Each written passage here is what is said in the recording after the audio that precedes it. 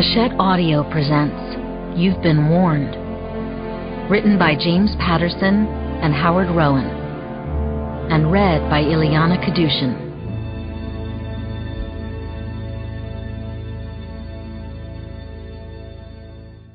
Chapter 1. It's way too early in the morning for dead people. That's what I'd be thinking were I actually thinking clearly right now. I'm not. The second I turn the corner on my way to work and see the crowd, the commotion, the dingy gray body bags being wheeled out of that oh-so-shishi hotel, I reach for my camera. I can't help it. It's instinct on my part. Click, click, click. Don't think about what's happened here. Just shoot, Kristin.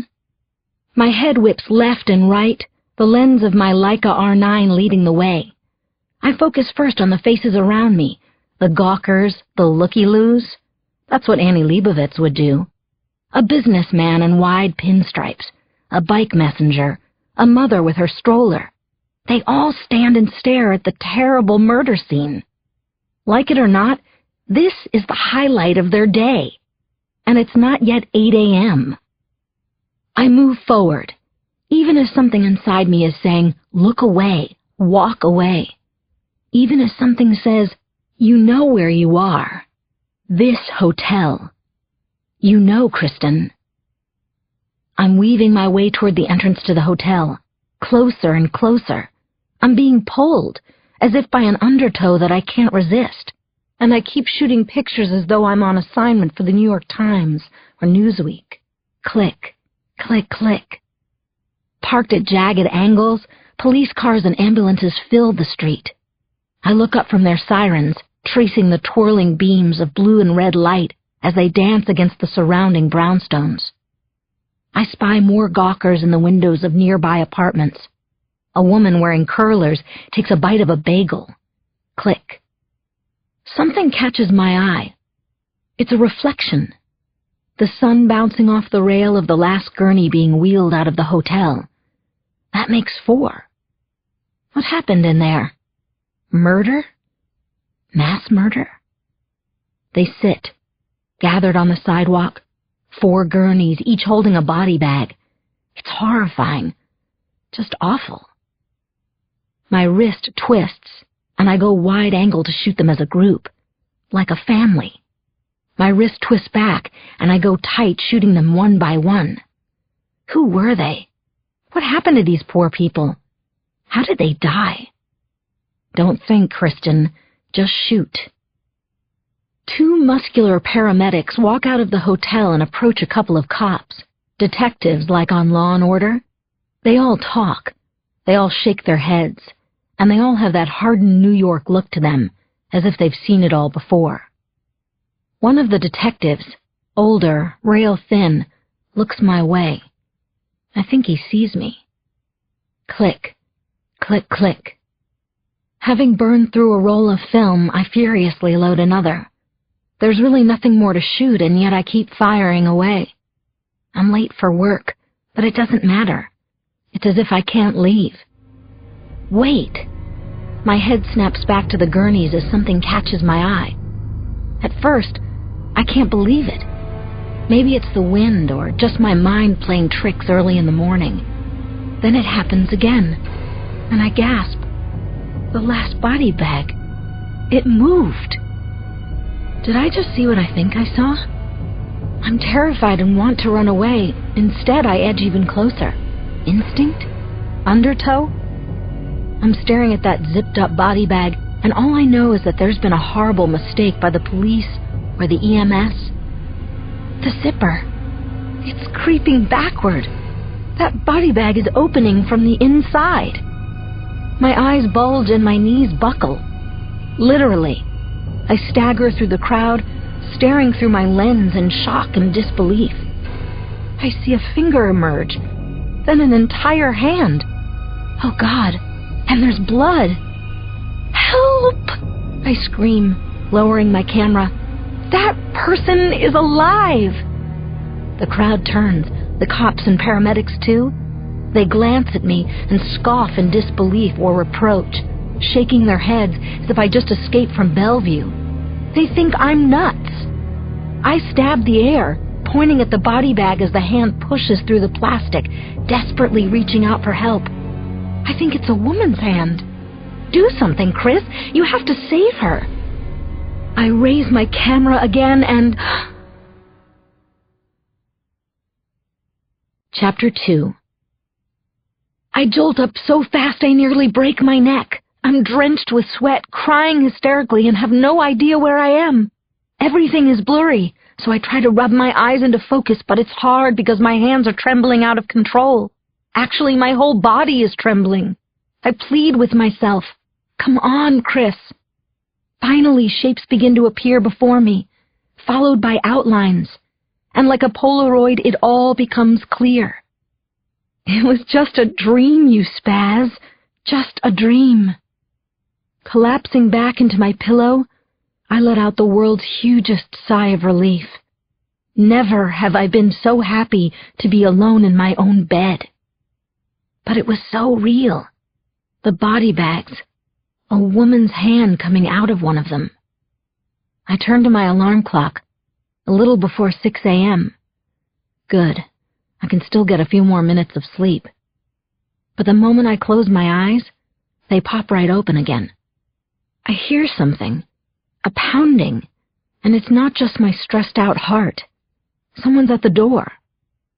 Throwing on the same blue terry cloth robe I've had since my Boston college days, I trudge across my tiny apartment, which is decorated with the very finest furnishings from the Crate and Barrel factory reject sale.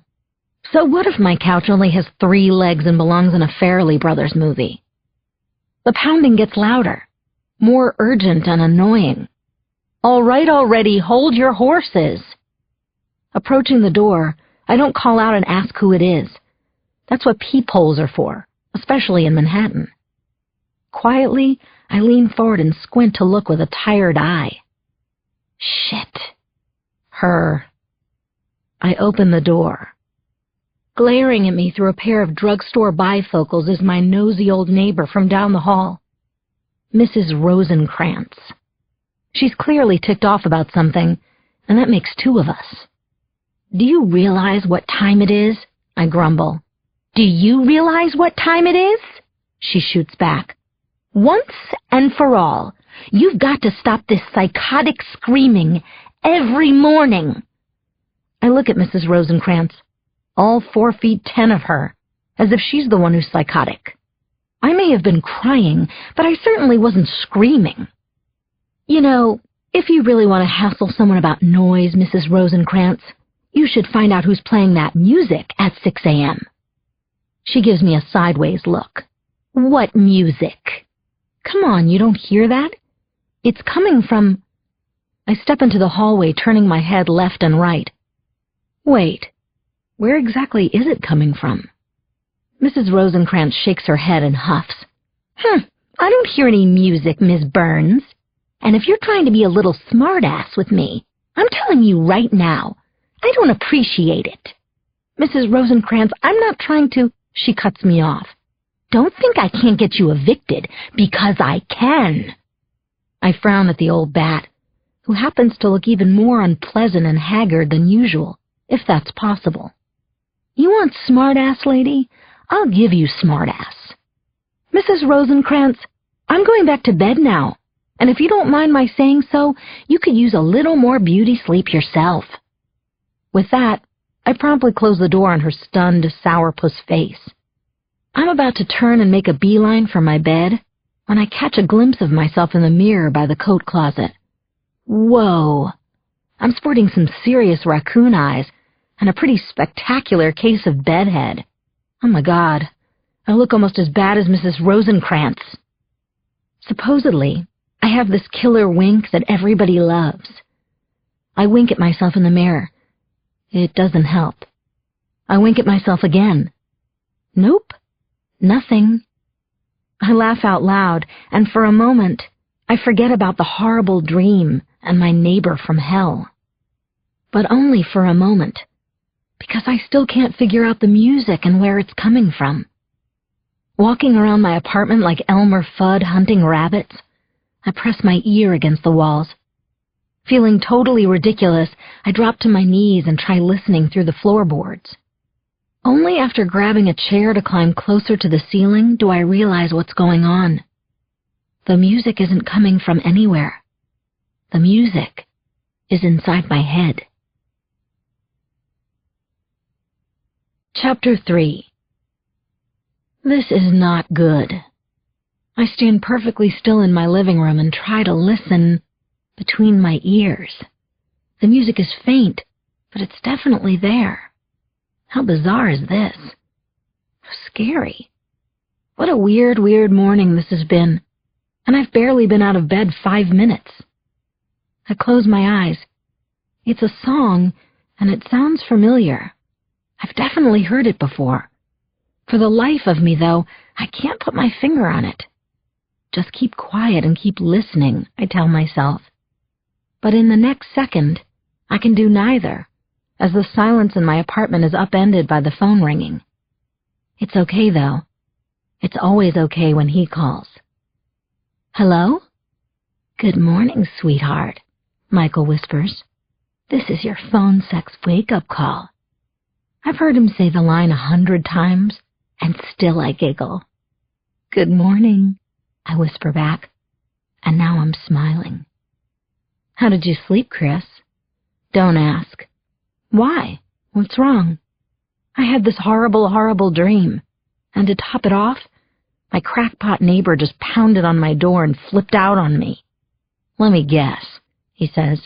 It's that nasty old lady from down the hall, the one out of Rosemary's Baby.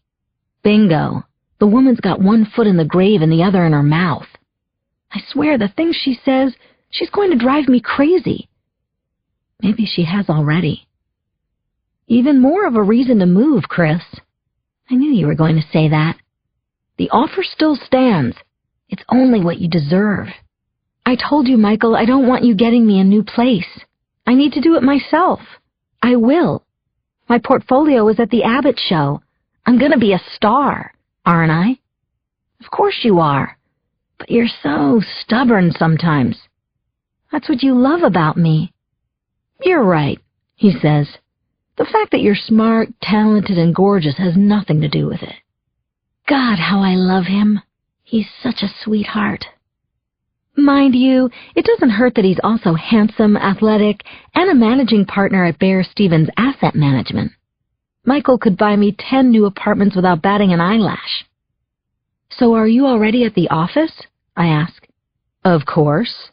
Either you eat the Bear Stevens or the Bear Stevens. I chuckle. The sun's barely up. I don't know how you do it. Clean living, that's how. Ha. Speaking of doing it, though. Very funny, lover boy. Just for that, you're going to have to buy me dinner first. Damn, I wish I could, except I've got to wine and dine some important clients in town for the night. Business before pleasure, as they say. What about after dinner? You could be my dessert. Yum. We'll just see about yum. Of course, Michael knows that's as good as a yes with me. All I really want to do is my photography and be with him, my almost perfect man. Now tell me, I say. His voice drops to a whisper again. I love you, Kristin. I adore you. I can't live without you. And I love you, etc., etc., etc. I do, Michael.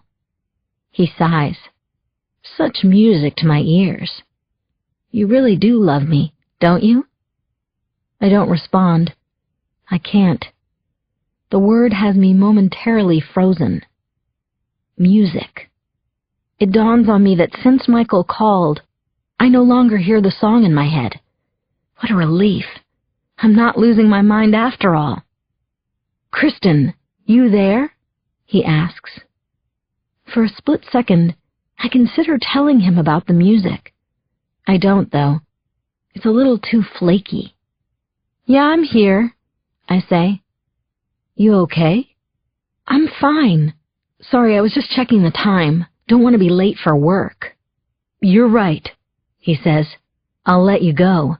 Lord knows you don't want to piss off that boss of yours.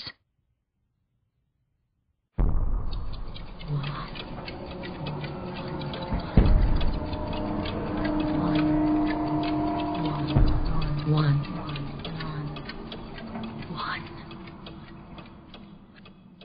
Chapter 4. So, what other bad thing can possibly happen to me this morning?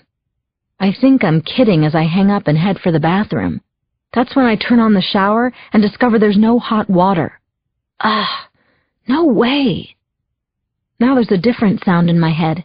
It's Michael laughing, with yet another reason why I should let him be my sugar daddy and buy me an apartment. No way. Shivering under what amounts to an Arctic drizzle, I proceed to take the world's fastest shower.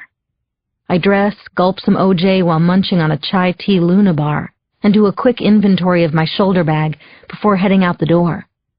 It's all there: wallet, keys, cell phone, and the only other thing I carry with me at all times, my Leica. Walking up 2nd Avenue past 46th Street, I pass the same cramped newsstand I do every day. It's lined sidewalk to ceiling with every magazine imaginable, and I glance at the covers, my eyes taking in the flawless faces of various celebrities and supermodels. Good morning, Brad, Leo, Giselle, Angelina. Funny, most people want to be them. I just want to photograph them. That's my dream, and I'm getting very close, according to my agent and a few big editors. And hopefully according to the Abbott Show, the prestige gallery where my work is being considered.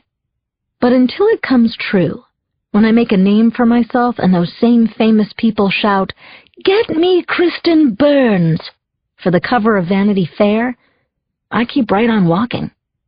To my job as a nanny. Cutting over to 3rd Avenue, I head up 5 blocks before crossing to Lexington. I head north 5 more blocks and then cut across again to Park Avenue. I do the same thing every day, the same zigzag pattern. Don't know why, I just do. Or maybe I do know why and do it anyway. Normally, I'd be taking pictures along the way, capturing the faces of the drones as they head to work, while trying not to dwell on the fact that I'm one of them. There's not a lot of happiness along the sidewalks at this early hour. What I see is fatigue, angst, and a tremendous amount of boredom. Of course, that's what makes for good photographs. I mean, when's the last time a smile won the Pulitzer? Still, after the morning I've had, I decide to keep the camera tucked away in my shoulder bag. I'm feeling a little preoccupied. I'd say my head is in the clouds, except there aren't any today. It's a beautiful blue-skied morning in the middle of May, the kind of day that makes people happy to be alive. So I take a deep breath and berate myself. Snap out of it, Kristin. And for a while, I do. Right up until I turn the corner onto Madison and scream. Not just a little one either. I scream at the top of my lungs. Chapter 5. Oh my God. Oh my God. The police cars, the ambulances, the twirling beams of blue and red light. This can't be happening. It isn't possible. But there it is anyway. Plus an awful smell in the air, like something burning. The crowd gathered in front of the same hotel, and the gurney's being wheeled out the entrance. Can't be. Cannot. But it is. My dream. It's happening. Everything just as I saw it. Every person, too. The pinstripe businessman, the bike messenger, the mother with her stroller, all watching the murder scene. And that smell. That's new. But what is it? I close my eyes, squeezing them tight as if to reboot my brain. Am I really seeing this? Yes, I am seeing this. Every insane detail. My eyes blink open, and I'm still standing on the corner of 68th and Madison, in front of the Falcon Hotel. The Falcon of all places. I want to run away. I know I should bolt while the bolting's good. Instead, I reach for my camera. Don't think, just shoot. But I am thinking.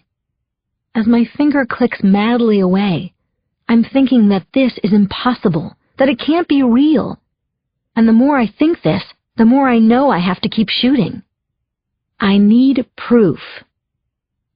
The same powerful undertow as the one in my dream grabs hold of me as I inch closer to the entrance of the Falcon.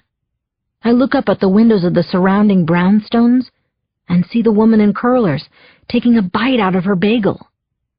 Click, click, click. My heart is pounding, pounding, pounding, as if there's a big bass drum inside my chest. I look at my hands, then at my arms. There's a rash all over me. Or maybe it's hives. Suddenly, I can't breathe. The final body is being wheeled out of the hotel, and this is the last chance for me to run away. I don't run. My feet don't move, and my camera lens is fixed on the 4 gurneys gathered on the sidewalk. I'm gasping for air, drowning in my own fear, just about to lose it big time, because I know what happens next. Help! I yell out. The mere thought of the zipper moving on that body bag is enough. I don't need to wait to see it happen. Once was plenty. I lower my camera and frantically wave my arms. Help! I yell again, much louder this time. Please, help! I'm shaking as I start to cry, the tears streaming down my cheeks. The rash, the hives, it's getting worse. This is unbearable. Please, someone listen to me. And that's when someone does. Chapter 6. I see his eyes first. Very dark, intense, and unblinking, staring right into mine. He's dressed in a gray suit, nothing fancy, jacket open with a loose tie, yellow and red stripe. Clipped to his belt is a scuffed-up badge. NYPD? With a deliberate gait, bordering on slow, he weaves his way through the crowd and walks up to me. All this time, his eyes never leave mine. I guess he heard me screaming. I smell his aftershave and tobacco. Oh, thank God, I say, a relieved hand slapping my chest. Are you with the police? I'm a detective. Yes. I point back at the hotel. Hurry! You have to do something. He gives me a strange look before glancing over his shoulder. Excuse me? I have to do what? I jab my finger at the gurneys again, the words tripping over my tongue. The zipper, over there, the one on the... I take a deep breath and spit it out. The person in that last body bag is still alive! The detective looks at the hotel again. It's not quite a smirk on his hardened face when he turns back to me, but it's close. There's something unsettling about this man, deeply so. Lady, I can assure you the person in that bag is dead. They're all dead. Please, just go check. He shakes his head. No, I won't go check. Did you hear what I just told you? You don't understand, detective. The zipper on that last body bag, it's going to... I stop myself cold. Hold it right there, Chris. Not another word.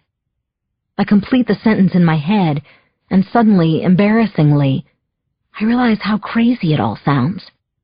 I sneak a quick peek at that last body bag, which still hasn't moved. I want to tell this guy about the dream. I want to make him believe me. So of course I can't tell him about the dream. I'm sorry, I say meekly, starting to put away my camera. I don't know what I was thinking. I guess I just got scared. 4 murders, he says. That's scary, all right. I can feel the detective's eyes on me as I fumble with the lens cap for my camera, but I don't look at him. And as I turn to slink away as quickly as possible, I don't say another word. No goodbye, no apology, no nothing. Way to go, Kristin. You've just made a complete fool of yourself. It's been a morning to remember. 4 dead bodies. Deja dead? Whatever.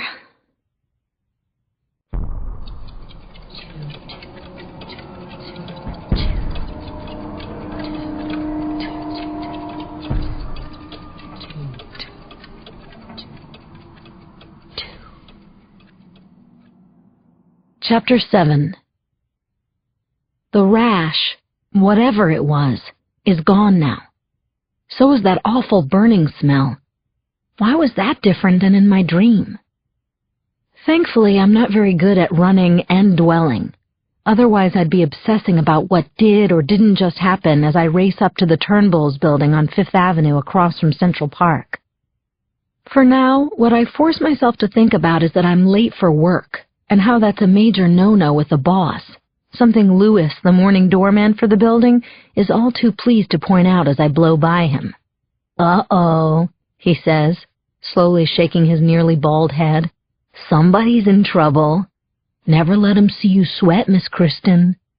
"Good morning to you too, Lewis," I say over my shoulder. "Overslept, huh?" If only.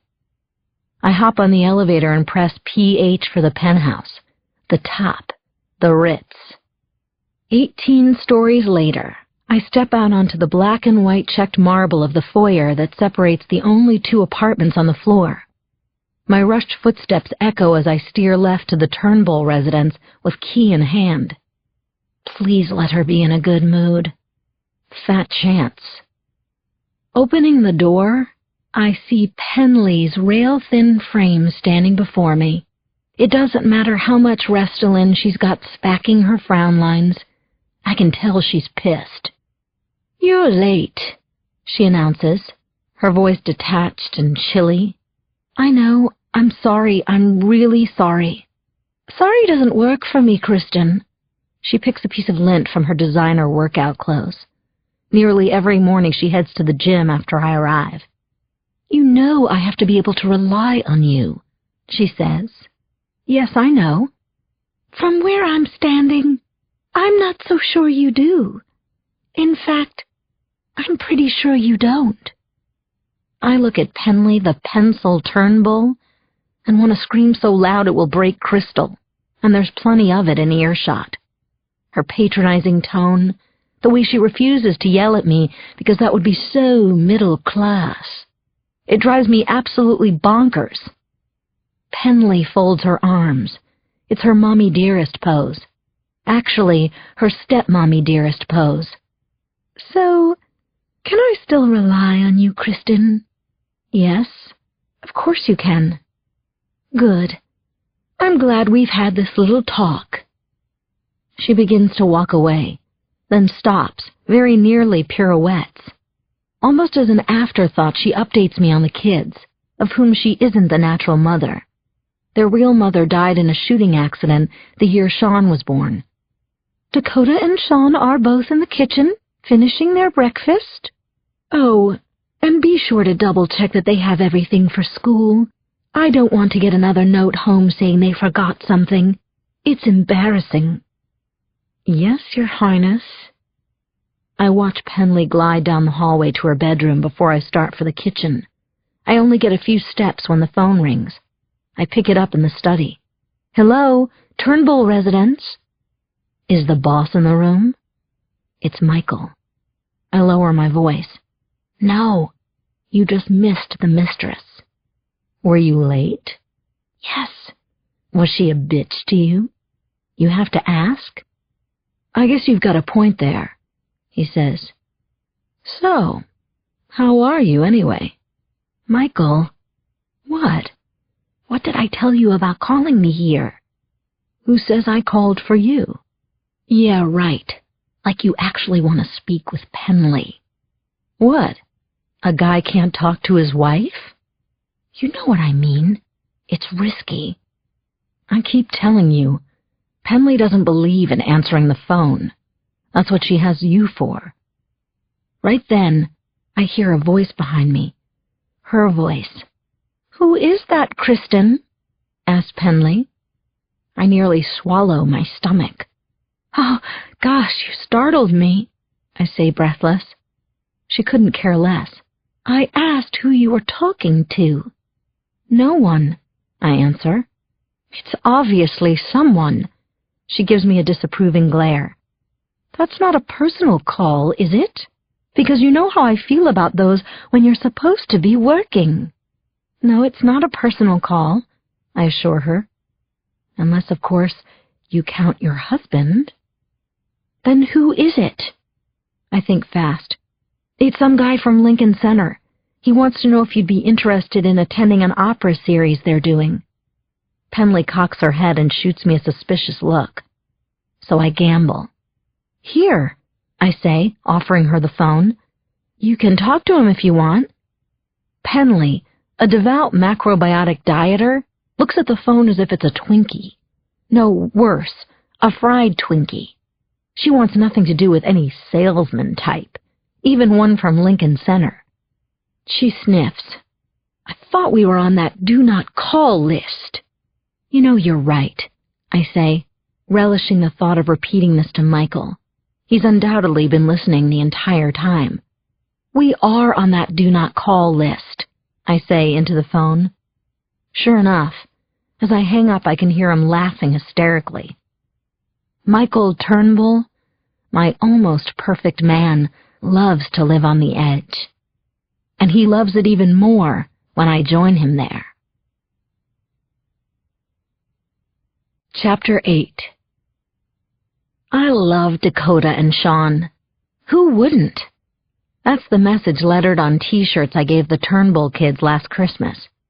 It also happens to be absolutely true. I feel sorry for the kids because their stepmother is such an uncaring bitch toward them. As we ride the elevator down to the lobby, Sean stares up at me with his big, blue, curious eyes. At age 5, everything, and I mean everything, is a question for this darling little boy. Miss Kristin, how old are you? He asks. His sister Dakota, 7 going on 17, immediately chimes in. You're not supposed to ask a woman how old she is, dummy. That's okay, sweetheart. Sean can ask me anything. I flash him a reassuring smile. I'm 26. He blinks his baby blues a few times as if mulling it over. That's really old, isn't it? Dakota slaps her forehead. Oh, brother. And I mean brother. I laugh. Something I do a lot when it's just the 3 of us, especially during our daily trek to Preston Academy, or as New York Magazine prefers, the IT school for the tykes on the Upper East Side that's harder to get into than Fort Knox.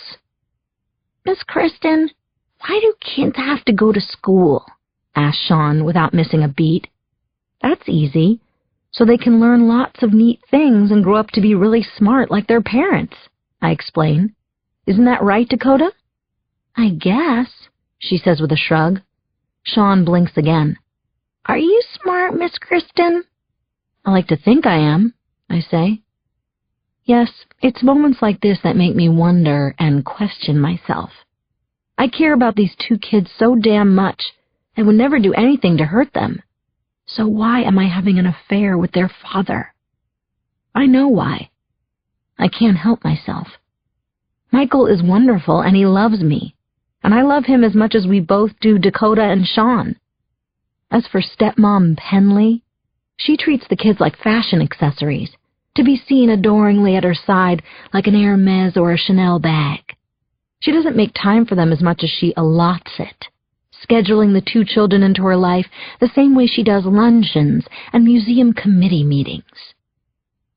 I hate the term homewrecker, and if for one moment I thought I was actually wrecking something wonderful, I'd be out of their lives in an instant. But I spend a lot of time in that penthouse apartment, and I see what's going on. Yes, maybe my head knows better.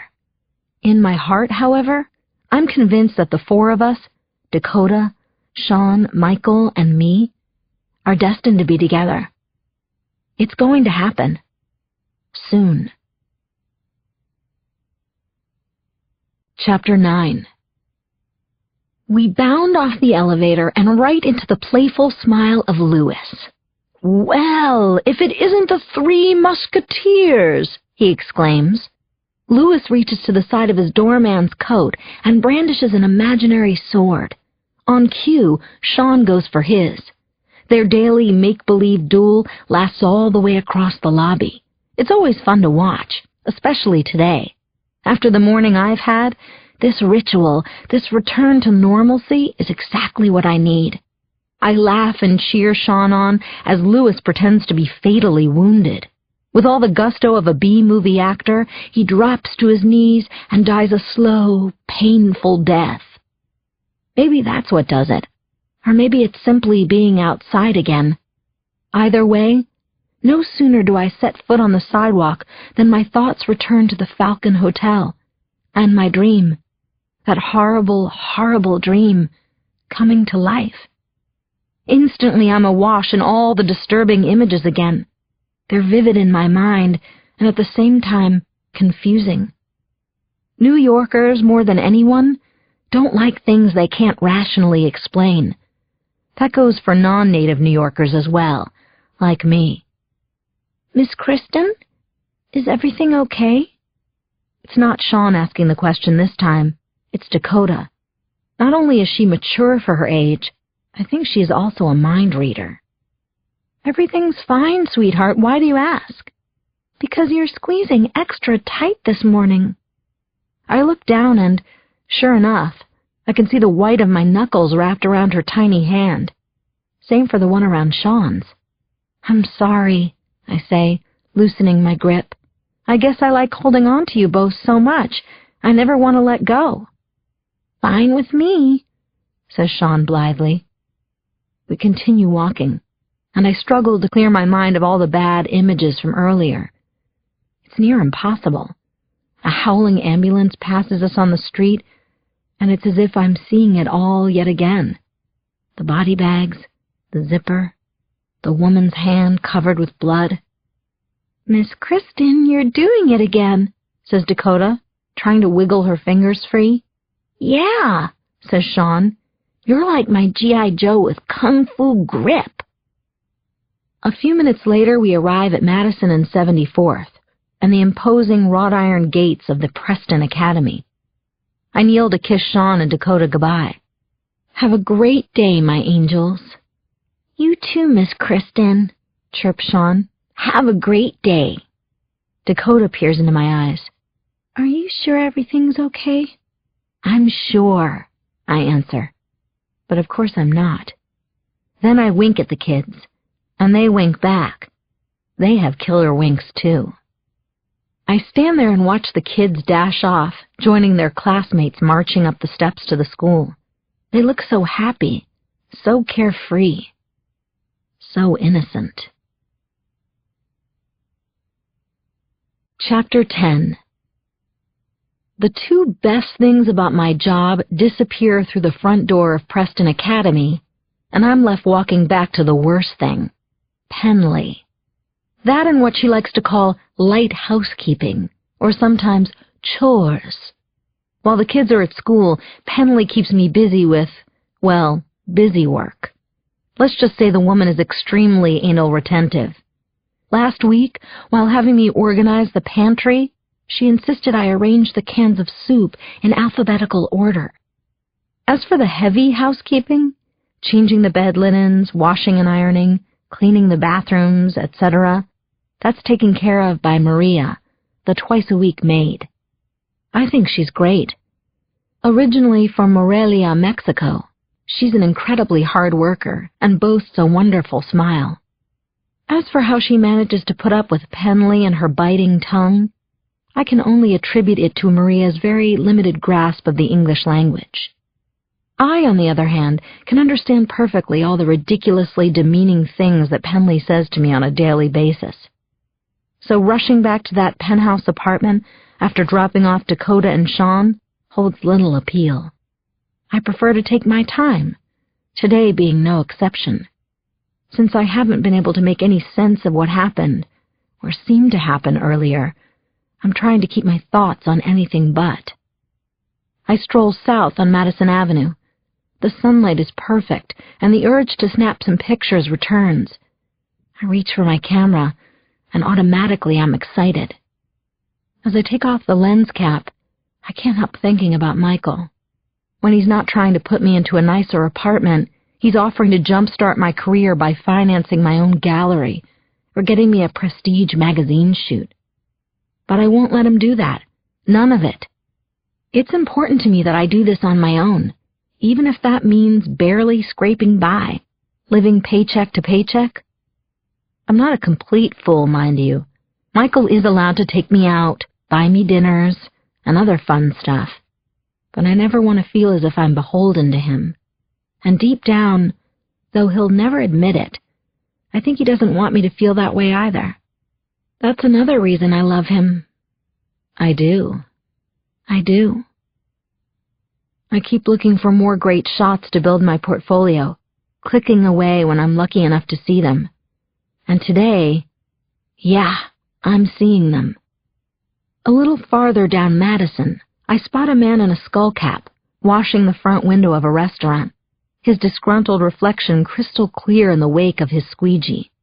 It creates a fantastic double image of working-class angst, and I shoot it from a couple of angles, commiserating with the guy. Then I pass a woman smoking a cigarette outside a Coach leather store.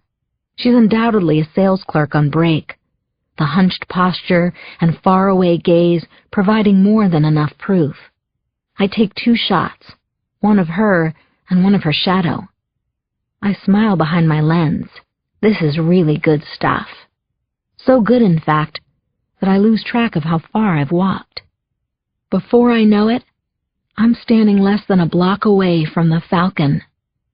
That was a close one, I tell myself. Surely the only thing worse than returning to work would be facing that hotel again, especially since the Falcon and I have some history anyway, to put it mildly. So why aren't my feet moving? All I have to do is turn around and head up and over to 5th Avenue. Easy as pumpkin pie. And yet I don't. It's as if that powerful undertow has taken hold of me again, fighting my urge to walk away. What, are you nuts, Kristin? No, I'm not. I'm one of the sanest people I know. That's what makes all of this so strange. Inexplicably, I feel drawn to the Falcon and what happened there this morning. What did happen there? I don't know, do I? Not really. I need to watch the news. I need to develop the pictures, too. But first I need to do something else. Walk away. Quickly, I do just that. See? I'm back in control. Chapter 11. I rush through the door of my apartment at a few minutes after 5 that night. I should be exhausted.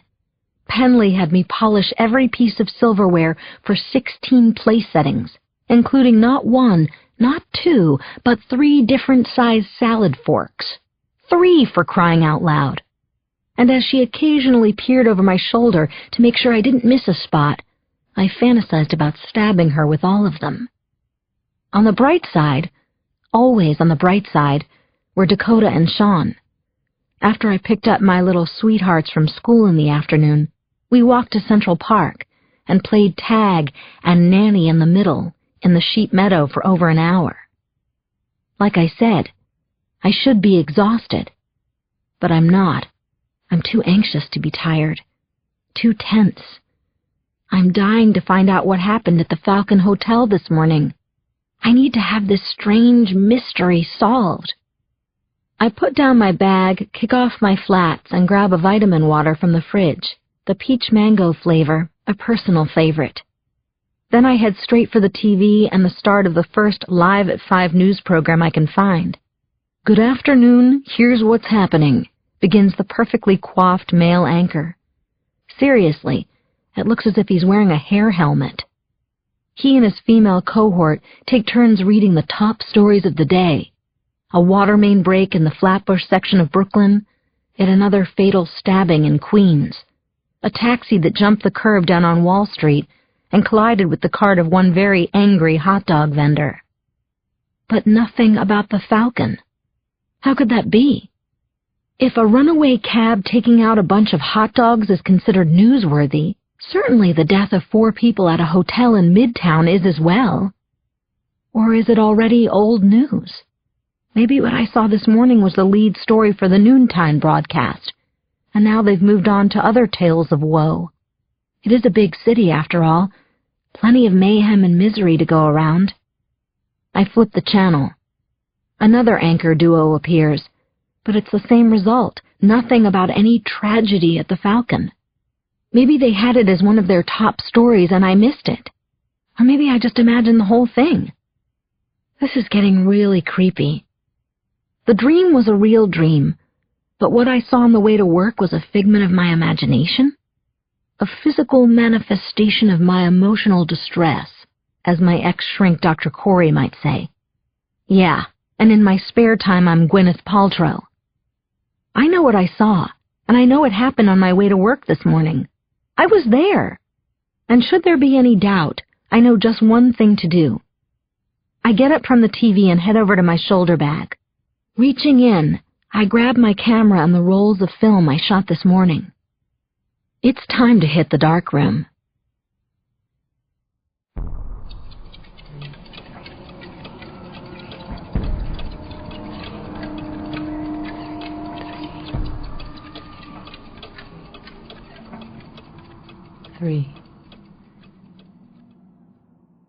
Chapter 12.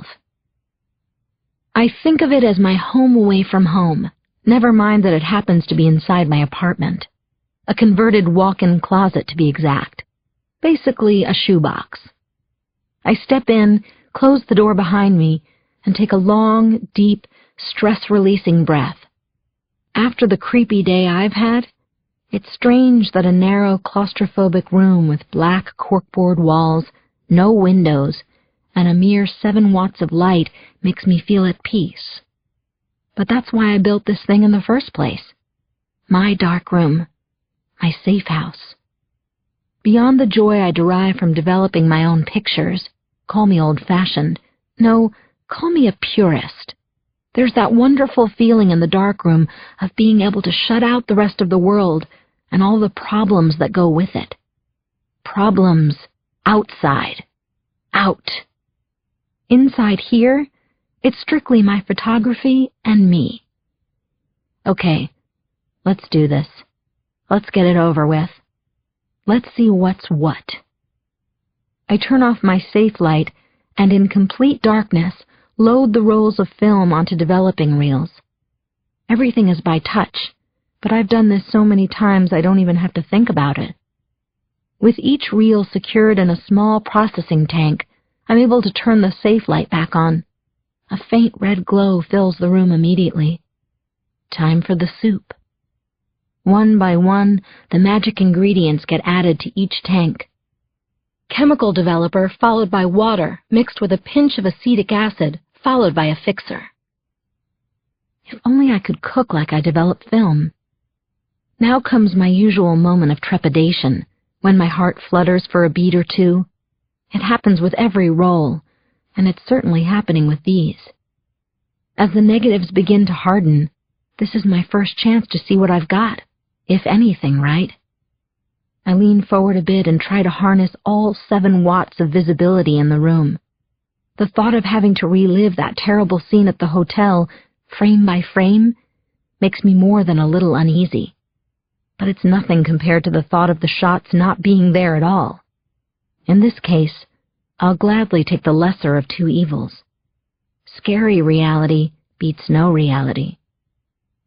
Through my squinting eyes, the images begin to appear, shot after shot of the scene, just as I saw it, just as it happened. I straighten up and exhale. I didn't expect to feel this crazily relieved, and yet I do. So much so, I almost don't see it. There's something strange about these pictures. The day's mystery continues, only it's getting worse.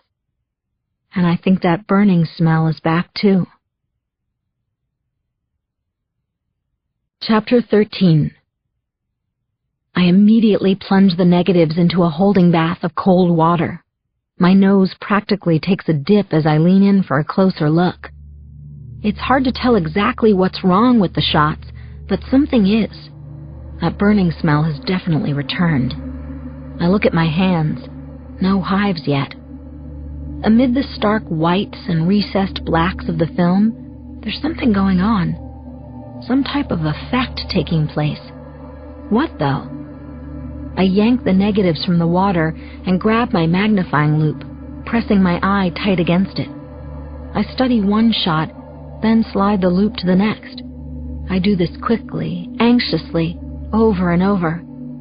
Study, slide, study, slide. Finally, I think I see what's happening, or at least where it's happening. It's the 4 body bags. They look almost transparent. Is that possible? It's like I can both see the bags and almost see through them, not to what's inside, but to what's beyond. Of course, the film itself is transparent, but this is different. Each body bag has this kind of lucent quality, not quite see-through, while at the same time not entirely filled in. Somewhere in between. Weird. Though explainable, right? My mind spins with the possible causes. Double exposure, sun glare off the metal frames of the gurneys, the body bag material itself. Within seconds, I have a host of somewhat logical explanations for what I see, but no definitive answer. Nothing that makes me feel the least bit better. So when in doubt, go big. That's what I'm thinking as I dispense with a contact sheet and delve right into making an enlargement. Scanning the shots again, I pull the one with the tightest angle for the most detail. It takes a few seconds before I realize which one I've chosen. Figures. It's the last body bag that was wheeled out of the hotel. The one with the moving zipper and I don't even want to think about it. Besides, I was only in the dream. This is real. This is happening right now, before my eyes. I fumble with the negative carrier before putting it in the enlarger. I make sure the emulsion side is facing down so as not to get a mirror image. The last thing I need is another glitch. I work fast. Impatience is such a great motivator. So is fear. Before long, I'm staring at an 8x10 enlargement of that last body bag. Everything's bigger, all right. The problem is, I'm no closer to figuring out what in God's name is happening. The effect, the transparency, is unlike anything I've seen, and I've developed a whole lot of photographs in my life. From the moment I awoke this morning until now, it's been one big weirdness palooza, and I hate paloozas. I glance at my watch. Almost 7:30. Where did the time go? I decide to make more enlargements. Maybe another shot will reveal something. What I'm really doing, though, is trying to keep my mind off, well, everything that's happened so far today. For a while it works. Then, after another hour, it gets the better of me. I leave the darkroom and begin pacing in my living room. It's too early for bed. Besides, I'm too wired to sleep. I need to get out of here. And I know just where to go. Chapter 14.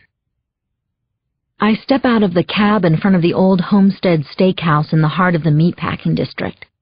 As if the location alone isn't enough to scare off vegetarians, there's a humongous cow over the entrance. Very subtle. Who am I to talk? If there's a list of what never to do when you're having an affair, I'm pretty sure crashing your lover's business dinner is right up there at the top. I walk into the restaurant and breeze by the maitre d' as if I know where I'm going. I don't. In front of me there's a crowded bar and an equally crowded lounge area, beyond which begins the crowded dining room. The way it's laid out, I can see only the first few tables.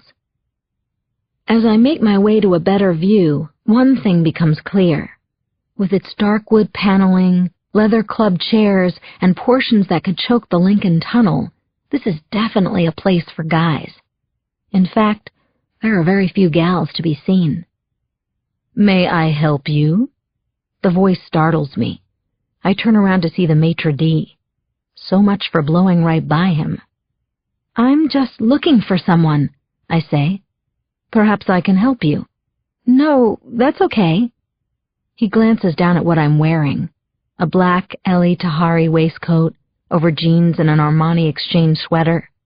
Stylish perhaps, but not exactly female executive attire. "Really, I insist," he says.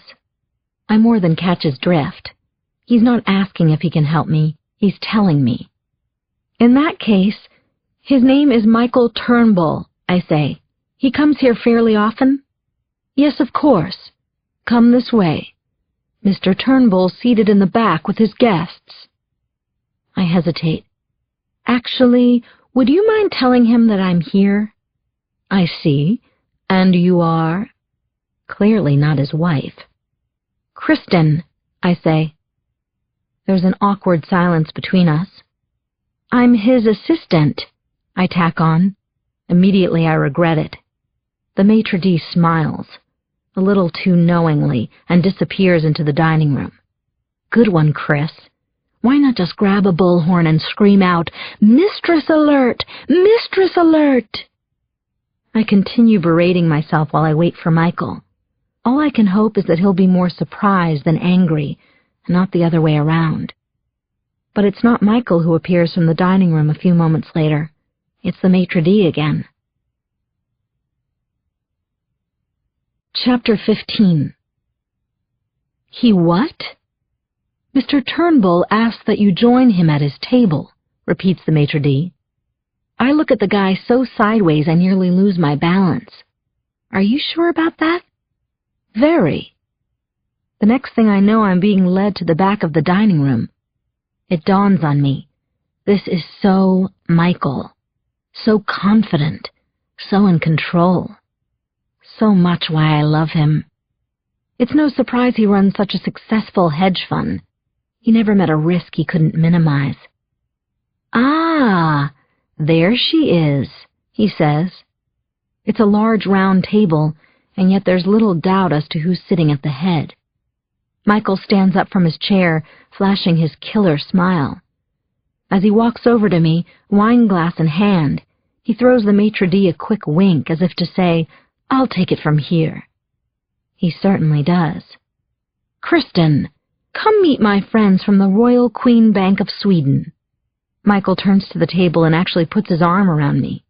Gentlemen, he announces, Jagvilat Nila Moter Secretary Kristin. I blush slightly as the entire group, all men and each blonder than the next, proceeds to raise wine glasses and smile. They don't look like bankers. They look like a rowing team. An inebriated one at that. I wait for the guys to resume their revelry before leaning toward Michael and whispering, "What did you say to them?" "I told them you are my love slave." Ouch! A little too close to the truth, don't you think? "I'm kidding," he says. "I introduced you as my secretary. It is what you told the maitre d', after all." Sorry about that. Not too believable, huh? I said assistant, by the way. Better than claiming to be my niece, I suppose. Funny, the thought did cross my mind. Michael shakes his head, amused.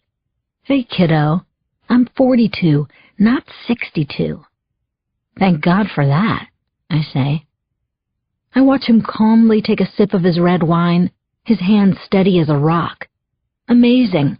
Not only doesn't he flinch when I unexpectedly appear at his business dinner, he invites me back and introduces me to his clients, all 9 of them. That's balls. That's Michael. "So, to what do I owe this unexpected pleasure, Madam Secretary?" he asks. "I needed to see you," I say. I don't elaborate, of course. I can't get into it right here. I wouldn't even know where to start. "You know I was going to call you later, right?"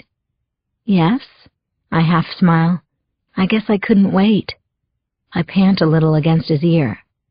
"Ooh, I like the sound of that. Check, please." Before I can say anything more, Michael turns back to the table and shows off some more of his Swedish. Again, I have no idea what he's saying. But when he finishes, everyone reaches for a pen. Chapter 16. "What did you say to them this time?" I ask. I'm following Michael out of the dining room. He answers over his shoulder. "I'll tell you in the limo." We bolt from the restaurant, and Michael takes my hand. Then he lets go right away and starts to yell. Not at me, though. He's screaming at a street person urinating against the side of the building. "You piece of shit! You moron! You walking obscenity!" He pushes the man, and his face hits the brick wall. I look away. This is the thing about Michael that I don't like at all. His temper. It doesn't show itself often, but when it does, look out. I walk on ahead and he catches up, takes my hand again. "Sorry, Chris, sorry," he whispers. "Sorry, sorry, sorry." A little way down the street, his driver, Vincent, is already out of the company limousine, and he opens the rear door for us. I didn't even notice he was parked there when I arrived. "Here, Vin," says Michael, handing him a folded $100 bill. "Can you buy me a pack of Luckies, please?" Michael doesn't smoke. Vincent, a large man who looks as if he just walked off the set of The Sopranos, gives a quick and firm nod. Enough said. He closes the door behind us and promptly gets lost. Michael and I settle into the plush leather back seat. He dims the lights so they're just right. "Alone at last," he says, stroking my hair. "I'm really sorry about back there." "It's okay. You're too protective, that's all." I give him a playful poke to the chest. "Okay, so now tell me, why did everyone at the table offer you a pen?" "It's called God is in the Details." "What's that supposed to mean?" Michael unbuttons my jacket and begins to kiss my neck. He's a terrifically good kisser, and massager, and tickler. I told them my secretary had brought some contracts that I'd forgot to sign earlier today, back at the office. He slides his hand underneath my sweater, unhooking my bra. Then, for good measure, I told them I didn't have a pen on me. Suddenly, they're all so busy looking for one that they never bother to wonder if I'm actually telling the truth. He cups my left breast, caressing it slowly.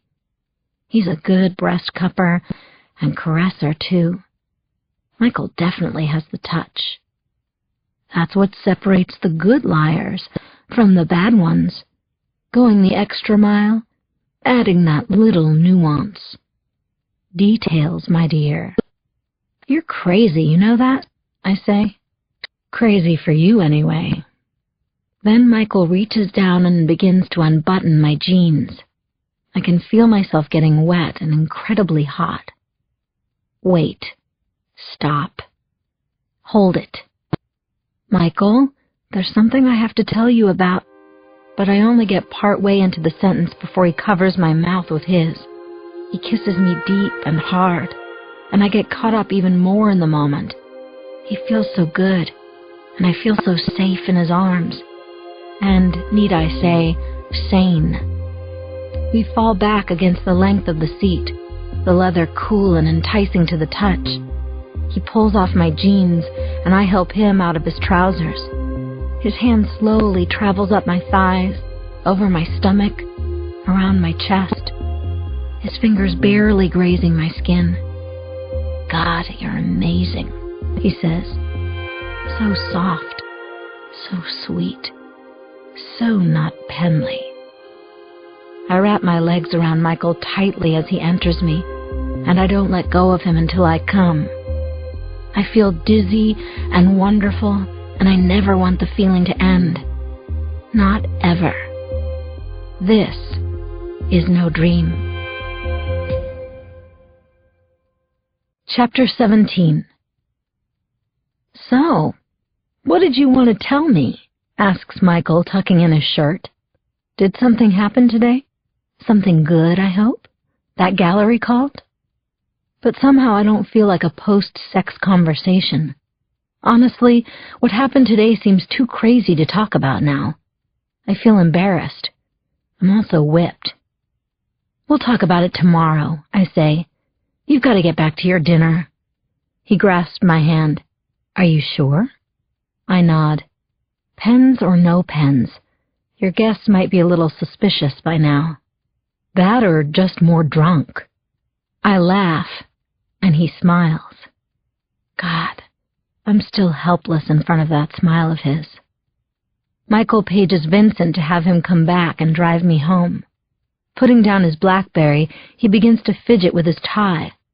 "Here," I say, "let me do that." As I flip up his collar and straighten the knot, always a double Windsor, he gently caresses my cheek. "I love you. I adore you. You know that, right?" he asks. "Do I?" "You better." I give him the look, the same look I've been giving him for months now. He knows what's coming next and playfully rolls his eyes. "Go ahead and say it, Chris." "You bet I will." I lean over, whispering in his ear the two words that will make all the difference, the one thing he absolutely needs to do.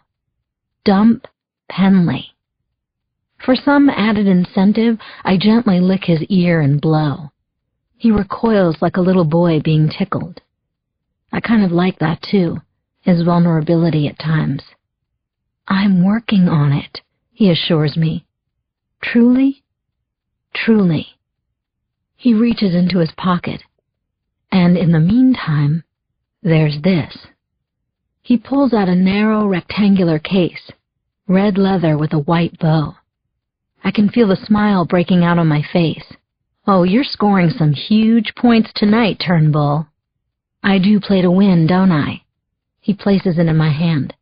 "And no, it's not a pen." It certainly isn't. Slowly I open the elegant case, the hinges providing just enough tantalizing resistance. Then I stare in disbelief. It's a bracelet, a diamond and sapphire bracelet.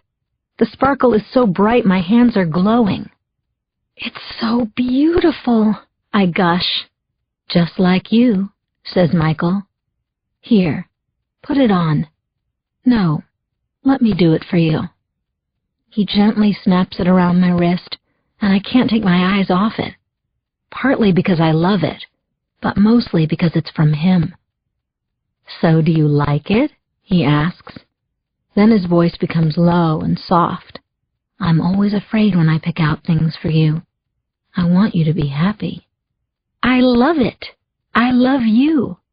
Good answer. I kiss and hug him, squeezing tight. "Thank you, thank you, thank you." "Let me see that wink of yours," Michael says. So of course I wink. My killer wink. "Just promise me one thing," he says with a grin. "What's that?" "Don't wear it to work." Chapter 18. I keep staring at my stunning, unbelievably beautiful bracelet as Vincent drives me home. 4 diamonds, 2 sapphires.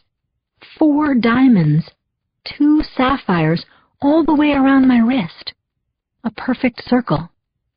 Well done, Michael. It's almost enough to make me forget why I came rushing down to see him in the first place. Not quite, but almost. I'm certainly glad I did, though. Already my awful day seems like a long time ago. That's a very good thing. The limo eases to a stop at a red light, and Vincent asks me if the temperature is okay back there. I glance up at the nape of his thick neck, where a jagged scar protrudes from beneath his shirt collar. "It's fine," I answer. "No, it's perfect. Thank you for asking, Vincent." He's driven me home a handful of times, and we've yet to have what could be considered an actual conversation, though he's always very nice to me. It's funny how big guys like him are never much for small talk. Then again, it could also be due to my feeling a bit awkward around him. I mean, he knows what's going on. In a way, he's a conspirator. Michael says he trusts the big guy more than anyone, and by all indications he has every reason to. Vincent has been his driver for over 9 years. Not only does he predate me, he predates Penley. Still, it makes me a little uncomfortable that he knows about us, that anybody does. We ride the remaining blocks in silence, and my eyes take turns between the bracelet and the view out my window. The glistening lights, the people, the buildings. The city can be so hypnotic at night. "Here we are, Miss Burns." As he always does, Vincent steps out and opens the door for me in front of my building. I take his arm at the biceps and he guides me to the curb. "Thank you," I say. "You're welcome." Closing the door behind me, Vincent is about to climb back into the limo.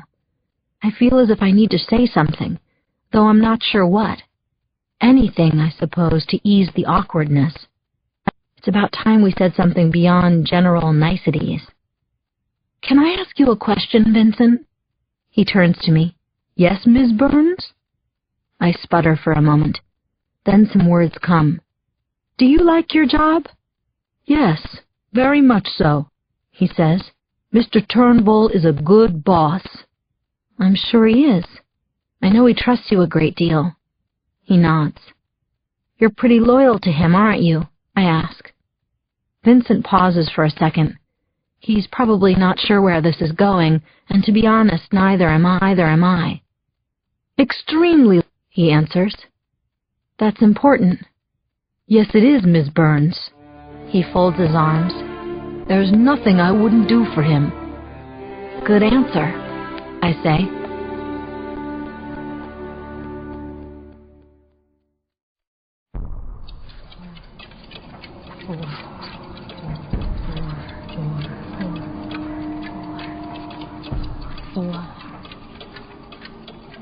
Four.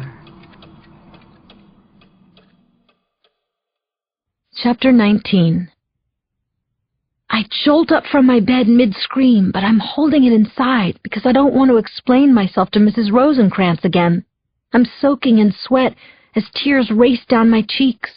The image is still burning in my mind. From the dream, which feels so incredibly real. I've had it again, the exact same one. I don't believe this. It's the next morning, but that's all that's changed. I even hear the music, that same song playing in my head. A familiar tune, though I still can't put a name to it. And the smell of something burning is present too, just like at the Falcon. What is that smell? Swinging both feet out of bed, I take a second to wipe my eyes dry. I feel miserable and drained. Not even the sight of my beautiful new bracelet curled up on the nightstand can raise my spirits. It isn't as if I've never had a recurring dream before. I've had plenty, only they're the ones you read and hear about. The anxiety dreams apparently everyone shares, like being naked in public or showing up unprepared for the big college exam. This one is different. This dream seems to be all mine, nobody else's. A Falcon Hotel. Why there of all places? 4 dead people. Who were they? And how did they die? I check my alarm clock. Like yesterday, it's a few minutes before 6. I can sleep a little more if I want to. Yeah, right. As if I really want to invite the dream to come back. Dragging myself to the bathroom, I immediately make the mistake of looking in the mirror. Ouch! This could be worse than yesterday. Staring back at me could easily be the before picture of a facelift. Hey, at least I've got hot water today. With the shower on full blast, I crank my wet tunes, the hope being that I can drown out one song in my head with another. Better yet, maybe they'll play the same song, so I can hear the lyrics and figure out what it is. Somehow, I don't imagine myself being that lucky. The shower does feel good, though, so I stay in there for a while.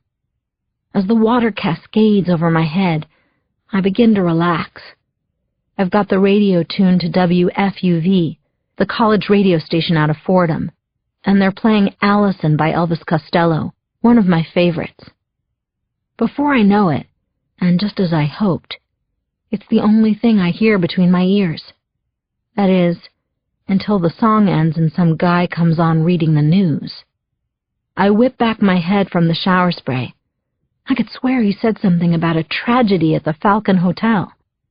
But that's not what has me shaking like a leaf as I try to towel myself dry. The radio newsman didn't say it happened yesterday. He said it happened this morning. 30 minutes later, Michael hasn't called. but I'm heading out the door of my place. I turn my key to double lock it and... Ms. Burns? Ms. Burns? Not again. It's way too early to face the wicked witch on 9. I turn, and it's even worse than I thought.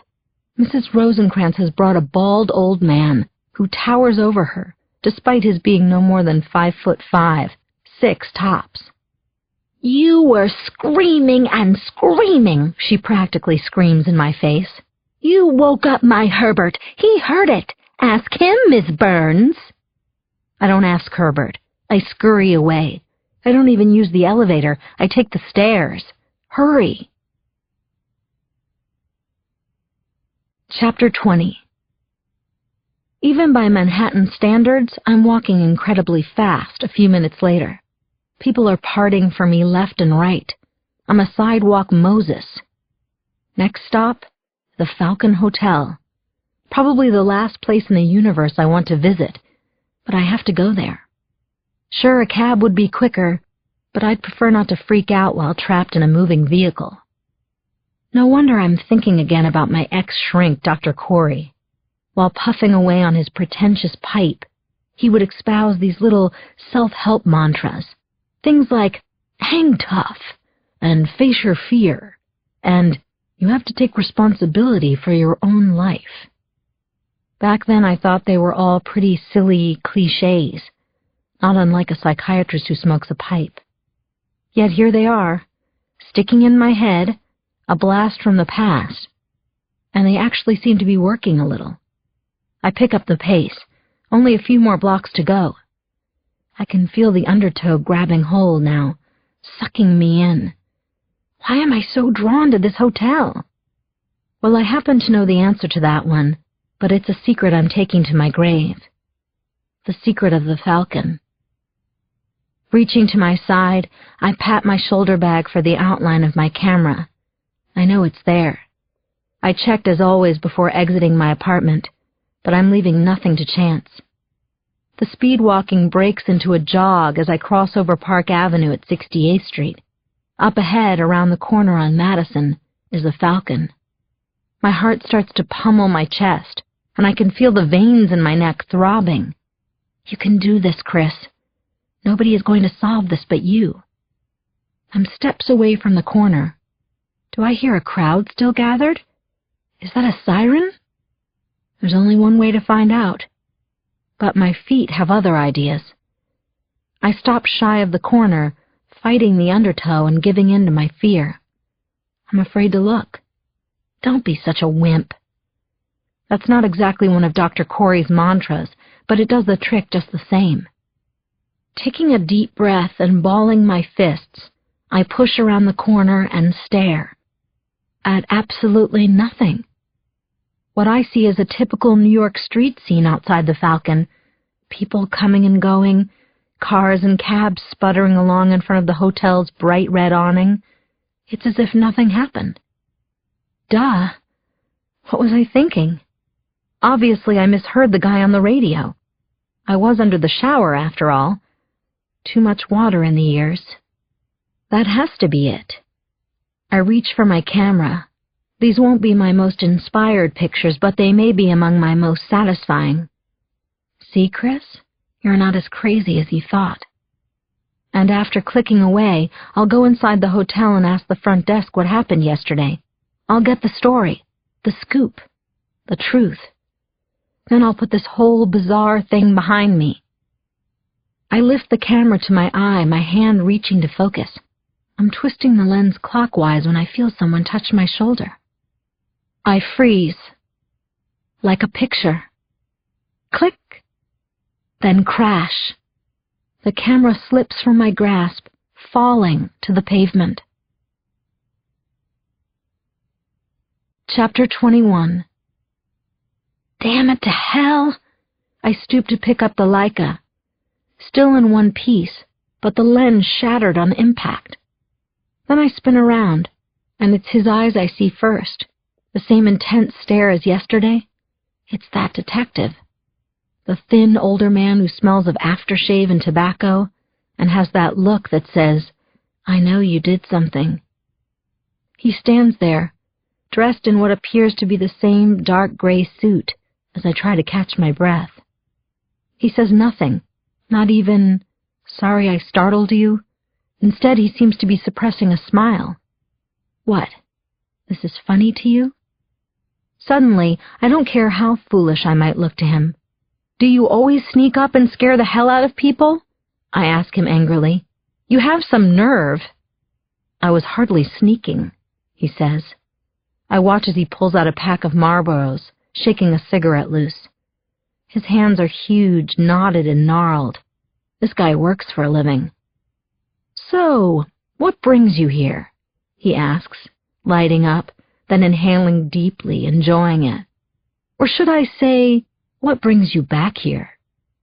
It's a simple question, certainly not unexpected given the circumstances. Still, I immediately get this vibe from him. He isn't so much asking as he is interrogating. "I'm on my way to work," I answer. "This is the route I take every day. Most days." He exhales a thin stream of smoke from the corner of his mouth. "You want one?" he asks, extending the pack. "No, thanks." "You sure?"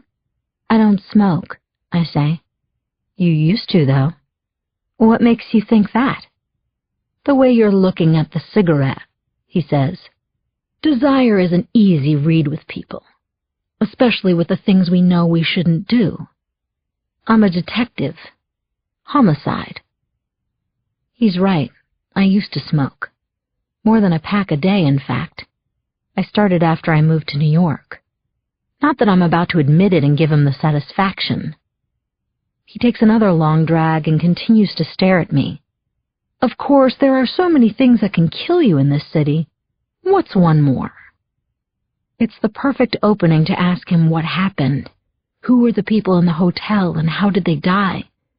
But again, there's that vibe. Is he trying to get me to talk about it? If so, why? What could I know about 4 strangers? "What brings you back here?" I ask instead. And like that, he grins, not unpleasantly, and he seems more human. "Sometimes the bad guy is dumb enough to return to the scene of the crime," he says, "or bad girl, as the case may be." So much for that vibe being just a vibe. "What did you say your name was again?" he asks. "I didn't." He reaches into his jacket. Out come a ballpoint pen and a notepad. "Any time you're ready," he says, poised to write. "Are you interrogating me?" "No, I'm just asking for your name." "It's Kristin Burns," I quickly answer. "And yours?" He stares at me. Those eyes. "Delmonico," he says. "Detective Frank Delmonico." He reaches into his jacket again and hands me his card. I don't look at it, on purpose. Instead, I glance at my watch. "Listen, I'm sorry to cut this short," I say, "but I'm afraid I'm going to be late for work." It sounds like such a line, and for the most part it is. Then again, this guy has never encountered the wrath of Penley the Pencil Turnbull. As much as I want to hightail it out of there, I also need to. Otherwise, Detective Frank Delmonico might be investigating another death, this time up on Fifth Avenue. Mine. "I promise," I say. "If we can do this later, I'll answer any question you have. But I don't know anything. Just tell me where we can meet." He snaps his notepad shut. "Don't you worry your pretty little head," he says. "I'll find you. It won't be a problem." Then he touches one finger to the side of his temple. "Detective, remember? Homicide." Chapter 22. Huff and puff, huff and puff. But Penley isn't waiting for me at the door when I arrive for work. I guess that's my reward for sprinting the last few blocks up Fifth Avenue so I wouldn't be late. I've barely taken 2 steps into the apartment's foyer, however, before I hear her lovely voice call out from the kitchen. "Kristin, is that you? Tell me it's you." "Good morning, Penley," I answer. Though, like yesterday, it's been anything but a good morning. In fact, with the repeat of the bad dream, having to see that creepy detective again, and in between shattering one very expensive camera lens, the morning so far has been downright awful, one of my worst ever. I walk through the red velvet-lined dining room with its crystal-dripping chandelier and push through the swinging door of the white-on-white on stainless kitchen to see Penley sitting over a cup of coffee. Huh? Sitting next to her is Michael. Great, just great. This is hardly the first time the three of us have been in the same room together, but it's the last thing I need right now. Of course, Michael's probably getting a big kick out of it. Or maybe not. Actually, he doesn't look too chipper as he glances up from his Wall Street Journal, with bleary eyes, rumpled ash-blonde hair, and his body wrapped sloppily in a robe. Hungover would be more like it. "Be careful we don't talk too loud, Kristin," says Penley in a sarcastic whisper. "Someone here was out a little late with the boys last night." "You're lucky it was the Swedes and not the Russians," says Michael, barely above a mumble. "Otherwise I'd still be in bed." "Oh, yes. How lucky for all of us," says Penley, rolling her eyes. She actually gives me a smile, as if the two of us are sharing some kind of female bonding moment. Please. Michael's evening with the Swedes must have gone on long after he said goodnight to me. Long after, I should think, as he's rarely late for the office. The only other time I saw him like this was when Penley last took the kids out to her parents in Connecticut for the night, and Michael stayed in the city, claiming he had to work. The two of us snuck off to Hell's Kitchen, grabbed a back table at a restaurant, and drank 3 pitchers of sangria. We woke up the next morning in a suite Bear Stevens keeps on Central Park South, with headaches the size of Mexico. Penley glares at Michael. "Well, aren't you going to at least say hello to Kristin?" "Hello to Kristin," he parrots, his eyes not budging from the newspaper. Penley whacks his arm, and I do everything not to smile. In his efforts to keep her in the dark about our relationship, Michael has mastered the art of complete indifference toward me when the three of us are together. So much so that it's comical. Not to mention pretty smart. Seconds later, Penley assures us that the ruse is still working. After informing me that Dakota and Sean are in their rooms, getting dressed for school, she turns to Michael as if she's just thought of something. "Hey, what about Kristin?" she says. She turns back to me, not waiting for Michael to respond.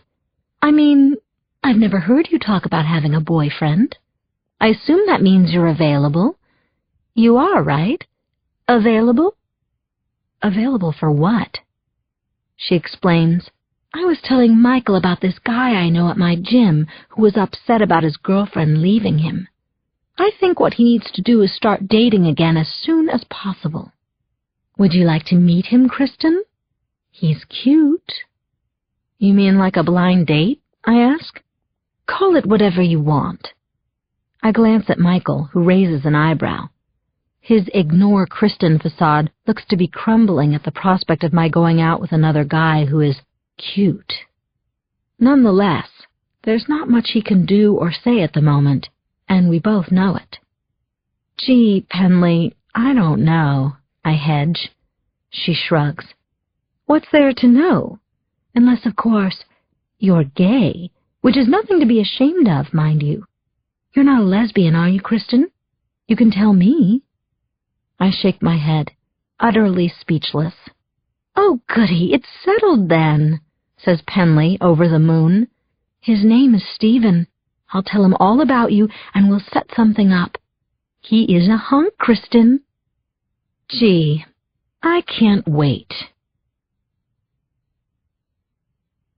Chapter 23. Penley sure knows how to clear a room. She saunters away to organize a guest list for her latest charity benefit. This one, gag me, is for the Elementary Etiquette Society and involves Dakota and Sean, poor kids. Then it's off to the gym. Michael leaves to take a shower and get changed, finally, for work, and I go to grab the kids for breakfast. "Good morning, Princess," I say, peeking my head into Dakota's pink and lace room, to see her sitting on the edge of her canopy bed, reading the Trumpet of the Swan. She looks up and gives me one of her heart-melting smiles. "Good morning, Miss Kristin." "All dressed?" I ask. Dakota glances down, frowning at her Preston Academy uniform. It's an adorable green and blue plaid skirt with a simple white top. But for a young girl who has to wear it every day, it might as well be a burlap bag. "Yes," she groans. "I'm dressed." "Meet me in the kitchen, okay? I'm going to check on Sean." She holds up the book. "I'll be there in one more page." I continue down the hall, marveling at how much Dakota loves to read. So will Sean, I bet, as soon as he learns how, which we're working on. Besides being loved, is there anything better for a child? I doubt it. Arriving at Sean's doorway, I see him sitting on the floor, immersed in a sea of Legos. Last month, all he built was rocket ships. This month, it's nothing but cars, albeit with super-duper special powers. "What does that one do?" I ask. Sean turns to me, his small face beaming. "Hi, Miss Kristin." He presents his latest contraption in the palm of his little hand. "This one shoots lasers and missiles and can bust through anything. It can also go underwater." "That's very cool, Sean. You're very cool, my boy." "Oh, and it also makes ice cream." "Naturally."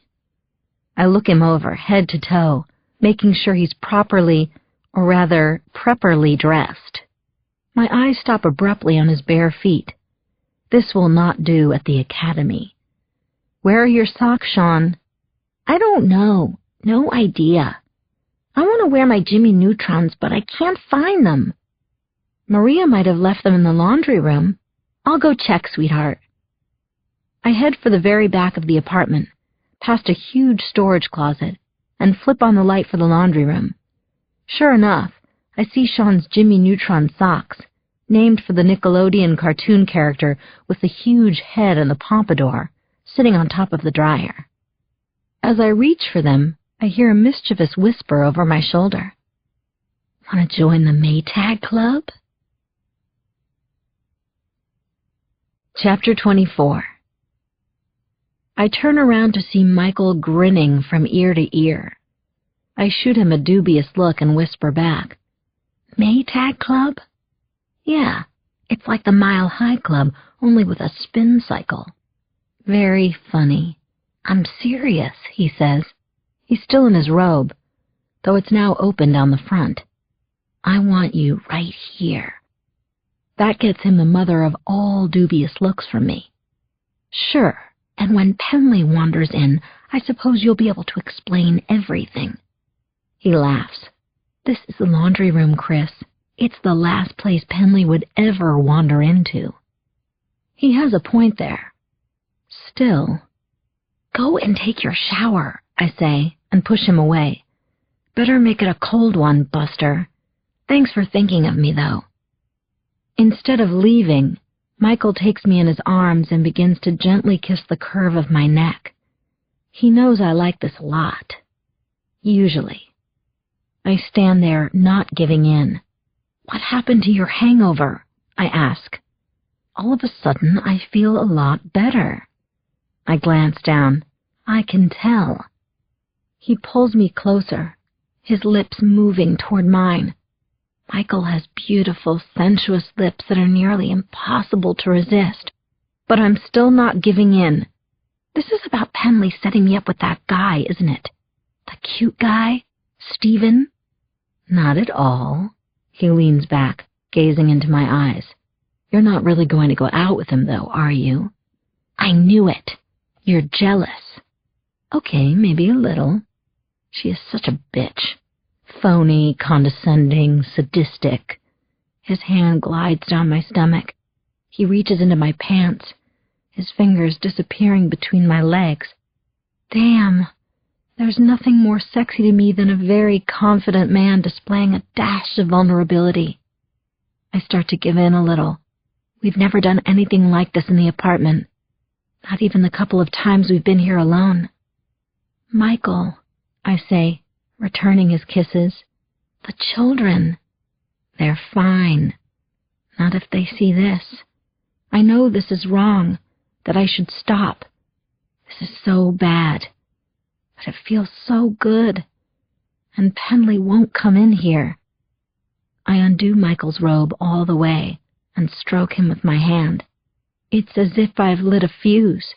He is very hard and very large.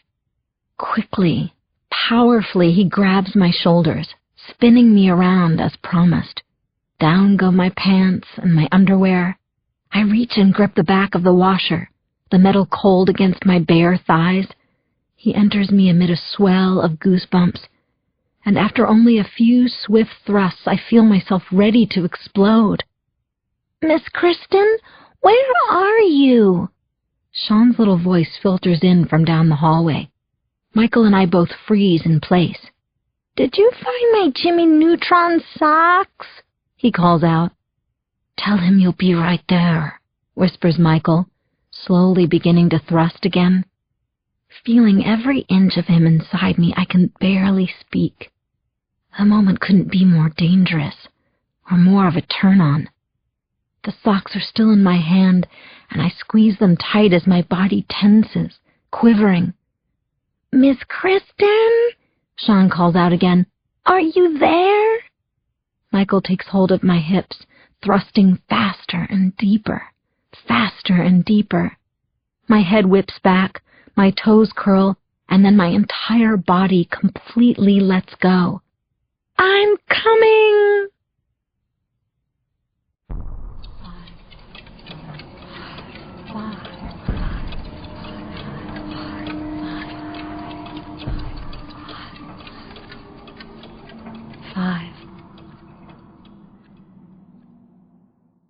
Chapter 25.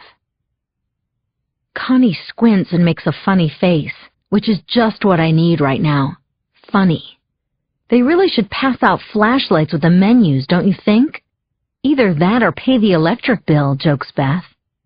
My two best New York friends and I share a knowing laugh, keenly aware that our restaurant of choice this evening, the very dimly lit and ultra-hip Bond Street, is a far cry from our usual, more modest haunts. In the heart of downtown, the place offers Japanese cuisine at its trendiest and most expensive. The sake alone goes for $20 a serving. Yikes. I raise my palms. Speaking of paying the bill, what on earth are we doing here? You said you needed a night out, Chris, so I figured we'd splurge a little, says Connie. You're worth it, sweetheart.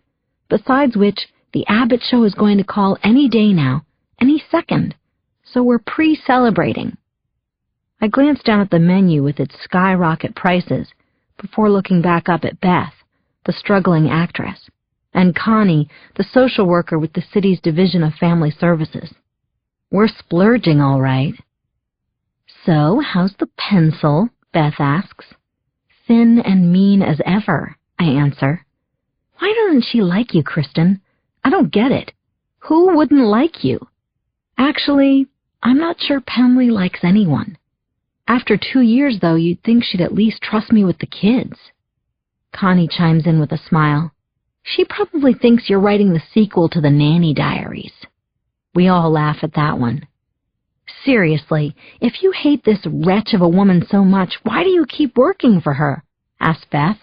This stepmom from hell? The kids, I reply. I love them, and they really do need me. Never mind their father. There have been so many times I've wanted to tell Beth and Connie about my affair with Michael. Maybe I haven't because I'm embarrassed or ashamed, which I am, or maybe because I know what they would say. Be careful, Kristin. You could really get hurt, and I don't want to hear it, especially because they could be more right than I'm willing to admit. So I keep Michael to myself. From time to time, I tell the girls about having a few dates with some made-up guy. The script is always the same. He seems so promising at first, and then turns out to be a loser of one kind or another. At no point do Beth and Connie question my continuing bad luck with men, because such is life for a single girl in Manhattan. Or is that true everywhere? It was definitely that way for me in Boston. "What can I get you this evening?" asks our waiter, almost sneaking up on us. He's dressed in black, head to toe. The three of us order a small feast, and when it arrives, everything is delicious. At least, I'm pretty sure it is. With all the drinks we're also having, my taste buds are getting a little numb, and I'm starting to get buzzed. Soon, there's no recurring dream, no weird pictures in my dark room, and no guilt over Michael and me in the laundry room this morning. "Come on," says Connie. "The night is still young, and so are we. This is Kristin's night." We head from the restaurant over to a lounge on Ludlow Street and check out a band called Johnny Cosine and the Tangents that Beth read about in the Village Voice. What a riot. 4 guys who look as if they met in their high school math club. They wear nerdy clothes and pocket protectors and play these great silly songs like "Slide Rule Love" and "I Think You're a Cute." Connie, Beth, and I dance and laugh hysterically together, having an absolute blast. It's nights like this that remind me how truly wonderful this city is, and that, damn it, I am young and I have great friends.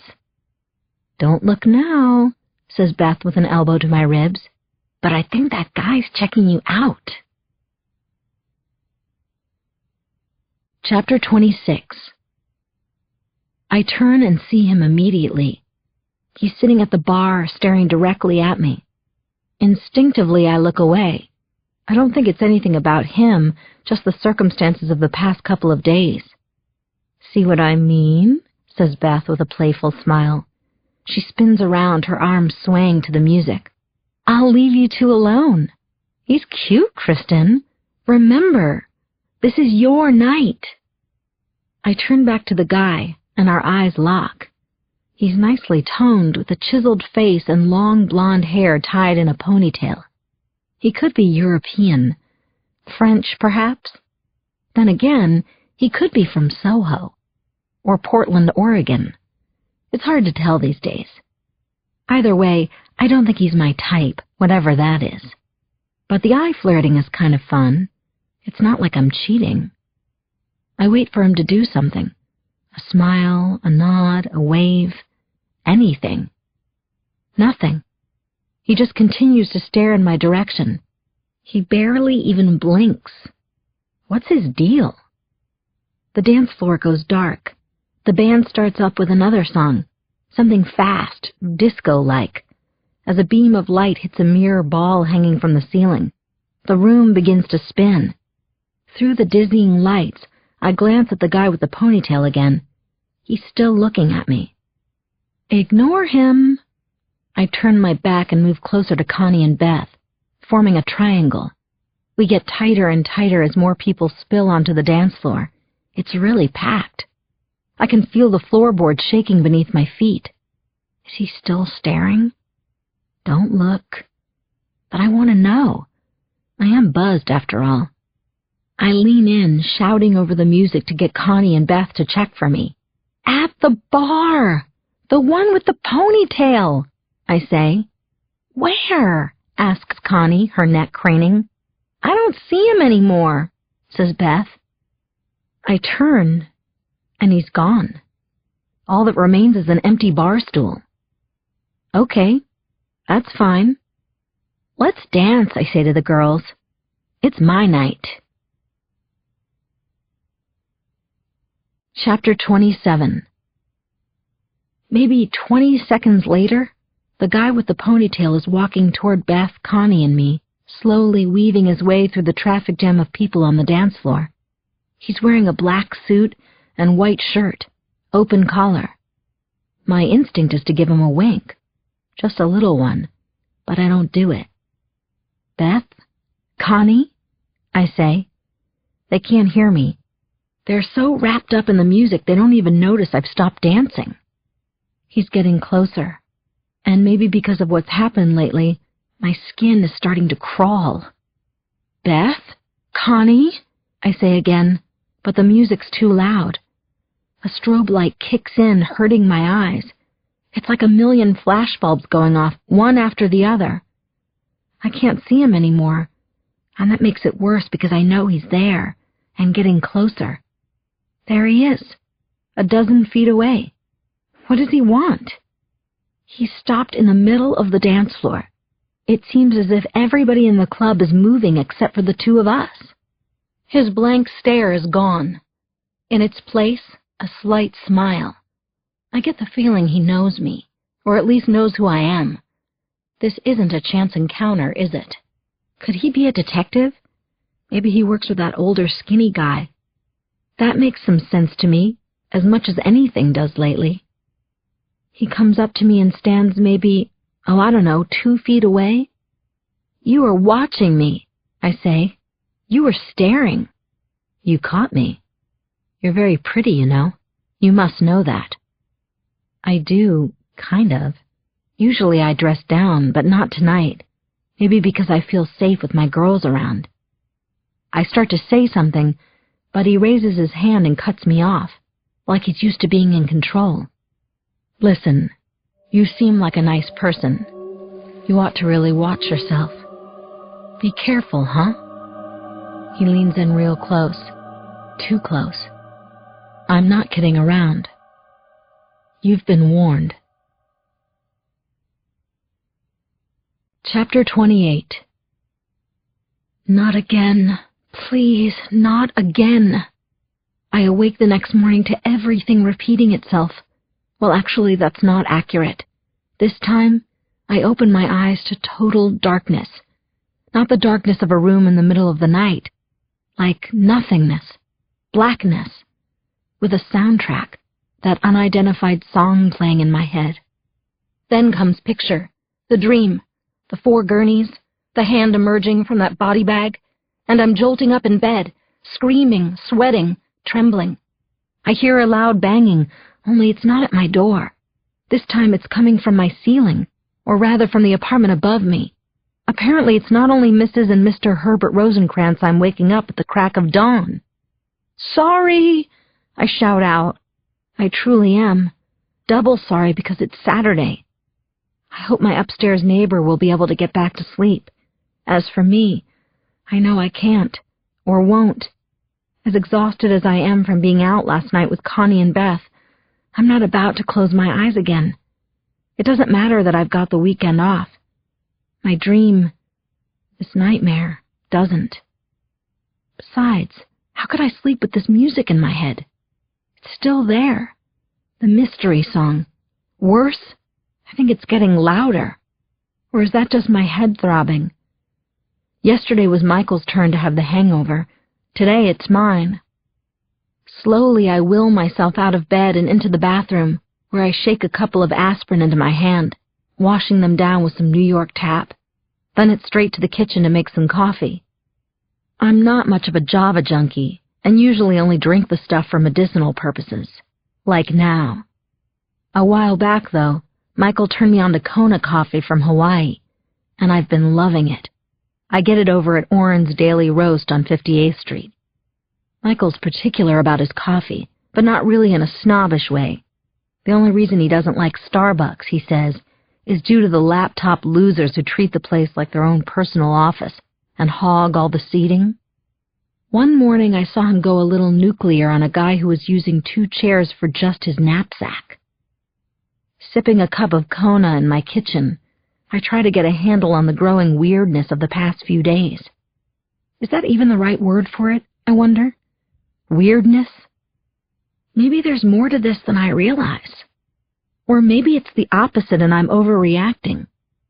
Or maybe I'm simply thinking about it too much. It's not as if I have a solution to make it stop. I'm weighing that last possibility when the phone rings. It's awfully early for someone to be calling. The caller ID says operator. Strange. I pick up. Hello? The operator sounds close to being a recording without actually being one. I have a collect call from Kristin Burns. Will you accept the charges? Clearly the coffee hasn't kicked in yet because I could have sworn she said a collect call from Kristin Burns. I'm sorry, who's calling? This is the operator. That part I got. No, I mean, who's trying to call me? I ask. Hold on a second, please. There's a click on the line, and she's gone for a few seconds before returning. "It's Kristin Burns," she says. Is this some type of joke? "Michael, is that you?" I ask. There's another click and I wait, but the operator doesn't come back. No one does. The line goes dead. I guess Kristin Burns doesn't want to talk to me after all. Chapter 29. I'm not sure what to think after that phone call, except that I really don't feel like hanging around my apartment. Maybe because I'm shaking and I can't make it stop. As for the word weirdness to describe what's going on, it's officially far too mild a term. At times like this, as if there's ever been a time like this before in my life, I try to think of a bigger picture. For example, 1 second the whole universe was smaller than the head of a pin. The next second, it was billions of times larger than the Earth. And the lesson to be learned from the big picture is exactly what? Thankfully, there's an errand I have to run. Errands are good when you think you might be going stark raving mad. So after showering and getting dressed, I hail a cab for Gotham Photo over in Chelsea. I've got a camera that needs a new lens. "Hi, is Javier here today?" I ask, walking up to the counter at Gotham. I notice that my shaking has finally stopped. Hey, the song in my head is gone too. "He's in the back," says the clerk. "Is there something I can help you with?" "If you don't mind, I'd like to wait for him." "Sure, I'll let him know," he says. "You're Kristin, right?" "Yep." "Hi." The entire staff at Gotham Photo is friendly and they all know their stuff, but Javier's my favorite. He's always able to explain some of the more technical aspects of lenses and film without making me feel like an amateur. Truly, he's as nice as can be. "How are you, Kristin? It's good to see you," he greets me, smiling. He's tall and thin and cultured, with a very gentle way about him. We chat for a bit about anything and everything, so long as it has to do with photography. This isn't merely a job for Javier. It's more like a calling. He loves cameras that much. "My mother bought me my first, a Raleigh 35, when I was 6 years old," he once told me. I believe it. "So when am I going to read about you in Blind Spot?" he asks. That's the hip magazine that covers the famous as well as up-and-coming photographers. "Just as soon as I get a new lens," I answer. I tell him about breaking mine, and we get busy choosing a replacement. After discussing a few, we settle on the latest Leica, which he highly recommends. "It's lighter and shoots cleaner," he says, "and the best part is that I can give it to you for over $100 less than the one you had." Twist my arm, Javier. As he writes up the sales slip, I casually tell him about the transparent-like effect happening with the pictures I developed from the hotel. Unfortunately, I didn't think to bring the shots with me. I do my best to describe the glitch, but without Javier's being able to see it, he can offer only educated guesses. Most I've thought of, a few I haven't. "Of course, if it had anything to do with your old lens," he says with a grin, "your problem is solved." I'm anxious to find out, so I start taking pics the moment I leave the store. I want a full roll to develop when I get home later. After snapping a few shots of a meticulously groomed Lhasa Apso being walked by a woman who looks like Nancy Reagan, I head north and come upon 2 block-shaped movers struggling to load a huge armoire onto their truck. Both their faces twist and contort so horribly that it's absolutely beautiful. Click, click, click. I smile to myself. I never feel more comfortable, more at home, than I do behind a camera. It's so relaxing and yet, at the same time, so empowering. You see people in an entirely different light. Sure, they say the eyes are the windows to the soul, but for my money, it's the camera eye that gives you the real glimpse of what's inside a person. I've got a few more shots left on the roll as I'm aiming at the stream of people crossing the street up at the next walk sign. They move in almost perfect unison, and yet remain oblivious to one another, all looking directly ahead at the coming sidewalk. All, that is, except for one. It's a man standing still at the corner. He's caught my eye.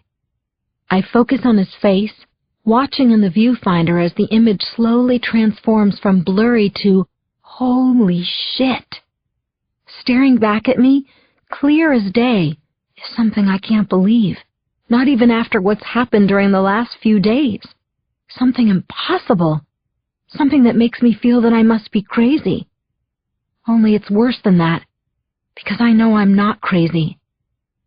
But what I'm looking at sure is. Chapter 30. I'm shivering uncontrollably, and that burning smell is in the air again, but my lens remains focused straight ahead, on him.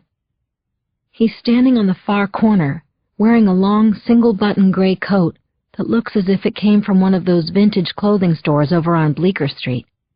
Only, I know it didn't come from some shop on Bleecker, or anywhere else in New York. Actually, it's from Concord, Massachusetts. Suspicious, I lower my camera as if somehow this piece of metal and molded plastic in my hands is the culprit, the cause of all this. It's not. I can see clearly with my own eyes. The square jaw, the bullet-shaped head, the thick glasses, even the narrow, hunched shoulders. It's him. My father is standing there on that street corner. Don't think, just shoot. Quickly I snap a few shots, even though my hands are jiggling the camera insanely. Then I call out. My father sees me.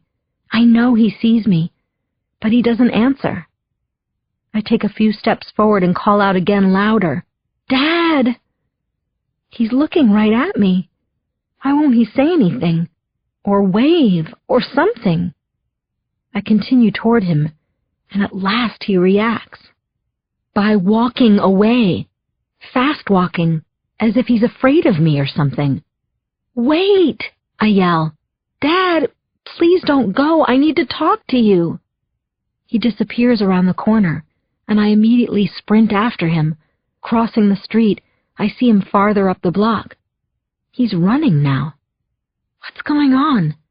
What can this possibly mean? I call out again, begging him to stop. I just want to talk to you.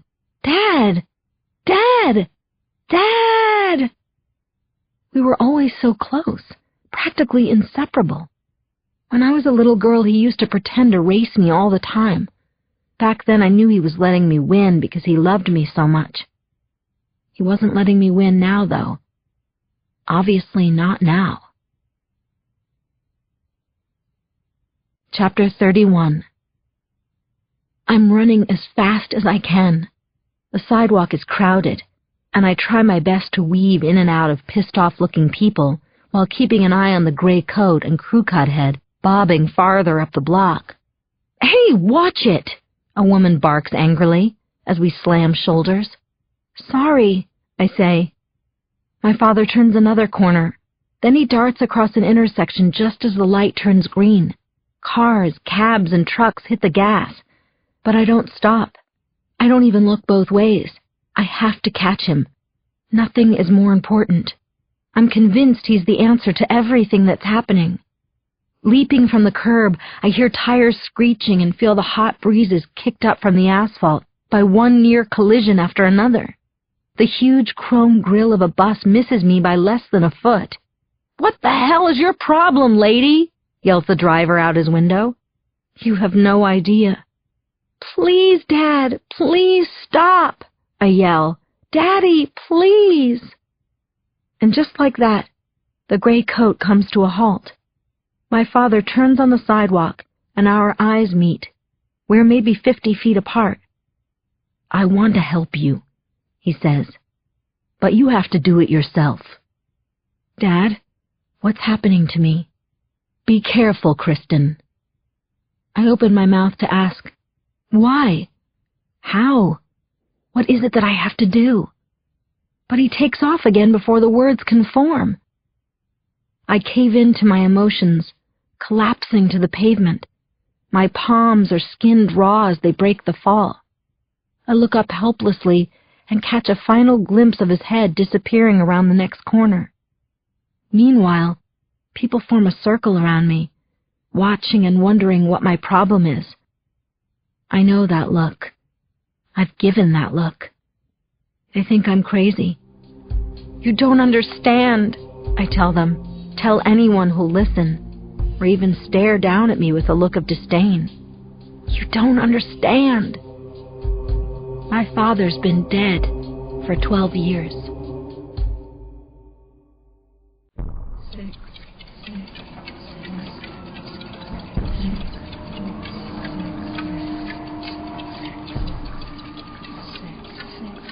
6, 6.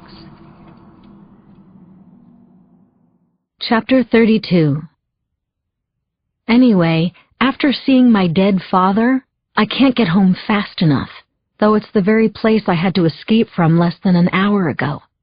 In the cab back to my building, all I do is stare at my camera and wonder about the film inside. I squeezed off 3, maybe 4 shots of my father. I can't remember exactly, but all I need is one. What's scarier, that it's really him, or that it's all in my head? Practically busting through the front door to my apartment, I make a beeline for the darkroom, and hopefully some answers. Hurry up, I implore the film as it stews in the processing tank. Move it! I think this is the only time I wish I owned one of those instant cameras. I'm so single-minded about getting these shots developed that for a few minutes I don't pay the slightest attention to what's all around me. Pinned to the corkboard walls are the pictures from the Falcon, a morbid exhibit if there ever was one. But once I notice them, I can't keep from looking at them. Bad idea. Also, on one corkboard are some old shots from my days growing up in Concord, Massachusetts. My mother, my father, my 2 sisters, and one shot of my boyfriend from college, Matthew, with his head cropped off, which is so richly deserved. Hurry up! I yell again at the developing film. Finally, there's something to see. I pull up one of the shots, staring hard at the image, the gray coat, the hunched-over posture, the man whose casket I saw lowered into the ground back home with my own eyes. It's my father. My eyes tear up as I grab another shot, and then another, poring over every detail. Suddenly, it's as if I'm chasing him all over again. I'm out of breath, my chest burning. The room feels as though it's caving in, and I reach out for the wall to steady myself. So this is what a panic attack feels like. Desperate for air, I flee the dark room, and when that's not enough, I run around opening all the windows in my apartment. I try to breathe normally, but I can't. Come on, Kristin, keep it together. Somehow, some way, this has to start making sense. You just have to find the organizing principle. It wasn't my father, I tell myself, just someone who looks like him. Maybe someone's trying to mess with my mind. It's got to be something like that. Christ, how insanely paranoid can I get? Someone messing with my mind? Who? Out of nowhere, a sharp pain shoots straight up from my feet. My thighs and calves are throbbing, and I can't stand it anymore. Not any of this. Balling my hands into fists, I begin to pound at my legs. I'm literally beating myself up. Stop it! Stop it! Stop it! Closing my eyes, I let go with a primal scream, and yet at the same time I have a very sane thought. This is no time to be alone. Chapter 33. I call Michael. Actually, I page him. That's how we work it on the weekends, the arrangement between us. I'm the supposed big client to whom he gives direct access 24/7, so Penley doesn't raise a tweezed eyebrow when he disappears into his study to call me back on his private line. I even have a name, Carter Whitmore. Sort of sounds like a guy in finance. 2 minutes later, my phone rings. I don't even bother with hello and cut right to the chase. I need to see you. Before Michael can respond, I realize how that sounds, or at least how he might interpret it. Sexually. I mean, I need to talk to you, I tack on. Strangely, I'm feeling better now, calmer. Okay, so let's talk. Where can I meet you? Oh, he says haltingly, we can't do this on the phone? I'd rather not tell you that either I'm cracking up or it's a whole lot worse than that. You sound stressed. Is everything okay? No, I answer. Can't we meet somewhere? That's the problem. I'm about to take Dakota and Sean to the Central Park Zoo. Perfect. I'll meet you there. 10 minutes. Silence. What is it, Michael? The kids, he says. What? Don't you think they'd like to see me? Of course I do. That's my point, Kristin. They'll like it so much it will be the first thing they'll tell their mother when they get home. Then what if I just happen to bump into you guys? He chuckles in a way I immediately don't like. Almost condescending. He can be that way, but not with me. I think you're reaching, he says. Now I'm a little pissed. And yes, I am stressed, okay? You're right, Michael. I am reaching. I'm reaching out to you now, and you're not there for me. Come on, don't be so melodramatic, Chris. Take it all down a notch. I press him. What about later? Are you free after the zoo? The silence again says it all. I can't, he responds. I would if I possibly could. Penley made plans tonight with another couple. I'm about to vent the mother load of frustration and a whole lot worse on him when he abruptly clears his throat. I'll check on those figures for you, Carter. I'm on it, he says in his best business voice. Shit. Penley just walked in, didn't she? I say. Yes, Carter, that's correct. You have such a good feel for these things. I listen to Michael babble on about debt ratios and the non-farm payroll report. Give him credit. The switchover was seamless. Okay, she's gone, he says seconds later. What did she want? The kids are waiting on me, so she was pointing at her watch and making an incredibly bitchy face. Then again, what else is new? I can't help a slight smile. I am calmer now, and I love it when he dumps on Penley. All the better for my Dump Penley campaign. So where were we? He asks. You're not being there for me, I answer.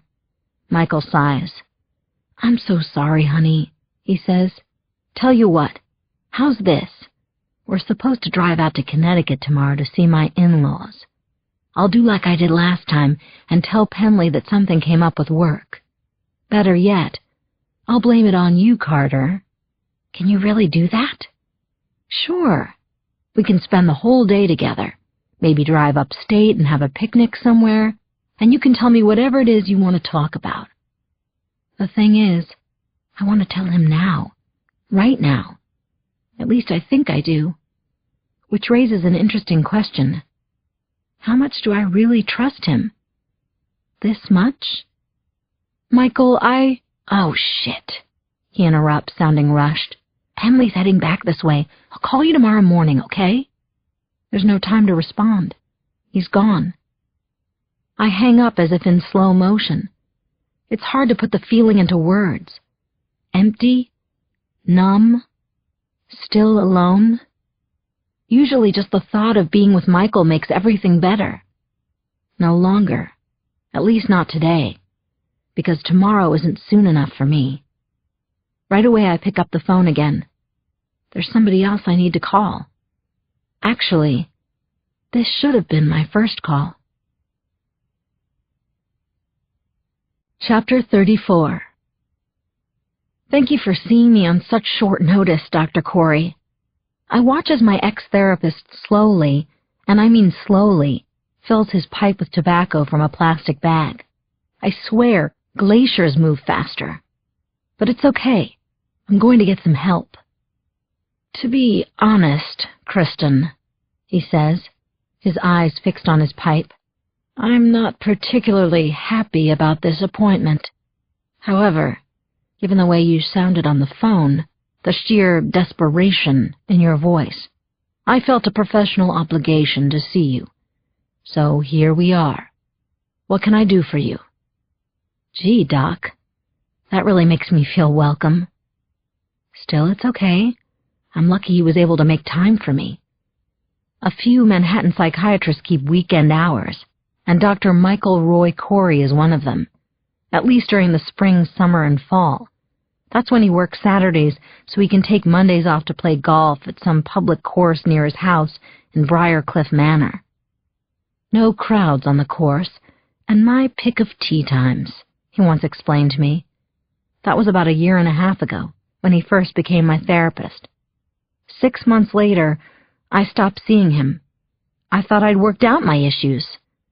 Not that I could see these new ones coming. I leaned back into his familiar gray leather couch and described some of the events of the past few days, culminating with spotting my dead father this morning. Dr. Corey listens while puffing away, not saying a word. When I finish, I stare at him with expectant, hopeful eyes. Let the healing begin. Are you absolutely sure that's your father in the photographs? He asks, tugging at a fold in a salt and pepper sweater vest that almost perfectly matches his hair.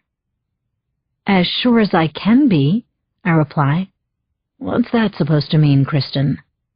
There's a slight edge in his voice. Impatience, perhaps?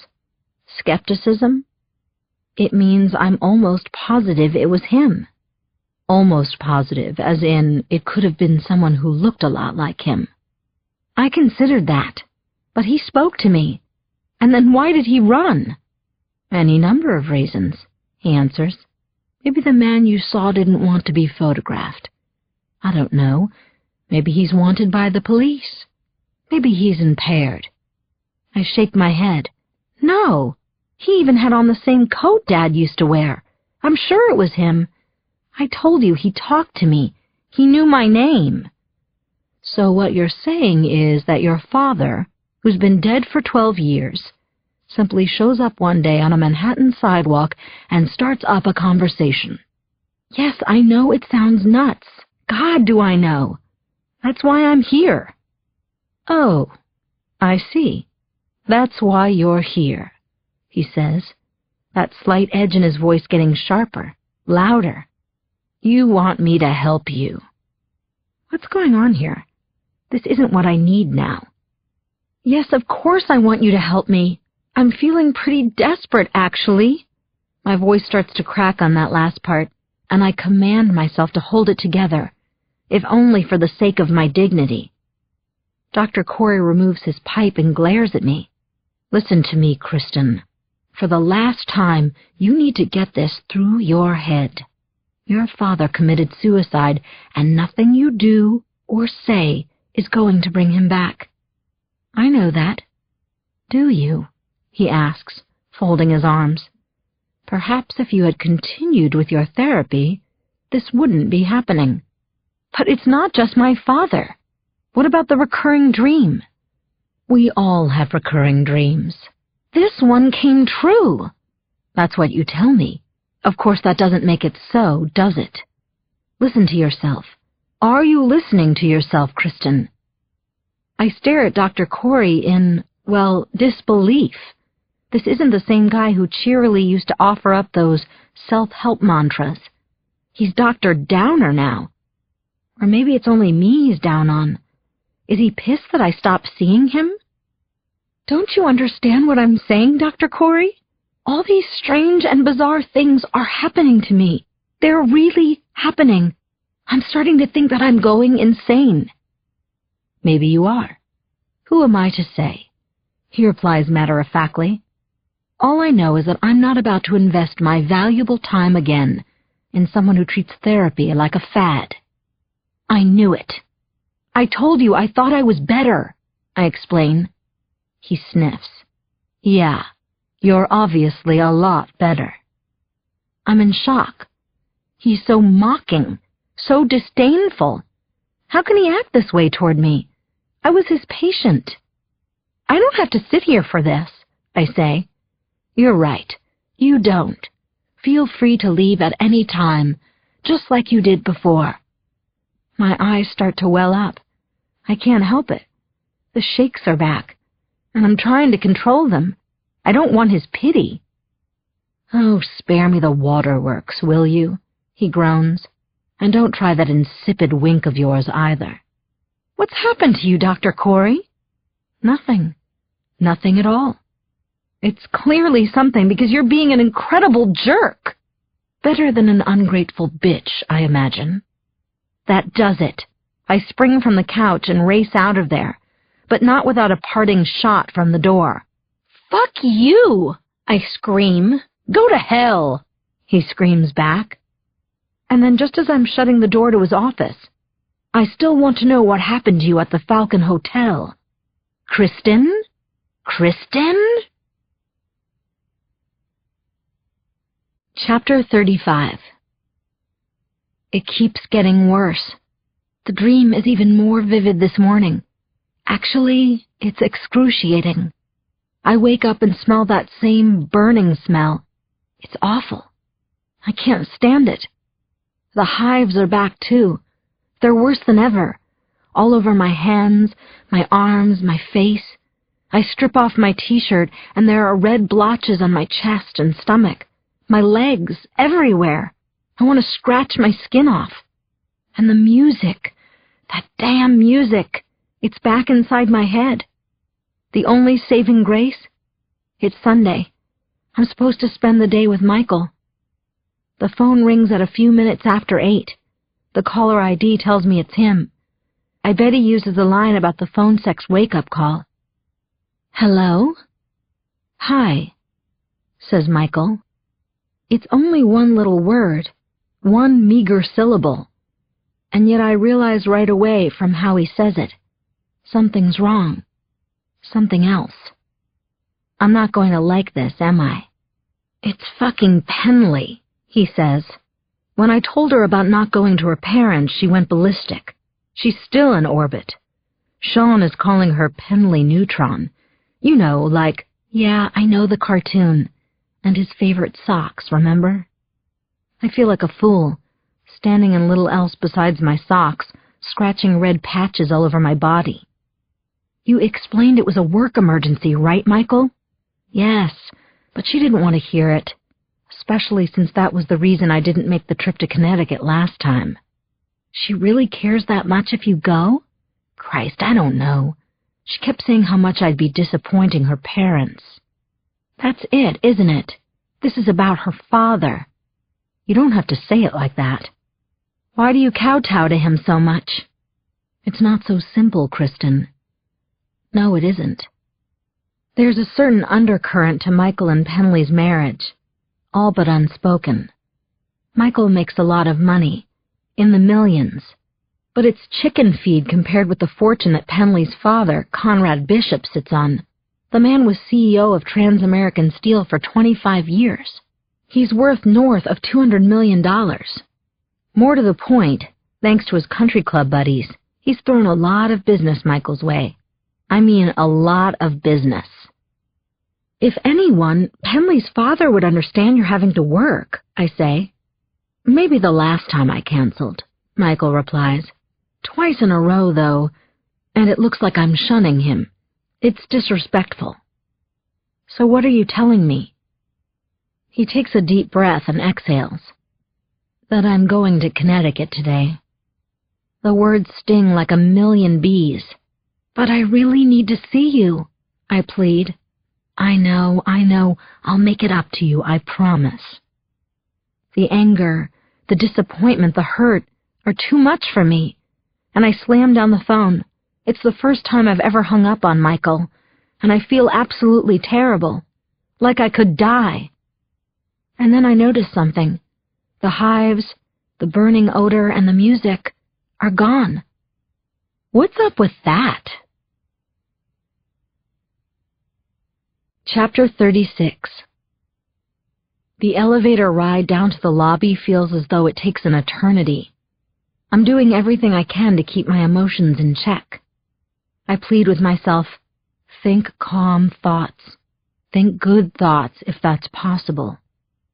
Dispensing with visions of babbling brooks and sleeping babies. I go straight to what always works. One after the other, I conjure up my favorite photographs.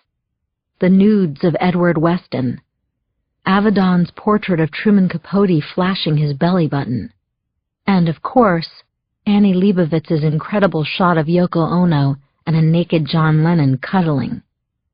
It's always about people with me, flesh and bone.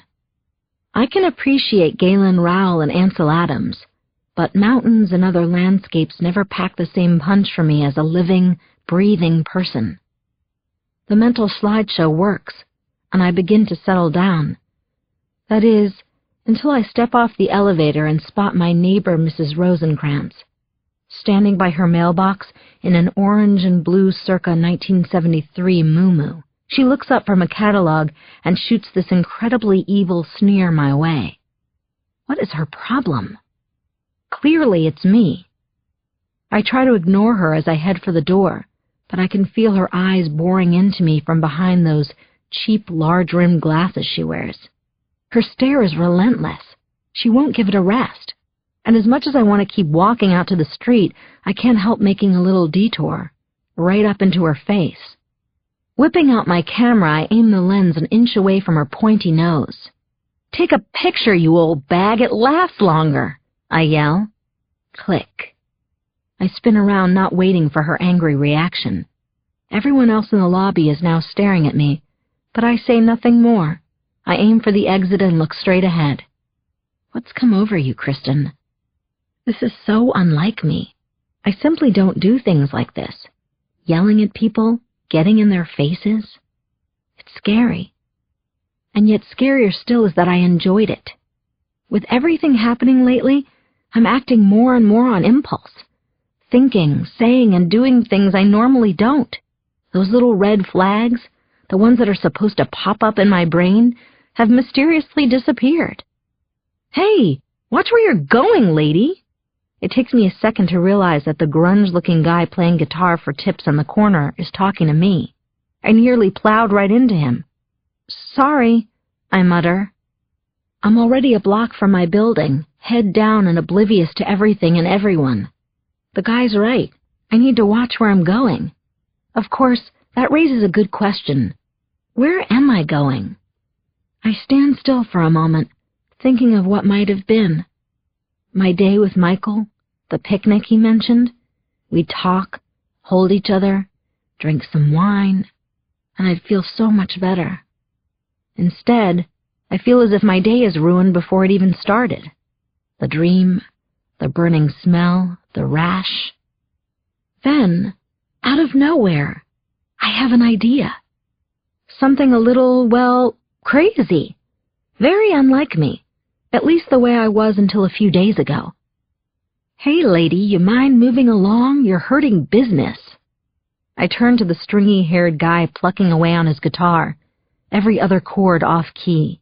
His ragged guitar case lies open at his feet, and I glance at the torn black velvet lining sprinkled with spare change. And I do mean spare. A quarter or two is the mother lode for this troubadour. "I'm serious, lady," he barks. "Beat it! Get out of here!" Before I know it, I'm right in his face, too. "Listen, you sorry-ass Kurt Cobain wannabe. Did you ever think that maybe it's your playing that's hurting business and not me?" He's speechless, songless, too, and I'm already halfway down the block. I've got somewhere to go, after all. Chapter 37. When I left Boston and traded the Red Sox for the Yankees, I brought 3 things with me to Manhattan: a suitcase, a boyfriend, and Bob. There are undoubtedly far more inspired nicknames for a pickup truck than Bob, but I've always liked the simplicity of it.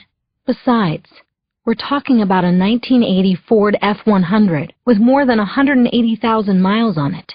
Even the rust has rust. A fancy name just wouldn't feel right. I hurry over to First Avenue, where I park Bob at an outdoor lot. The indoor garages can cost more than some apartments here, like mine, for instance. Still, I don't get off cheap. $350 a month, to be exact. That makes broken-down Bob with his missing hubcaps and leaky engine, my greatest luxury in this city. Crazy, huh? But today, he's worth every single penny. Today, Bob screams freedom, maybe even salvation. The crosstown traffic is its usual bear, and I'm worrying that I might be late. When a Macy's delivery truck ahead of me doesn't move the nanosecond a light turns green, I obnoxiously bang on my horn. It doesn't take much to bring out my inner cab driver. Approaching the building, I know I can't park too close. Bob doesn't exactly blend in. After circling the block a couple of times, I look out with a spot that's a safe distance from the entrance.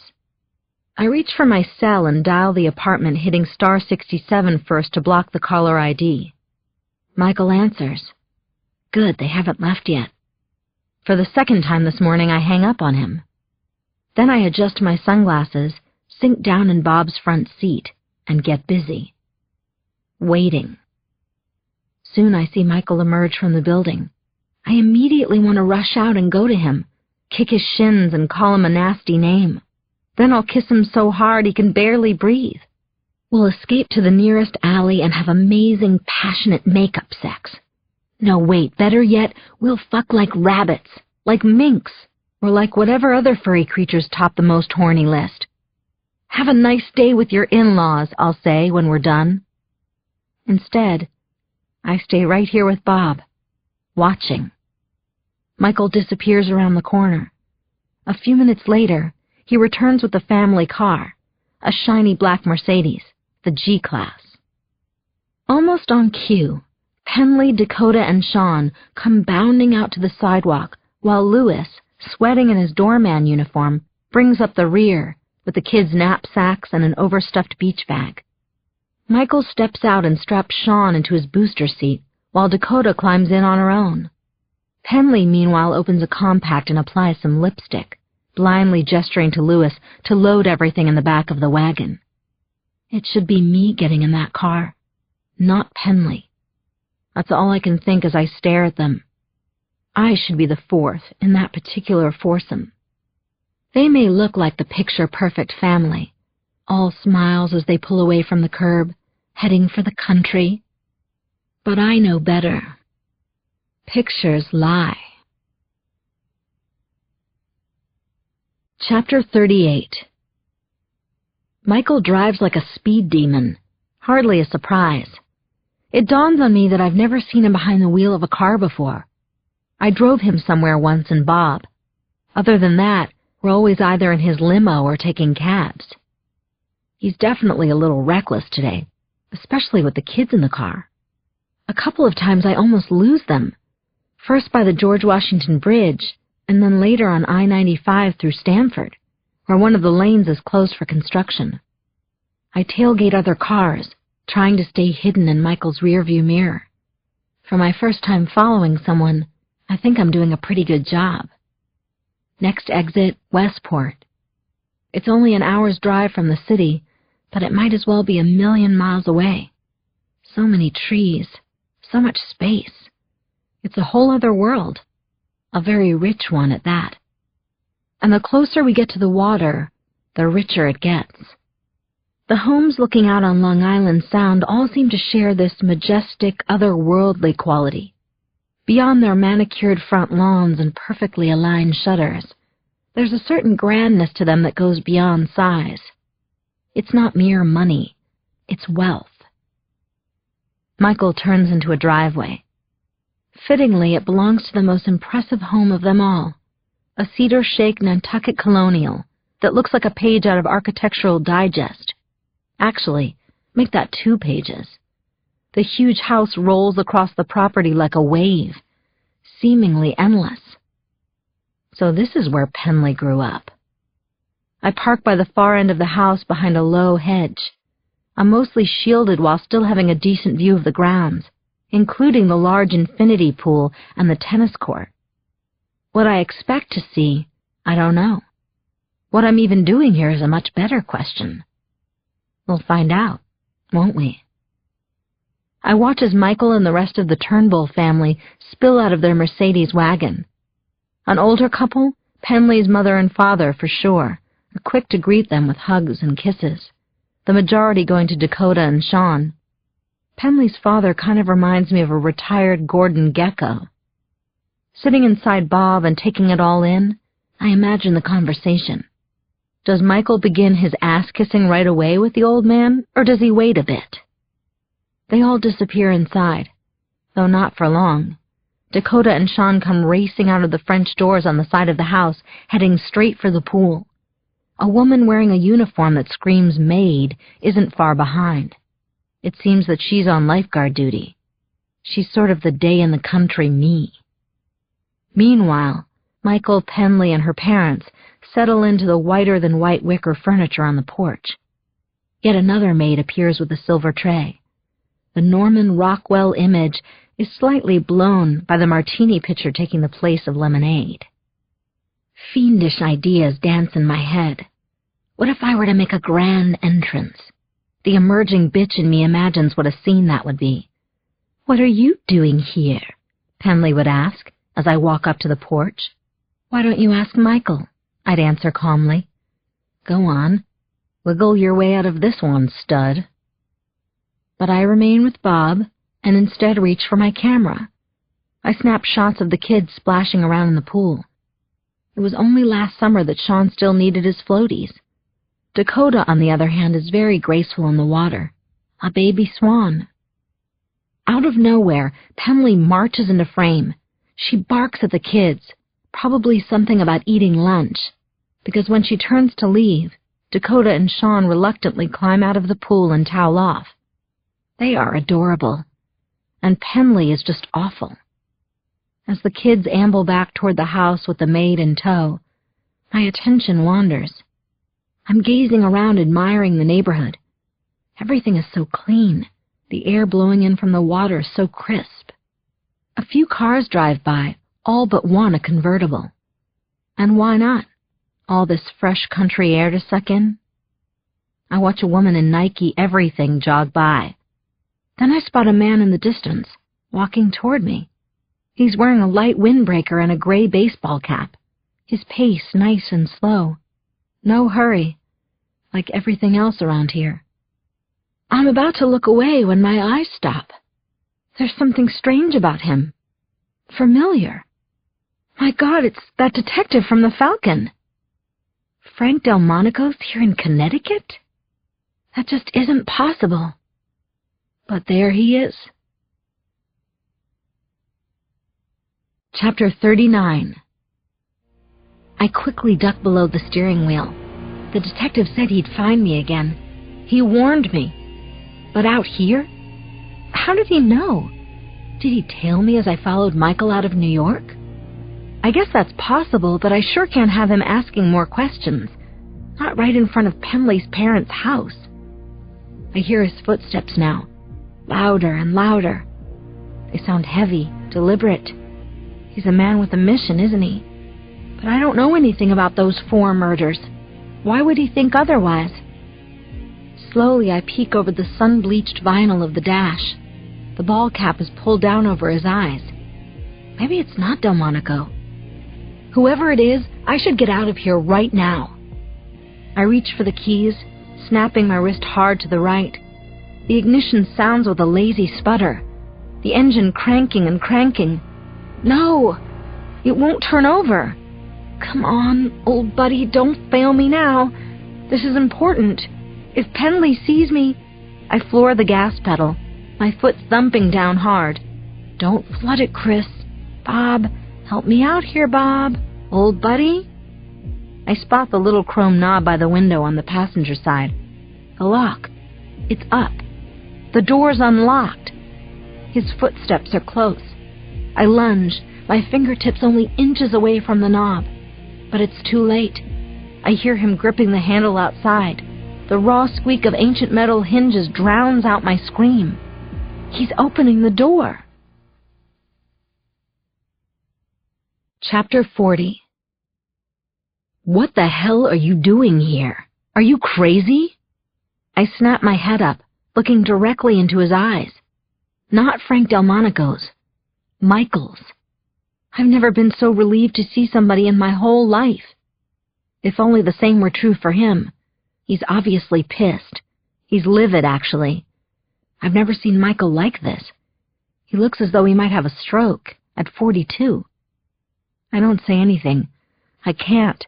I'm still trying to catch my breath, figure out some insane excuse for why I'm here. He stands in the open door, shaking his head.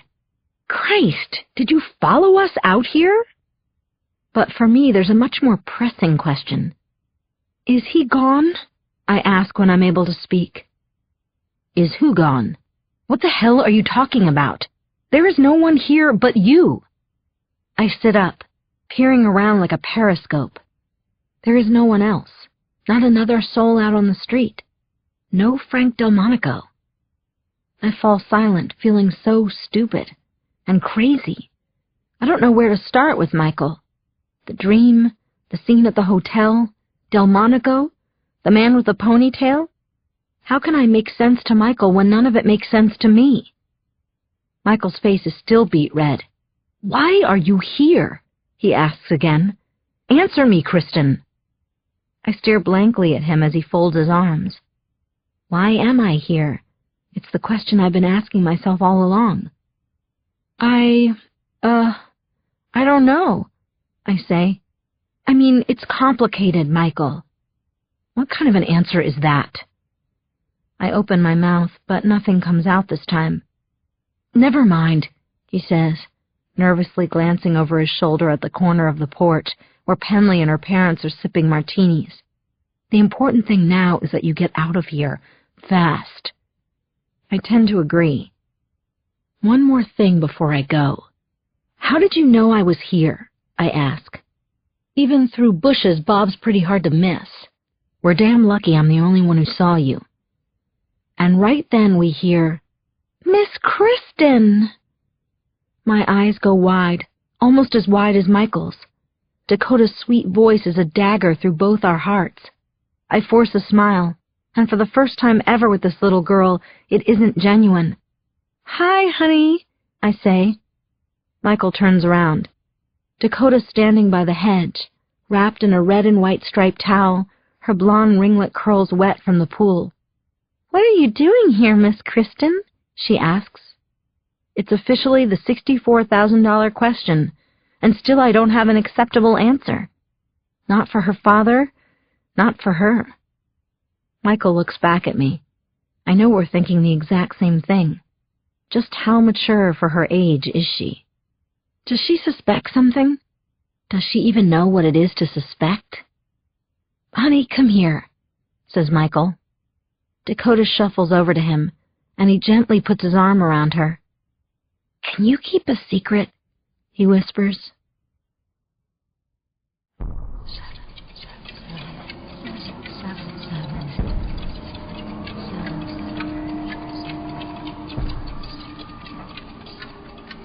Seven. Chapter 41. I'm in no condition to drive back to Manhattan or anywhere else. My eyes should be focused on the road, but all I can see is Dakota's innocent face as she listens to her father. Can she really keep a secret? We can only hope. Either way, I've got to give Michael some credit. Telling Dakota I was there planning a surprise party for Penley at Nana and Papa's country club was a master stroke of quick thinking. Wow, never has so much faith been put in the nodding head of a little girl, and it's making me incredibly uneasy, mostly because I hate lying to Dakota and getting her into the middle of this mess. She's just a little kid. With Connecticut at my back, I approach the city and somehow navigate the ever-narrow FDR Drive on the east side without causing a 50-car pileup. Once I return Bob to the lot on First Avenue, it's almost as if I can't remember being behind the wheel. Now what? It may be a beautiful day, but I don't feel like being outside anymore, nor do I want to go back to my apartment. So I hop a cab downtown to the Angelica Film Center, where there's a director's cut playing of Flirting with Disaster. How appropriate. All I want is light and funny, and thanks to Ben Stiller, I get it. In fact, as advertised in the lobby poster, I get an additional 6 never-before-seen minutes of it. I'm curious, though. Has the director's cut ever been shorter than the original? After the movie, I try to do some clothes shopping in Soho, where most of my favorite stores are.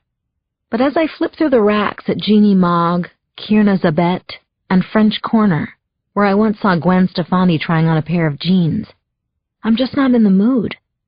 I keep regretting my very stupid trip out to Westport. Even if Dakota hadn't spotted us, I really goofed.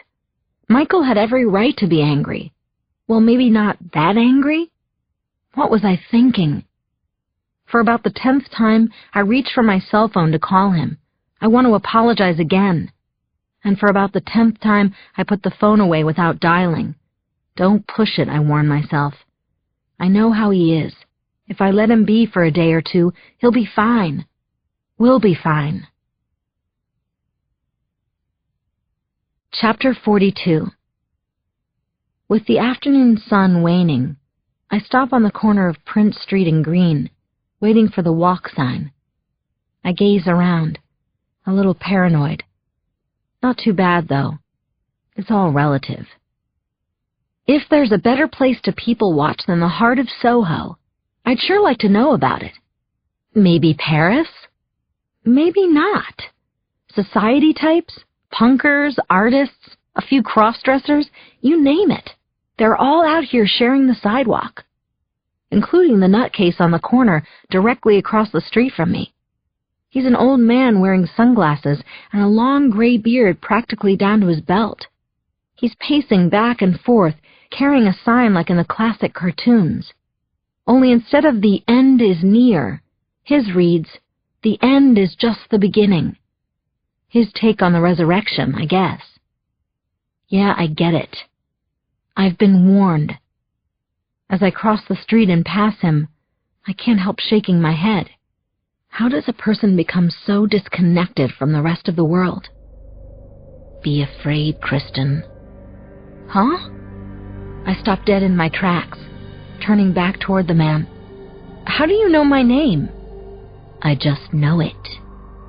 I take a few steps closer. I'm about a foot from his face. He's definitely there. He's real. I said, how do you know my name?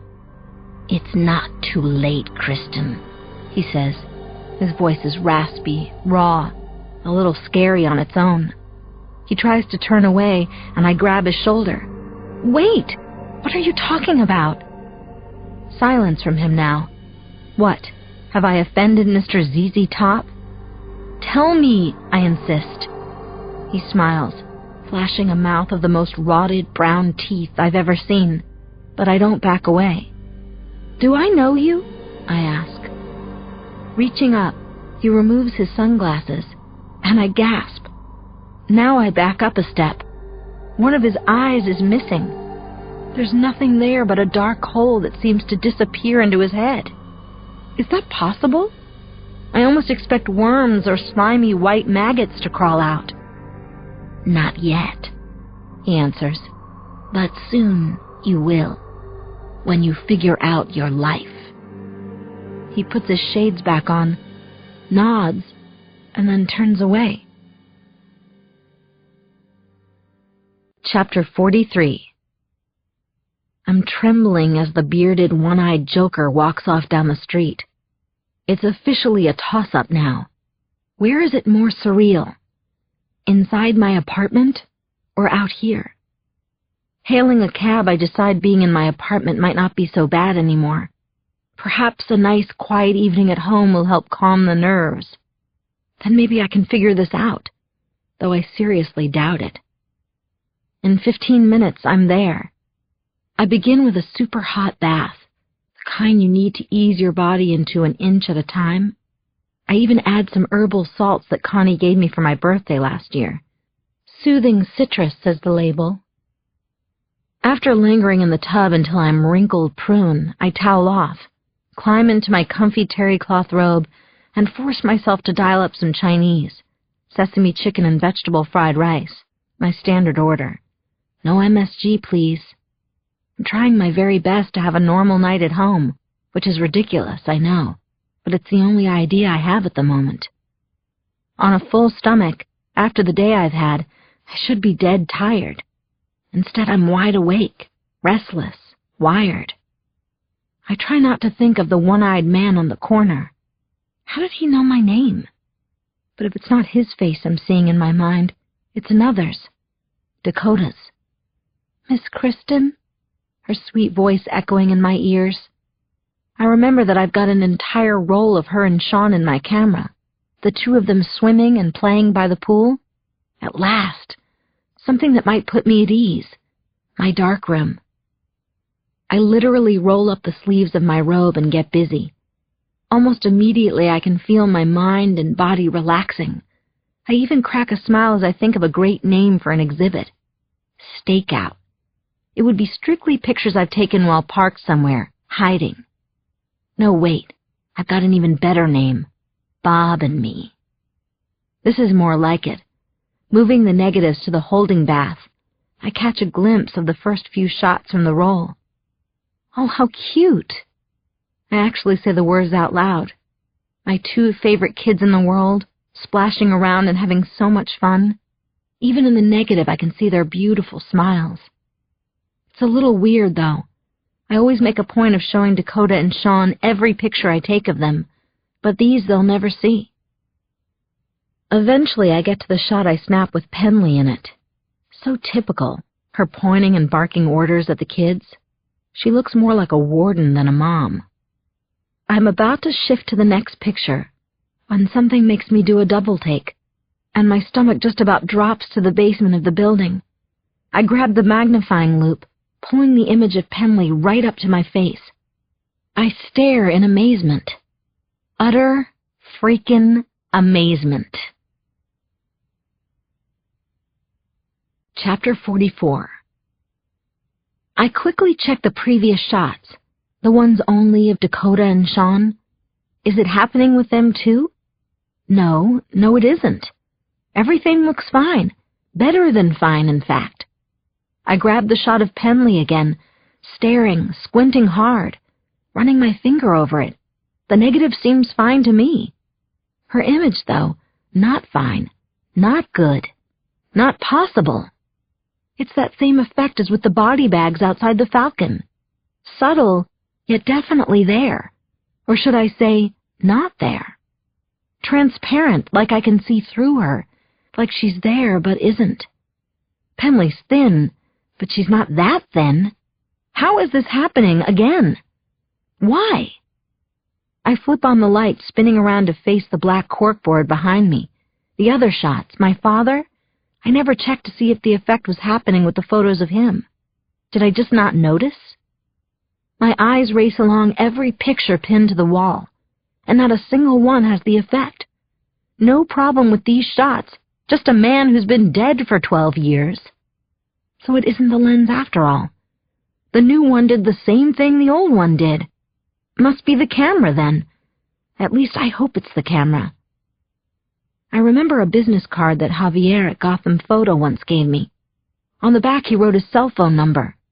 I think maybe he was fishing for a date. Nonetheless, he said I should call him any time I have a problem with my pictures. I think this qualifies. The only question now is where I put that card. I start with my wallet, shuffling through ATM receipts, my Amex, Visa, Discover, driver's license, a frequent coffee drinker card from the Java joint. Javier's card isn't there. I check all the drawers in my bedroom, including the one in my nightstand. It's amazing how much junk I accumulate. Do I really have to take a book of matches from every restaurant I eat in, for God's sake? Come on, Javier's card, where are you? I try to think back to when he handed it to me. When was it? What time of year? Winter, I decide. Maybe it's still in a coat. In fact, I'm pretty sure I know which one. A shearling I splurged on. A beautiful, just gotta have it that I saw in the window at Saks. I ate a lot of tuna fish sandwiches for dinner that month, as I recall. I also recall Javier complimenting me on it when he handed me his card. I'm pretty impressed with my memory as I head for the hall closet. Maybe I'm not completely losing it. With any luck, I'll reach Javier and we can meet. I'll show him the pictures. He'll study my camera and he'll tell me what's wrong. Simple as that. Mystery solved. First things first, though, that card of his. I open the closet door. At least I try to. It's stuck. The knob twists, but the door itself seems to be jammed. Oh, brother. Now I'm not so sure I want to get into this closet. But I have to, so I pull harder, then harder still with both hands. It's almost as if the damn door is locked from the inside. Only that's impossible, isn't it? This closet's never been locked. Who would lock it? Changing my grip on the knob, I really put some muscle into it. I yank so hard my shoulders ache. Slowly, the door begins to give until it flies open. I look inside. Oh no! Oh God! Help me! And then I'm screaming at the top of my lungs. Chapter 45. Kristin? Wake up! Wake up! My eyes snap open, and I gaze around confused and out of sorts, not to mention petrified. Everything is soft focus. Where am I? You're in my apartment, says Connie. On the planet Earth? She looks concerned, scared even. Are you okay? I ask her. Am I okay? Connie shakes her head in disbelief. My God, the way you were screaming, I thought somebody was trying to kill you in here. I can see sunlight slicing through the blinds. It's morning and I'm lying on the pull-out couch in Connie's living room on the Upper East Side. That much I've got figured out. Everything else is sketchy at best. I don't remember. You came here last night hysterical, explains Connie. You were going on and on about this dream and some pictures you'd taken. Oh, and you were telling me about your closet, the one in the front hallway. Is any of this ringing a bell? The cockroaches. Yeah, you said there were 1,000,000 of them. It was horrifying just to listen to you describe it. That's the last thing I remember. The entire closet was crawling with cockroaches. Maybe not 1,000,000, but 1,000, and I'm deathly afraid of cockroaches. They got in my hair, on my face. The rest is a blank. Connie takes my hand. You were quite the mess, sweetie, she says. I gave you 2 Xanax and put you to bed. You slept straight through the night, not a peep. Until now. The hotel, the 4 gurneys, the hand. The same dream, only I had it in a different location. It travels. What can I get you, Kristin? How do you feel? Connie asks. Like shit. With a soundtrack to boot. Will I ever figure out what this song in my head is? I wish Connie could hear it. Maybe she'd know what it is. But she can't, so I don't mention it or anything else. If I don't understand what's happening to me, how could she? Plus, I don't want to frighten her any more than I have already. I'm fine, I tell her. In fact, what time is it? I ask, panicked. I can't be late for work. I pull back the covers and Connie stops me. Hold on, she says. This is serious, Chris. You should have heard yourself last night, the things you were saying. Something's very wrong. I think you need to see that psychiatrist of yours again. Been there, done that. I'm so sorry I scared you, I say. I've been having this recurring dream, and it seems so real. I guess I've been under a lot of stress lately. What about these pictures you were ranting about? Ghostly images? Transparencies? Part of the dream, I lie. Am I embarrassed about going bonkers? Ashamed? Why can't I talk to one of my best friends about this? Connie regards me for a moment. At least call in sick, she says. You need to relax. I can't, Connie. The kids depend on me. Let the pencil take care of them today. She is their mother, after all. Really, I'm fine. I fake a smile and swing my feet to the floor. Then I give Connie a little wink. Do you think I can borrow some clothes? Chapter 46. Donning a pair of black slacks and a putty gray turtleneck from Connie's closet, I'm out of her apartment in less than 10 minutes. Normally it takes me a little longer to get ready for work. So as I walk into the Turnbull's building and ride the elevator up to the penthouse, I experience something new and different. Being early. Good. No chance of Penley waiting for me at the door. Instead, it's Sean I see immediately. He's sitting on the floor of the foyer, engrossed in the bright-colored Legos scattered around him. He doesn't even hear me come in. "Good morning, sweetheart." Sean glances up, beaming. "Hi, Miss Kristin." I kneel next to him. "What you building? Looks impressive." "Shazam! What is that?" "A supergalactic missile launcher that will save the world from the evil aliens of planet Thunder." "Wow! Are they planning to attack us?" "I think so," he says with the cutest nod. I automatically give him the once-over, checking to see that he's properly dressed for school. He is, from his head right down to his little toes, which happen to be covered by his Jimmy, or is it Penley, neutron socks. "Where's Dakota?" I ask. "She's in her room." I straighten up, barely taking a step before Sean adds, "We're not supposed to bother her."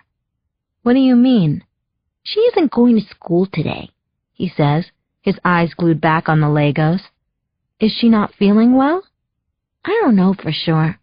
Mommy seems pretty mad, though." The words twist my stomach into a million knots. Maybe Dakota came down with a cold. Or maybe she couldn't keep a secret. I kneel next to Sean again. "What did you hear Mommy say, sweetheart?" He snaps another Lego into place. "Hey, look at this, Miss Kristin." Sean makes a whoosh sound, waving his missile launcher back and forth. "That's neat," I say, struggling to be patient. "But can you tell me what Mommy said? You remember, Sean?" My mind explodes with the thought of Dakota spilling the beans to Penley. "I saw Miss Kristin at Nana and Papa's house. She and Daddy were together." Is this how it ends? How this insane house of cards comes crashing down? I peer over my shoulder at the door to the apartment, the instinct rising inside me like a power surge to the brain. "Run! Get out of here! You don't want to face her." But before I can make a mad dash, I hear Penley's mincing footsteps around the corner of the foyer. I turn to look, and there she is, staring right at me. "Speak of the devil," she says. Chapter 47. "Sean, dear, can you go to your room, please?" asks Penley, her voice actually kind of gentle and sweet. Too sweet, I'm thinking. She's overcompensating for what's to come, the bloody showdown when it's just the two of us out here. Is it too late to make a run for it? Sean scoops up his missile launcher and shuffles off toward his room. I'm half tempted to beg him to stay. Penley wouldn't try to kill me in front of her stepson, would she? Not knowing what to do, I stoop and begin gathering the remaining Legos on the floor. "That can wait," she says. "Come, we need to talk." Dressed in her workout clothes, what else, Penley leads me into the living room, motioning for me to have a seat on the green satin couch against the wall.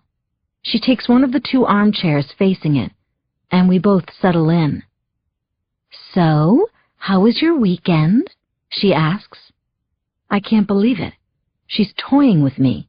The pleasant smile and friendly tone. She never asks about my weekend. Never. "It was fine," I answer. "Do anything special?" "No, not really." Oh yeah, I did see and talk to my dead father. Almost forgot. Is she trying to get me to confess? Is that her game? Nothing doing. I'll tell her the same thing Michael told Dakota. We're planning her surprise party. That's our story and we're sticking to it. "How about yourself?" I ask, matching her broad smile tooth for tooth. "Did you have a nice weekend?" "Very nice," she says. "We spent yesterday out in the country at my parents' place." "Oh? I mentioned we were doing that, didn't I?" You might have. Actually, you didn't. Michael did. You know, you should come out with us sometime, she says. It's on the water. There's a pool and tennis court. It's a very nice escape from the city. Oh, you're good, Penley. If this is how you want to play it, I'll make it easy for you. Gee, I bet the kids really enjoy it. They truly do. What kid doesn't enjoy being around the water? She folds her legs. Strange, though. What's that? Dakota? Finally, here we go. Yes, I say. Sean mentioned she wasn't feeling well. Actually, I'm not sure what's wrong with her. By the time we were heading home yesterday, she seemed a little off. She doesn't have a temperature, and it's not her stomach. Something's bothering her, though. Any ideas? I don't say anything. Every muscle tenses, and I brace myself for the moment. Surely this is when she lays down her cards. Instead, all Penley does is shrug. I'm sure Dakota will be fine. She's tough. Takes after Michael, she says. Just in case, I thought we'd keep her home from school today. She flicks her wrist. Anyway, that's not what I wanted to talk to you about.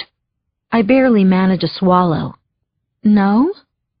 Guess who I spoke to last night? As long as it's anyone but Dakota, I could care less at this point. I'm swimming in relief. Who? I ask. My friend Stephen. It takes me a moment to connect the dots. Oh, the guy from your gym. The cute one? Exactly, she says. The very cute one. So tell me, do you have any plans for tonight? Because you do now. Chapter 48. Did you know that some female cockroaches mate once and are pregnant for the rest of their lives?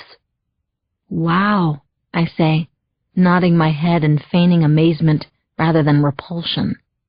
The guy wipes his nose on his sleeve while making some weird clicking noise in his throat that I've never heard any other human make. No wonder there are so many of the little suckers, right? Yeah, I say, no wonder. Of course, things could be a lot worse. This guy could be my blind date for the evening. Instead, he's my nooner, the exterminator. On my lunch break, I meet him at my apartment. Actually, outside my apartment. There was no way I was going back in there by myself. Anyway, he's a fittingly creepy-looking man, with thick black-rimmed glasses that magnify his eyes. He sort of reminds me of Stephen King, the pictures I've seen of him anyway. Of course, pictures lie. Thing is, cockroaches are basically built to survive almost anything, he says. Did you know they can hold their breath for up to 40 minutes? Interesting. You are full of information, aren't you? He adjusts his spray nozzle. So you saw them in the closet here, huh? I nod. Yeah, just a couple thousand of them. Then that's where we'll start. Sounds like a plan. As he reaches for the closet door, I stand back. I don't want to look. I don't even want to be here. He mutters, looking around. What? There's not a single dropping on the floor. As if correcting himself, he raises a palm. Not that I don't believe you, of course.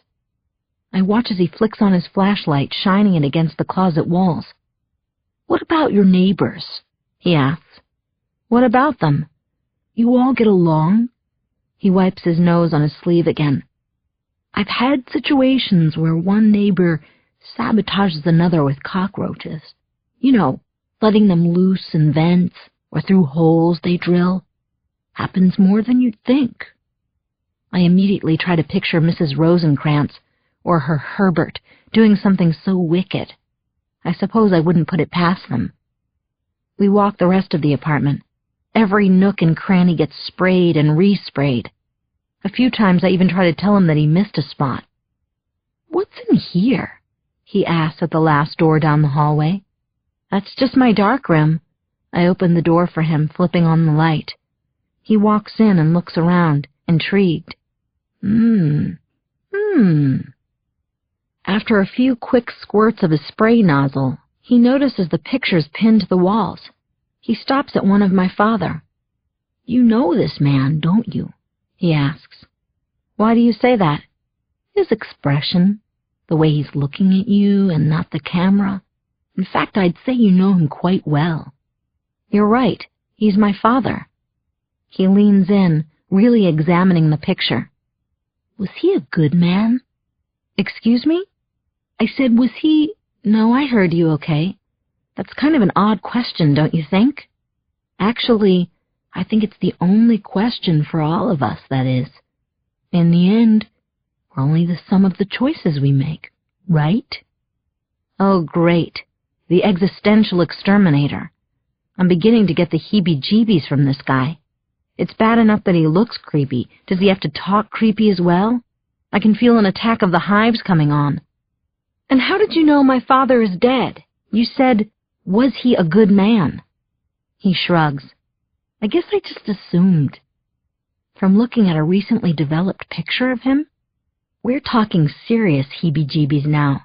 This guy can't leave my apartment fast enough. It's possible that he's as scary as thousands of cockroaches all by himself. "So are we all done here?" I ask hastily. "I'm sorry I've offended you, haven't I?" "No, it's okay. I think I'm a little on edge, thanks to the roaches, among other things." He pats his trusty spray canister.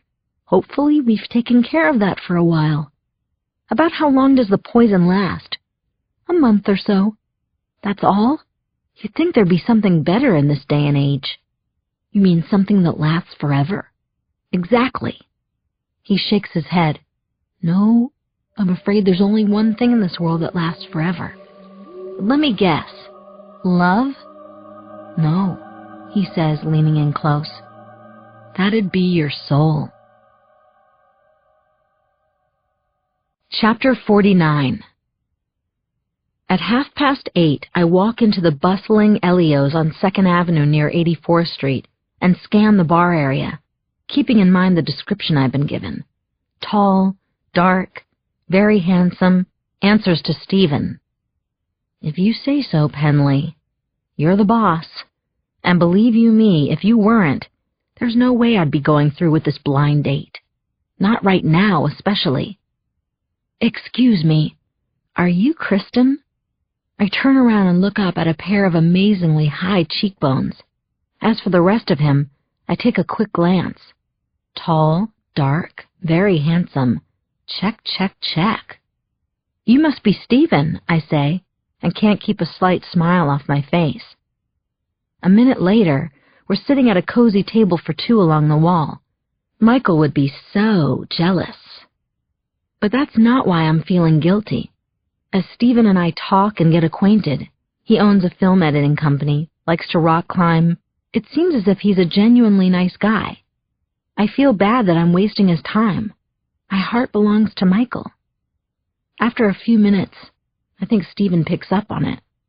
"Are you seeing someone?" he asks. I feel even worse having to lie. "No," I answer. "There's no one." "Penley told me you weren't, but I guess I wanted to make sure." He smiles. Nice smile, too. "I should talk, right? I assume you heard about my situation." I shake my head. "Just that you recently came out of a relationship." That's one way to put it, I guess. Personally, I prefer the word dumped. "What happened, if you don't mind me asking?" "I made a mistake," he says, shaking his head. "I got involved with someone who's married." "Oh." Thankfully, the awkward silence is broken by the waiter arriving to announce the night's specials. By the time he's done telling us about the veal ossobuco, the blackened sea bass, and a delightful seafood risotto, I'm thinking it's safe to change the subject with Stephen. Think again. "So tell me more about your film editing company," I say as the waiter strolls off. It's as if he doesn't even hear me. "You know what the worst part is? I believed her," he says. "She kept telling me how she was going to leave her husband. I really should have known better. They never leave." I immediately reach for my glass of water. My mouth is dry, like I've been eating saltines on the Sahara. "Hey, are you okay?" he asks. "You look uncomfortable." "I'm fine." He sighs. "Geez, listen to me going on and on about my ex. I apologize." "It's okay, I understand." "Do you?" "Sure," I say. "It's not easy letting go." "I did it once, big time, with Matthew of Boston." "You're right, but there's something else and it's been killing me." "What's that?" "The guilt. It never occurred to me until the relationship ended," he says. "I mean, where did I get off trying to break up a marriage?" I hear him say the words, and I have to remind myself that he's not talking about me. This is about him. But weirdly, I can't help feeling defensive. The parallel to Michael and me is unmistakable, and more than a little unnerving. "Clearly this woman you were seeing doesn't have a good marriage," I point out. "Yes, but good or bad, it's still a marriage. I shouldn't have been trying to ruin it. They've got kids, for Christ's sake." "But she doesn't really love them," I blurt out. He looks at me sideways. "Excuse me?" "Uh-oh. Say something, Kristin. Anything. At least get your size 8 out of your mouth." I clear my throat, trying to reel myself in. Then I put my hand on top of his. "I just think you're being too hard on yourself, Stephen. Remember, it takes 2 to tango." "Yeah," he says, leaning in closer. "Except you're forgetting one thing." "What's that?" "No one's ever forced to dance, are they?"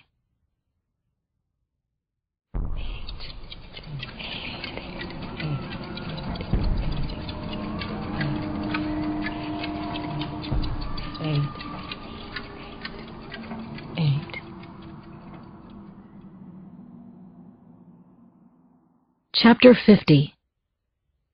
I need some air. That's all I'm thinking as I say goodbye to Stephen. Our evening ends on the sidewalk outside Elio's with an exchange of awkward smiles, a peck on my cheek, and the unspoken understanding that this is our first and last date.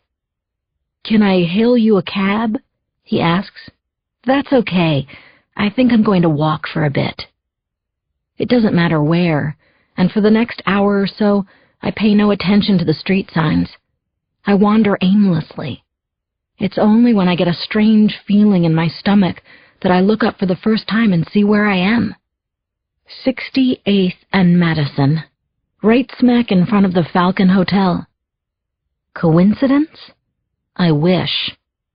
I'm starting to believe that everything is happening for a reason. If only I could figure out what it is. Something has to tie all this together, make sense of it. Maybe the strangest thing of all? The Falcon and I have a history. Something I never talk about, not even to Michael. It happened my first week in New York, actually, just before I left Matthew of Boston. Since then, I try not to think about it. But here I am, standing in front of the hotel, watching as a few well-heeled guests exit and enter under the same red awning where the 4 gurneys came rolling out. I can't help dwelling on one of the other strange coincidences. My pictures. Specifically, the transparent effect that happened with the body bags. And then with Penley. There has to be some logical connection here, but what is it?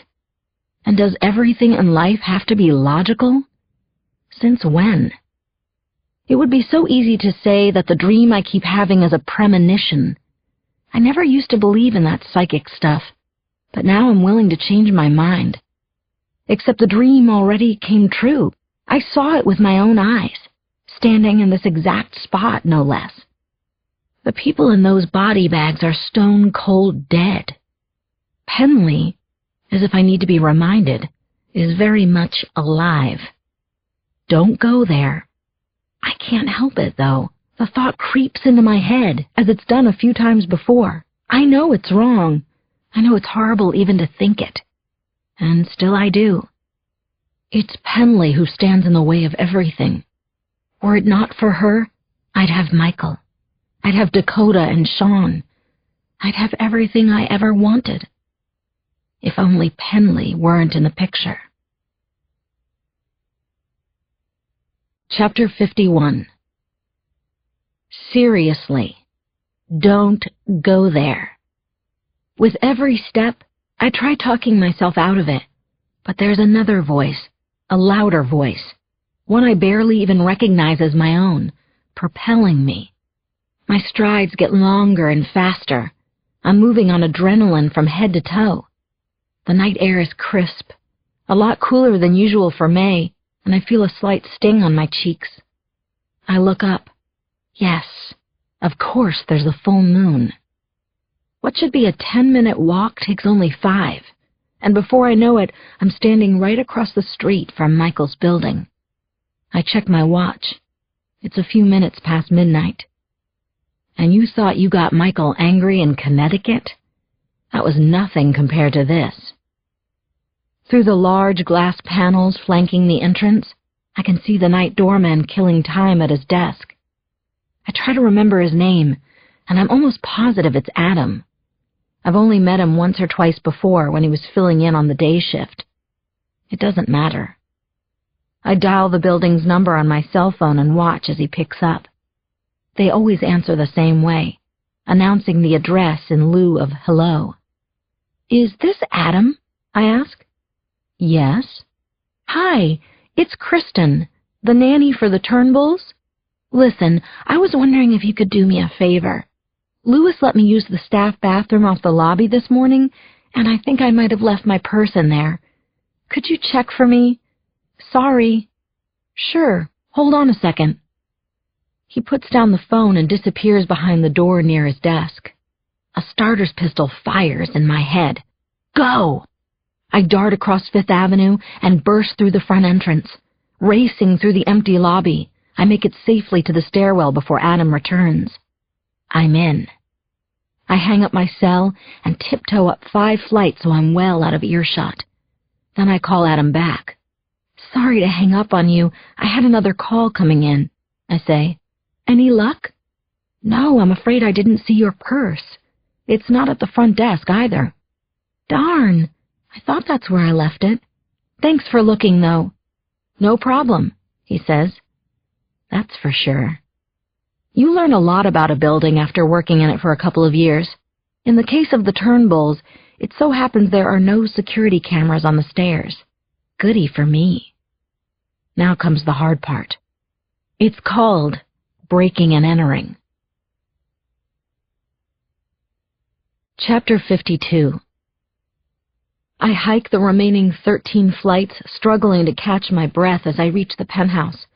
I check my watch again, which is just a nervous tick, I know. Lights out at the Turnbulls is usually no later than 10. Michael rises with the sun, and Penley sees the benefit of a good night's sleep strictly from a cosmetic point of view. God forbid she ever has bags under her eyes. Still, I cool my heels for another 15 minutes. One last chance, perhaps, to come to my senses. The chance passes. Thumbing through my keys, I find the one Penley gave me when I first began working for her. I distinctly recall her saying something snotty and condescending about it being a symbol of trust. What, like I'm going to use it to break in one night? The key clutched tightly in my hand, I gingerly approach the door and its solid brass lock. Turning my wrist ever so slowly, I try to dull the inevitable snap of the deadbolt. It's so quiet around me in the hallway. Too quiet. I'm afraid even the slightest noise will wake everyone. The lock cooperates, barely a sound, and I step inside. I can't see a thing at first. It's pitch black, but I know the apartment so well it wouldn't matter if I were blindfolded. This is so insane. What am I doing? Crossing the foyer, I walk down the long hallway to the bedrooms. Half of me is still pumping with adrenaline, the other half utter fear. It's like I'm on a tightrope without a net. There's no excuse for my being here, at least none that anyone else would understand. I'm steps away from Dakota's room. I don't intend to go in, and yet that's exactly what I do. I feel the need to look at her, to see her sleeping peacefully. and thanks to the glow of a small heart-shaped nightlight by her bed, I can. Nestled under her pink covers, she looks so angelic. I love Dakota and Sean. Who wouldn't? Farther down the hallway, I slip into Sean's room. No such luck with a nightlight. He doesn't like them. Squinting, I can barely make out his tiny silhouette in the darkness. I edge closer and closer to him when, disaster, I kick something. Legos. The sound of crashing plastic rips through the room as one of Sean's fantastic creations splatters against a wall. He stirs, and I freeze, holding my breath, my heart thumping out of control. "Mommy?" he mutters. Shit. What now? I'm about to panic when it comes to me. "Yes, honey?" I whisper. "This is just a dream. Go back to sleep now, okay?" He seems to think it over for a few agonizing seconds. "Okay," he says finally. Phew. I figure if he were really awake, he'd recognize my voice. Still, it's a little too close for comfort. I should take the hint and escape from the apartment as fast as possible. All I have to do is turn left out of Sean's room and never look back. Instead, I turn right and keep going down the hallway to Michael and Penley's room. Chapter 53. The door to Michael and Penley's bedroom is half closed, and there's not enough space for me to squeeze inside. Here's praying for well-oiled hinges. Slowly I push my way in. No squeak. Instead, just the sound of Michael's breathing. It's not quite a snore, more like a low-pitched hum. I recognize it immediately from the few times in which our sleeping together actually involved sleeping. I inch toward them, my footsteps deadened by a huge Persian rug. There's a scant glow of moonlight filtering in through the curtains. As my eyes adjust, I realize what I'm reminded of. My dark room. I stand at the foot of their king-size bed, staring, feeling nervous. Penley's on the left, closer to the bathroom. They're not cuddling, nestling, or spooning. In fact, Michael couldn't be any farther away from her without rolling off of the mattress. Nonetheless, the sight of them sharing a bed immediately irks me. I know they're husband and wife, that this is completely normal, even if their marriage isn't. I simply never thought about it this way. I never see any intimacy between the two of them. Now here I am looking at them together in bed. What a weird feeling. So uncomfortable. Unsettling. It's not so much that I'm jealous. It's more like I'm angry. I don't think it's possible to hate Penley any more than I do right now. And she hasn't really done anything wrong, has she? I'm no longer staring at both of them, just her. I see her bony shoulders jutting out from the puffy duvet, and the turned-up little nose that she wrinkles when something bothers her, which is always. Even asleep, she looks like a bitch. Penley could star in Wicked, without makeup. My eyes drift. Scattered on the bed are more pillows than two people could ever possibly use. I focus on one propped against the headboard, untouched. My brain ignites, and like sparks the ideas come flying, all of them evil. How easy it would be to lean over Penley and grab that pillow, place it on her face with my elbows locked, and smother her. If I did it quick enough, she wouldn't even struggle, would she? There would be no violent kicking, no muffled screams. She'd die a quick, silent, 100% goose-down death. Could I really do it? Hell, I can't even believe I'm thinking it. It occurs to me, maybe that's the connection. Why Penley's picture has the same ghosting effect as the body bags from the Falcon? It's because she's in danger.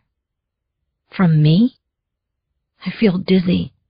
A rush of cold air hits me and I gasp, only to look over at the curtains and see them billowing. The window over the terrace has been open all this time. A little shiver travels up through my spine and head, jarring my thoughts in an entirely new direction. I know exactly what I have to do now. Shoot Michael. Chapter 54. Carefully, I remove the Leica from my shoulder bag, double-checking to make sure it's loaded. My hand steady, I aim right for Michael's head. Don't think, just shoot. Mommy! My head whips around. Oh, jeez. It's Sean calling from his room. Mommy! He yells again. I look back at Michael and Penley. They're waking up. Quick! Hide! I glance at my camera. No, wait. Snap a picture, then hide. Sean calls out a third time, his little voice screeching like a siren. He not only sounds louder, he sounds closer. Is he out of his bed? I drop to the floor in a panic. 10 feet away, over by the bathroom, is a small sitting area with a sofa. I begin crawling toward it on my hands and knees. I'm completely in the open now. If Penley gets out of bed, the only way she won't see me is if she trips over me first. That's when I hear her mumble to Michael, half asleep. It seems she's not going anywhere. Go see what he wants, she says. He's yelling for his mommy, he mumbles back. Then let him yell. Michael groans and pushes back the covers. Oh no, he's getting out of bed. Michael is going to see me in about 2 seconds. The couch is still a few feet away. I scramble to hide behind it. The floorboards creak beneath the rug. What was that? Asks Michael. Penley yawns. What was what? That noise. Didn't you hear? It sounded like it came from inside the room. I close my eyes. I'm toast. Mommy? I peek out around the sofa. Sean's standing in the doorway now, his voice barely above a whisper. I'm saved, at least for the moment. Michael forgets all about the noise in the room. Hey, what's the matter, little buddy? He asks. I had a bad dream. Dumba came again. Can I sleep in your bed? Dumba is the monster who sometimes invades Sean's dreams. Is Dumba maybe the monster who invades my dreams? Sure you can, says Michael. He is a nice guy. No, snaps Penley. Honey, give the kid a break, will you? He's scared. I don't care. He needs to learn that he can't always come running to us. Michael bristles. Yeah, and he also needs to learn algebra, but neither has to happen at age 5. As terrified as I am to be stuck there, I can't help thinking, good one, Michael. Not that Penley would ever be denied. Fine, she huffs. I'll give you a choice. If he sleeps in here, you don't. You can't be serious. I'm dead serious. You, Sean, and Dumba can go sleep somewhere else. Jesus, you're a piece of work, Penley. I hear Michael's feet land on the floor with a resounding thud. His voice sweetens for Sean. Come on, buddy. You and I are sleeping in the guest room. And off they go, leaving me and Penley. Chapter 55.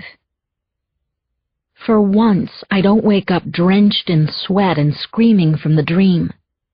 That's because I never go to sleep that night.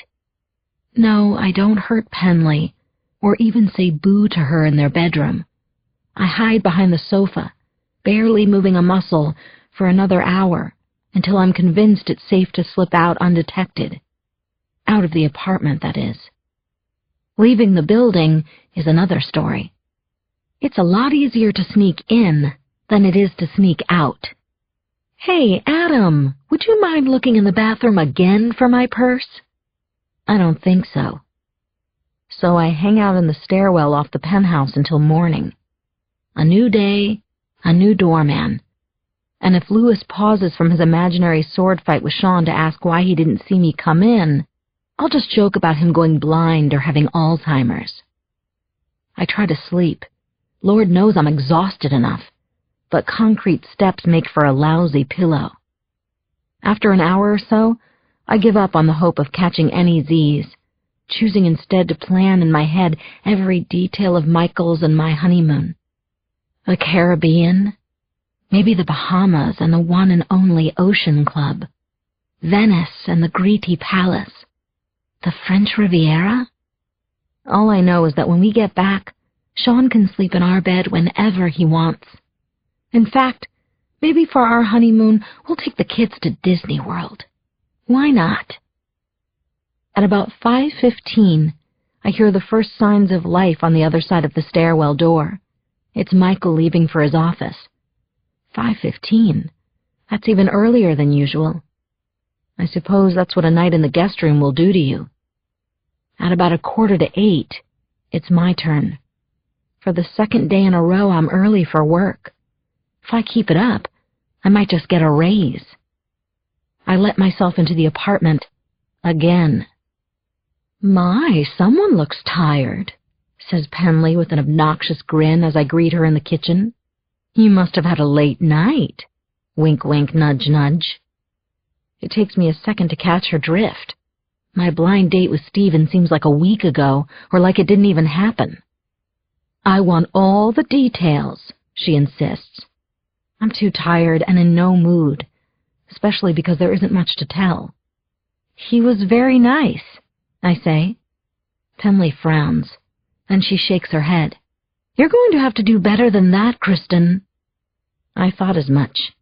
So I ply her with some mindless details about the dinner, and while I don't come right out and say it, I make it clear that her gym friend is not my type. For sure, I don't want her pushing for a second date. Then she surprises me. "Yeah, Stephen pretty much felt the same way." "You spoke to him already?" "Hope you don't mind," she says with a shrug. "He's a friend, after all, and I was curious." "I can see that." She turns and pours herself another steaming cup of coffee, which looks delicious, by the way. One day she might actually ask if I want one. "You know, Stephen got the sense that you were already seeing someone." "Thanks, pal." I tried to assure him I'm not, I say. It's a little funny to hear that, though, given he still seems hung up on his ex-girlfriend. "You think so?" "Absolutely. Did you know she's a married woman, by the way?" Her eyes go wide. Apparently not. "He neglected to mention that," she says with a smirk. "I apologize." Penley? Apologizing? For what? I ask. "Thinking Stephen was right for you. I don't approve of that sort of thing." "He should know better," she says, frowning. "Don't you agree?" Oh, the irony. Chapter 56. I struggle to stay awake while I walk the kids to school. I've got one eye just about closed, the other trained on Dakota, as I still wonder what's going through her mind. Indeed, she wasn't quite herself yesterday, spending most of her time in her room. Her daddy and I were only talking behind those hedges out in Westport, but the whole vibe of the moment must have seemed a little less than innocent.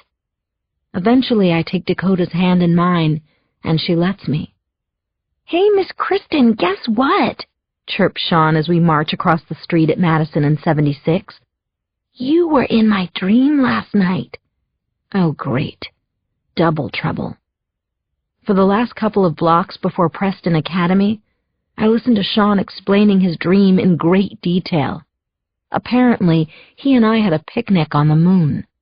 Or was it Mars, he wonders. The details are a little fuzzy, but what's clear is that he has no recollection of my being in his room. Hallelujah! One less thing to worry about. That leaves only about a dozen others. What's bumming me out the most, I think, is that after all I went through last night, I wasn't able to snap a shot of Michael. I was so spooked by nearly getting caught, that all I could think about was escaping from the apartment as soon as possible. "Okay, my angels," I say, kneeling just outside the gates of Preston Academy. "Have a wonderful day. Listen to your teachers, and I'll be here this afternoon to pick you up." "Bye," says Sean, and he kisses me on the cheek. "Thanks," Dakota says, "just for being nice." As always, I watch their mad dash to join their friends and head inside the school. When Sean falls behind, Dakota stops and sticks out her hand, patiently waiting. My heart sighs. It's settled. Michael and I are definitely taking them to Disney World for our honeymoon. I turn and head back toward Fifth Avenue. Less than a block later, my cell phone rings. What's this? Serendipity. It's Michael. I knew it was only a matter of time before he called. "I was just thinking of you," I say. "Not as much as I've been thinking of you, Chris. I've missed you so much." Before I can say ditto, he apologizes. "For what?" I ask. "That's what I should be doing. I'm so sorry for what I did. I'm mortified." "No, it was wrong of me to cancel on you. Penley is such a bitch," he says. "I should never have gone out to Westport." That makes two of us. We laugh, and he simply couldn't be any sweeter. It doesn't take long for me to make the connection to the rotten night he had sleeping with Sean and Dumba in the guest room. If only he knew I saw it all firsthand. It's amazing, really. For everything I've said and done as part of my Dump Penley campaign, my efforts are no match for Penley herself. At this rate, Michael might even dump her by the 4th of July. Independence Day. What fireworks that would be. "I've got another business dinner this evening," says Michael, "but I want to make sure we're together tomorrow night. Anything you want, we'll do it, okay?" "You've got yourself a date," I answer. "God, I'm so lucky to have you. Don't you forget it." We say goodbye, laced with I love yous, and I put my cell phone away. Opening my shoulder bag, I see that the lens cap has fallen off my camera. As I snap it back on, I notice something else. I loaded a new roll of film before sneaking into Michael and Penley's apartment last night. Since I didn't snap a single picture, the shot counter should still read 0. Only it reads 1. Chapter 57. Maybe the camera jostled in my bag, triggering the shutter. It could happen, especially these days. But there's another possibility. The thought immediately spins me around. Now I'm walking in the opposite direction. Out comes my cell phone again, and I call Penley. Actually, I call her answering machine, since I know she's still at the gym. Not that she'd pick up anyway. "A filling just fell out," I explain. "Luckily, my dentist can take me right away. Don't worry, I'll be done in plenty of time to pick up the kids at 3. That takes care of that. Next stop, my darkroom. I've never burned an entire roll of film for only one picture. But if there's going to be a first time, this is definitely it. I have to see one. Right before Sean called out last night, I had Michael lined up in my lens. Maybe, just maybe, I managed to get the shot without even knowing it. The desire to find out takes over, and I'm quickly hailing a cab in lieu of walking. I'm riding another wave of adrenaline, my mind and body oblivious to the fact that I've been awake for over 24 hours, and counting. "Keep the change," I tell the cabbie, dropping $7 in his lap as he pulls up to my building. Less than a minute later, I'm alone in my darkroom, the main light out and the door closed.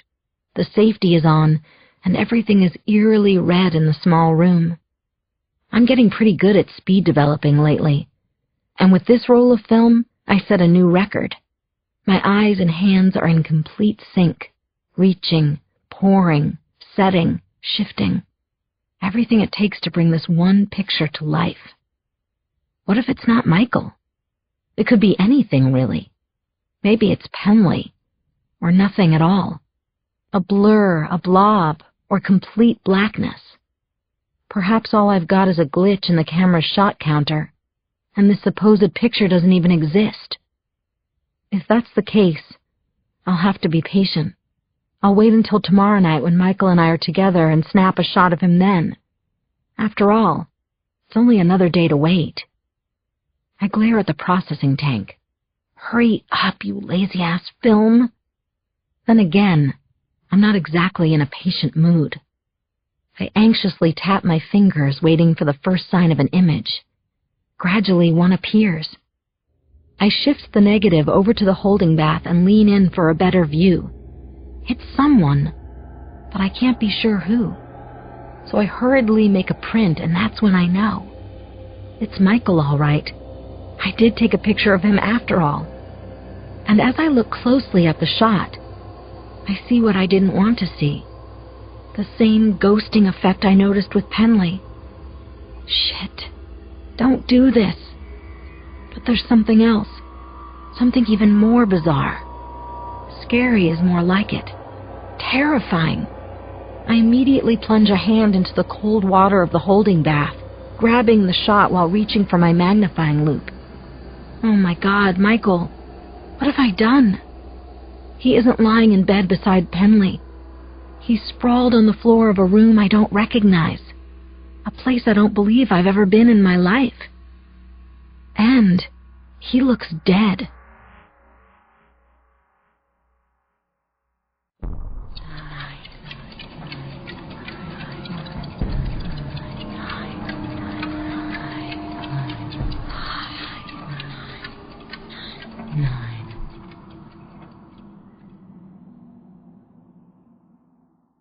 Chapter 58.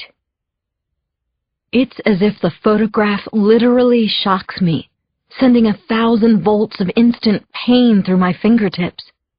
It drops from my hands, landing face down on the floor. Like Michael. I step back terrified. How? What? Where? When? I don't have a single answer to any of these questions. What's real? What isn't? There has to be a rational explanation. That's what I've been saying all along, beginning with the dream. But looking at this picture of Michael, I don't know. How do you explain the inexplicable? I don't. At least not yet. Back and forth I pace in the tight confines of my dark room, repeating the same 4 words over and over in my head. Keep it together, Chris. I figure I've got 2 choices. Check myself into the loony bin, or continue chipping away at this mystery. I stop pacing as the image of a padded room and me wearing the latest style in straitjackets flashes through my mind. Decision made. I rush out to the kitchen and pick up the phone. If I can't explain the picture of Michael, there's still the issue of the ghosting effect. On the heels of everything else, I'm thinking it has nothing to do with my camera, but I need to make sure. Gotham Photo, the man answers.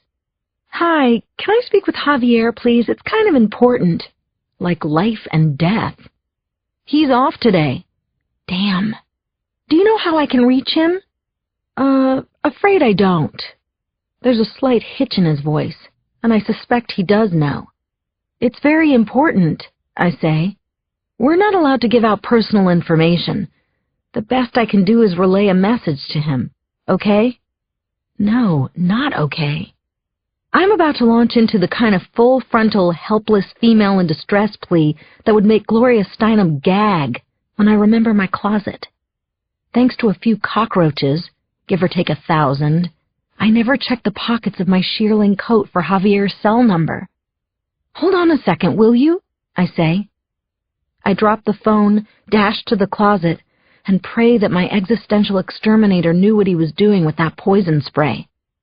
I slowly open the door to see only coats, including my shearling. Chalk one up for my memory. Javier's card is right where I thought. Never mind, I say, returning to the phone. Click. The second I get a dial tone, I call Javier. It's such a relief when he answers. I'm so sorry to bother you, Javier. Don't worry about it, he says. I'm sure he likes me, and I feel a little guilty about this. I remind him about the ghosting effect. Remember? I mentioned it when I bought the new lens? So the problem wasn't with your old one, huh? Afraid not. I know it's your day off, but would you mind taking a look at the pictures? I really need to figure this out. That depends, he says. On what? On how well you know your way around Brooklyn. Chapter 59. Not very well. In fact, the closest I've ever been to Brooklyn is watching reruns of Welcome Back, Kotter on Nick at Night. But after picking up the kids at school and pretending all afternoon that my mouth is still sore from the dentist, I board the F train heading out of Manhattan and hope for the best. I generally don't mind riding the subway, except for rush hour, when it's a madhouse. Of course, that happens to be right now. Wedged in with a gazillion other people, including the guy hovering next to me, whose 24-hour deodorant is clearly living on borrowed time. I'm afraid the old adage is wrong. Getting there is not half the fun. But at least I get there. And thanks to Javier's very precise directions from the 15th Street Prospect Park station, I easily find the nearby brownstone where he lives. It's a pretty nice neighborhood, and I can't help feeling a bit guilty about my low expectations, if not outright trepidation. I hate those people who think the good life begins and ends in the 212 area code, and here I am acting like one. Javier's apartment occupies the first floor, and he greets me at the door with his usual warm smile. He's dressed much the same as when he's behind the counter at Gotham Photo, khakis and a button-down shirt, in this case a blue and white stripe. The only thing missing is his name tag. "Can I offer you something to drink?" he asks. "A Diet Coke, if you have one." He does. I follow him back to the kitchen, stealing quick peeks into some of the rooms.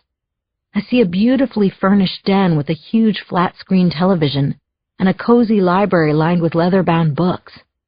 It's not what I expected, and again I feel like one of those 212 snobs. How fitting that selling camera equipment to those same people would apparently pay so well. He pours the soda into a glass with ice and hands it to me. "Now let's take a look at those pictures," he says. "Figure out what's going on." Excellent. I reach into my shoulder bag and pull them out. He's barely had a chance to look at the first one when I realize we're not alone. Chapter 60. "Javier?" comes a voice from another room. "Javier, is someone there with you?" It's a woman. She sounds old, foreign, and a bit confused. "Sí, Mama," says Javier over his shoulder. He turns back to me. "My mother moved in last year after my father passed away. Unfortunately, her health is not too good." "Javier?" she calls out again. "I'm talking to you. Javier?" He winks at me. Her hearing isn't too good either. He raises his voice. "Sí, Mama." "¿Con quién estás hablando?" Javier translates for me. She wants to know who I'm talking to. He answers her. "Ella es mi amiga. ¿La has visto antes?" He rolls his eyes. She wants to know if she's met you before. Now I have to introduce you, otherwise she'll be offended. Do you mind? I'm sorry. Don't be, I say. I'd love to meet her. Javier leads me out of the kitchen toward the very back of the apartment. He slows for a moment along the narrow hallway to whisper something to me. "Just so you know, my mother is very religious, and she's gone a little overboard in her decorating." I'm not sure why he's telling me this. That is, until we reach her room. Jesus! Literally. There have to be at least 100 crucifixes hanging on the wall. Big, small, wood, ceramic, with another 50 propped up on a bookshelf and bedside table. "Mama? Ella es mi amiga Kristin." She's sitting in a rocking chair by the window, wearing the plainest of plain tank dresses, cement gray, if I had to name the color. But what I really notice is how incredibly frail she looks. She's so thin she'd give Penley a fat complex. As she glares at me with sunken eyes, I walk toward her and extend my hand. It seems like the right thing to do. Wrong. Terribly wrong. I get no farther than a few steps when those sunken eyes explode with fear. She clutches a set of blue rosary beads in her lap and begins to scream wildly. All hell breaks loose in this claustrophobic room full of crosses. Espíritus malos! Espíritus malos! Manténgase lejos de mí. Ella está poseída por espíritus malos. Javier gasped. Mama, what are you saying? That's what I want to know. But Javier isn't translating. Instead, he rushes to her, trying to calm her down. She doesn't. She gets worse, in fact, more crazed and agitated. Ella está rodeada por espíritus malos, she screams, her sliver of a body nearly out of control. Javier grabs her and yells something in Spanish, but it's as if she can't see or hear him. She keeps pointing and hollering at me. Espíritus malos! Espíritus malos! Javier's worried face leaves little doubt that this is something his mother has never done before. I'm sorry, Kristin, but I think it's best if you leave. Espíritus malos! Espíritus malos! The old woman shrieks. She's also stamping her feet on the floor. What does she keep saying? I ask, as I slowly back out of the room. It's nonsense, says Javier. Don't worry about it. No, I want to know. Tell me. His mother begins to convulse, her rocking chair now like an electric chair. She bites down so hard on her lower lip that blood begins to trickle. My God! Mama! Yells Javier. The old woman is jabbing her finger at me. Espíritus malos! Espíritus malos! Kristin, I'll look at your pictures another time. At work. You really need to leave. But I can't yet. Not until you tell me what she's saying. I have to know. He glares at me, clearly vexed at my persistence, if not my presence. Come on, Javier, tell me, I plead. Finally, he does. Espíritus malos, he says. My mother says you're possessed by evil spirits. She thinks you're a devil. Chapter 61.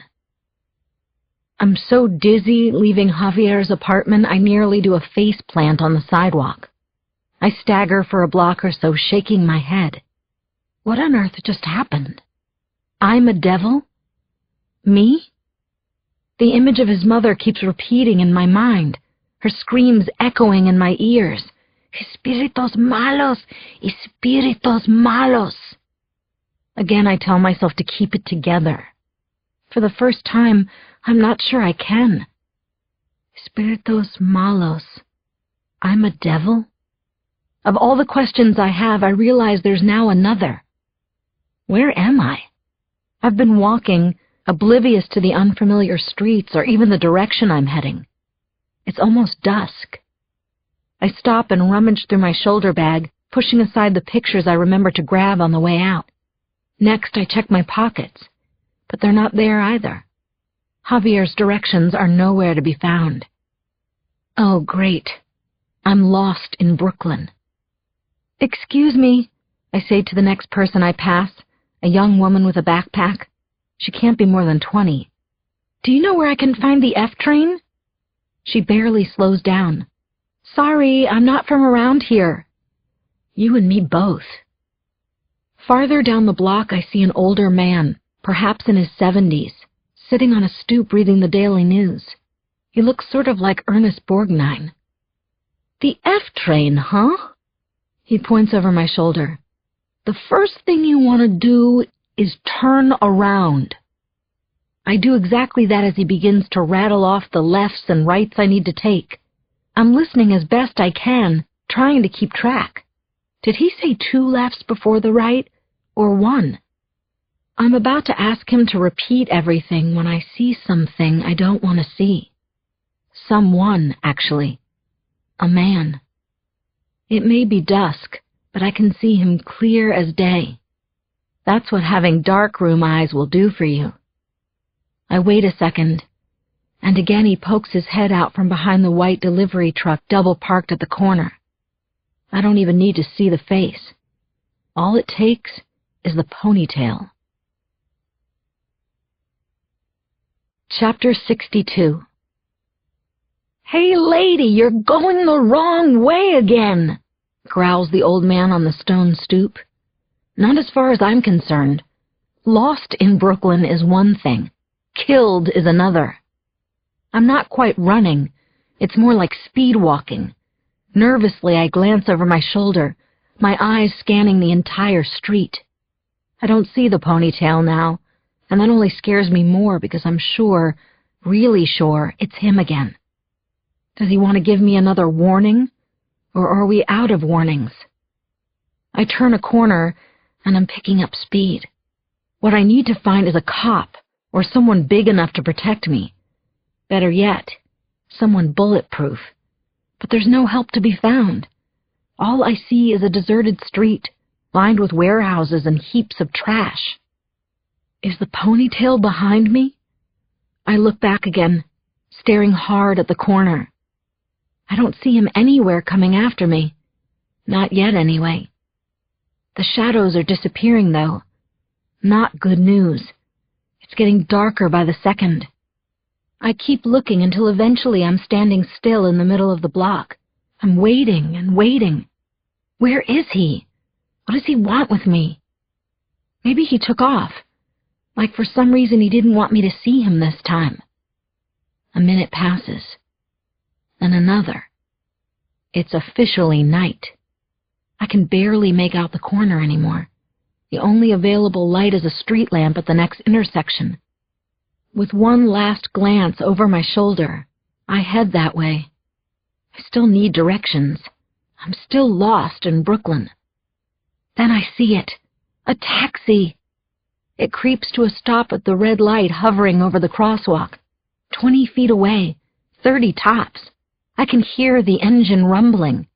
Hurry, before the light turns green. I break into a sprint, my eyes locked on the taxi, desperately willing it not to move.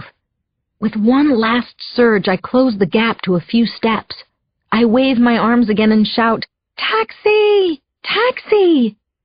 There's no way the cabbie can miss me, or so I think. The light turns green, and the taxi lurches forward. "No!" I yell. "Wait! Hey, stop!" It doesn't. I'm steps away, and it's about to pass right in front of me. Over my dead body. I jump right into its path. The cabbie slams on the brakes, the screech of bald tires piercing the air. By the time the substantial chrome bumper rocks to a halt, it's inches from my kneecaps. Ignoring the cabbie's evil eye, I stomp around to climb into the back seat.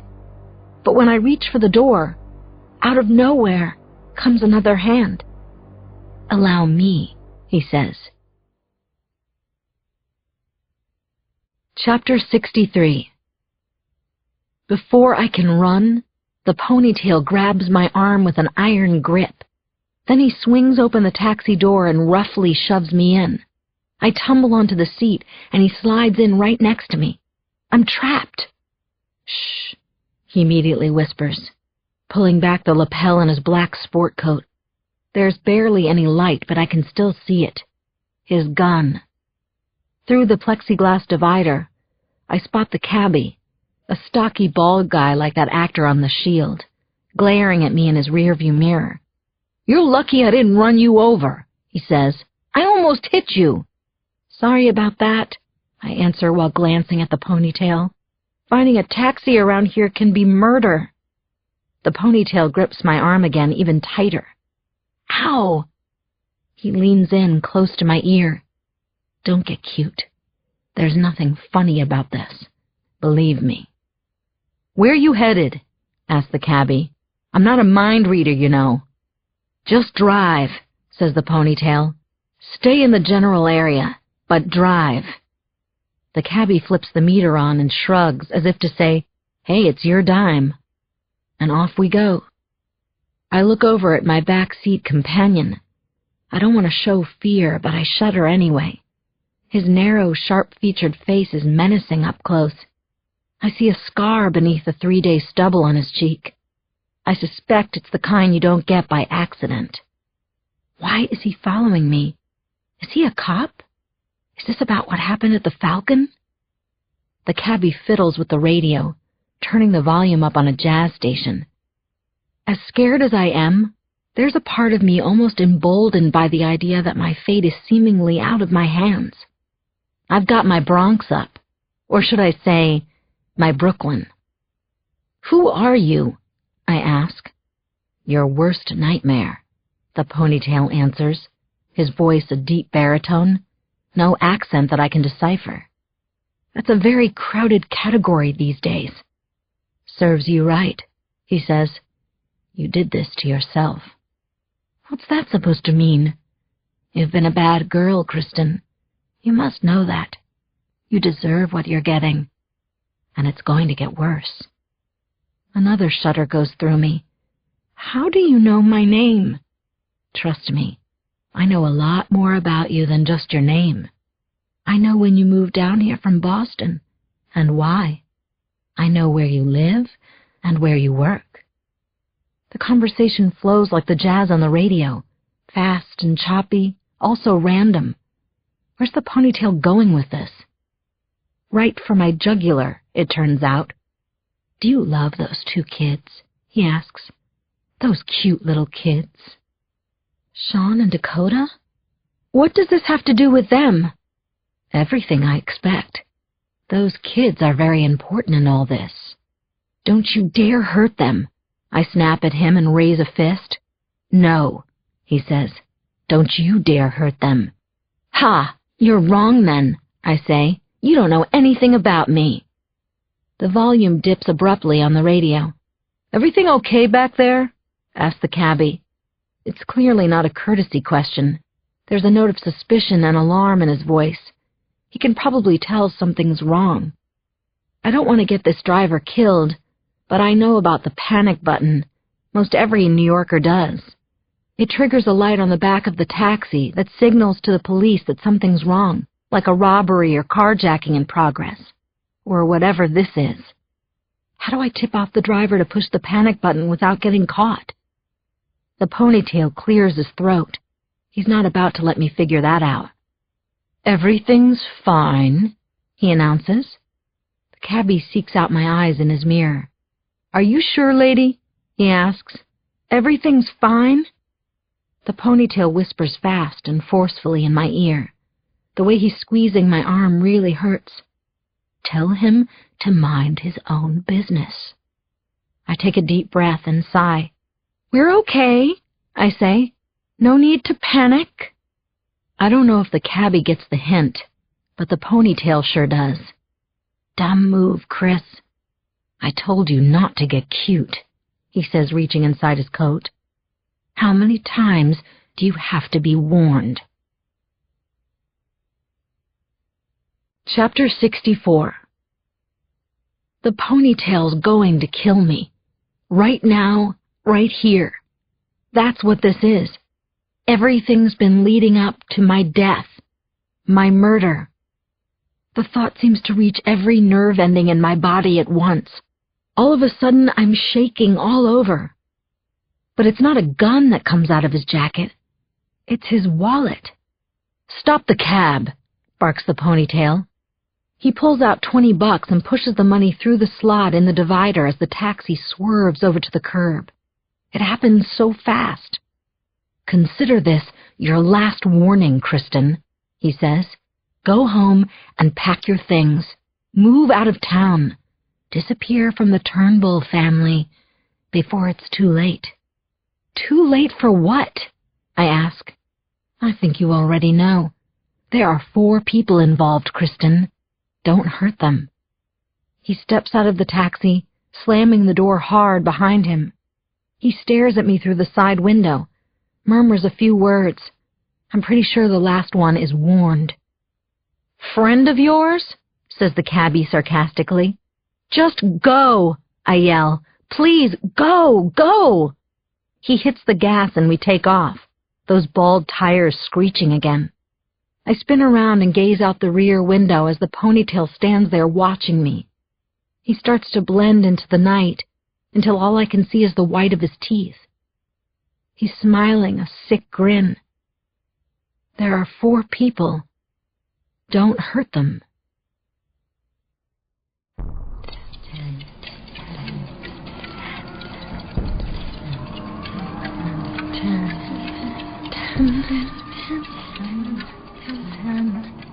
10. Chapter 65. Consider this your last warning, Kristin. But who's warning me? And why? Somebody from the police? Is Detective Delmonico involved? "So are we actually going somewhere?" asked the cabbie, interrupting my manic train of thought. "Manhattan," I answer. "Please." I barely manage to give him my address before sinking down in the seat, ready to pass out. I've been awake for a day and a half. I'd almost find it funny if I had the energy to laugh anymore. "Hey, you sure you're okay back there, lady?" "Yeah," I lie. "Just another day at the beach." Any mild relief I'm feeling is squashed by my lingering fear. It's as if he's still sitting next to me, warning me about the Turnbull family. I'm shivering and feeling dizzy. What's more, my body is one big itch. Hives again? Whatever it is, I'm scratching all over like mad. In fact, it's going from bad to worse. I feel as if my skin's crawling. What's going on with me? We pass a street lamp, the back seat filling with a hazy yellow glow. I quickly push up my sleeve to look at my arm. I expect to see bright red from all the scratching. Instead, I see something else. Something is moving. I jolt up in the seat as the rear of the taxi goes dark again. I'm swatting at my arm. At what exactly, I don't know. But I definitely feel something. "What the hell are you doing?" asked the cabbie, surely wishing he had run me over at this point. "There's something on me!" I shout. He flips the overhead light on. I immediately see it and scream my head off. It's a cockroach, except it's not on me. It's in me. The thing is crawling under my skin. The ghastly shape unmistakable. Legs, body, antenna, marching up toward my elbow. I keep striking myself, beating my arm. Then I see another roach, and another after that, forcing their way beneath my flesh. And what I can't see, I feel in my legs, my stomach, my face. The cockroaches are everywhere. I'm thrashing in the back seat, my arms flailing. I have to get out of this taxi. But as I reach for the door, the locks snap down. At least I think that's what just happened. I pull in vain on the handle. I'm trapped. "Unlock the door!" I yell at the cabbie. But he doesn't. Maybe because I've succeeded in scaring the hell out of him. Up ahead, I see the brick wall of a building getting close in a hurry. It's a dead end in the worst sense of the word. I can't bear to look at this. I close my eyes and cover my face with my arm. Then whack! Bam! Crash! As though my life is a cartoon. Everything goes black.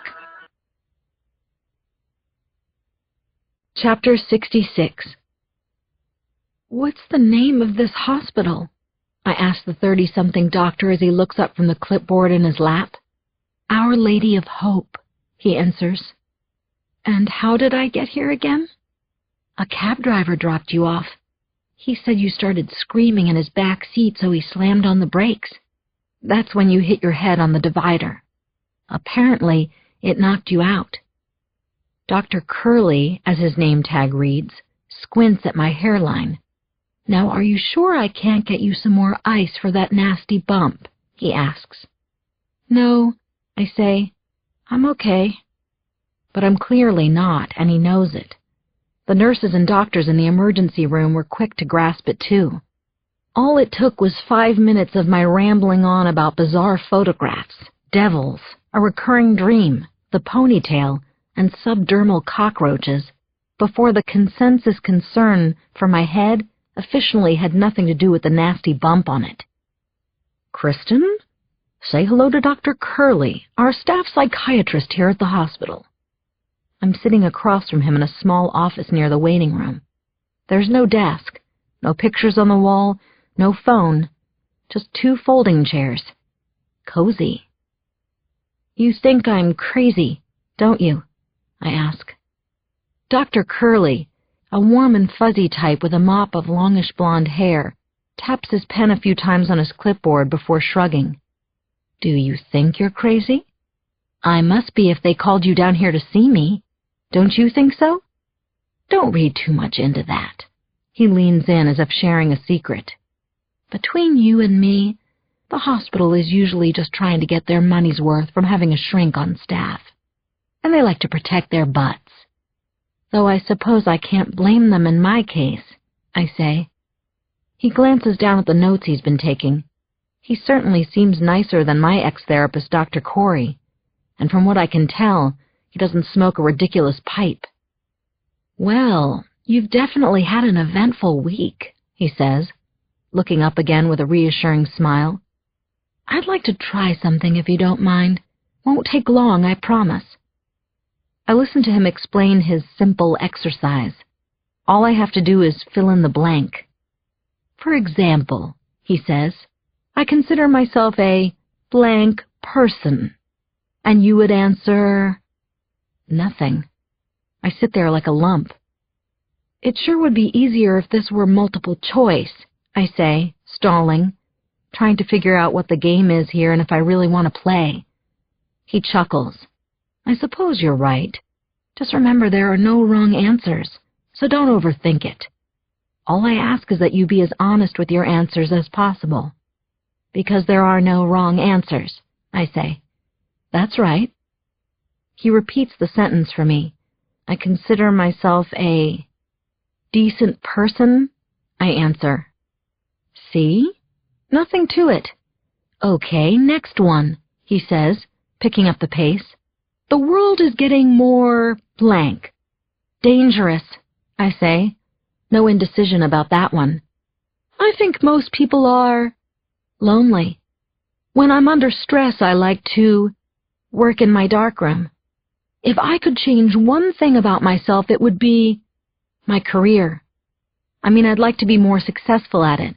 I'm a photographer. The last person I got upset at was myself.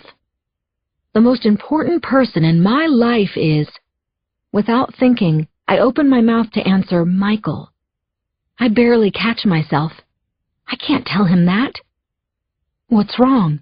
asked Dr. Curley. Nothing," I say, shifting in my seat. I had to think about it for a second. "The most important person in my life is Connie, my best friend." He nods. He's been nodding all along, only this one is a little different. Slower. Does he know I'm lying? Of course he does. The guy's no dummy. "Okay, last 2, he says. "I had a blank childhood." I hesitate before answering. "Difficult." "And last, the thing I'm most afraid of is..." That's easy. "Dying." Chapter 67.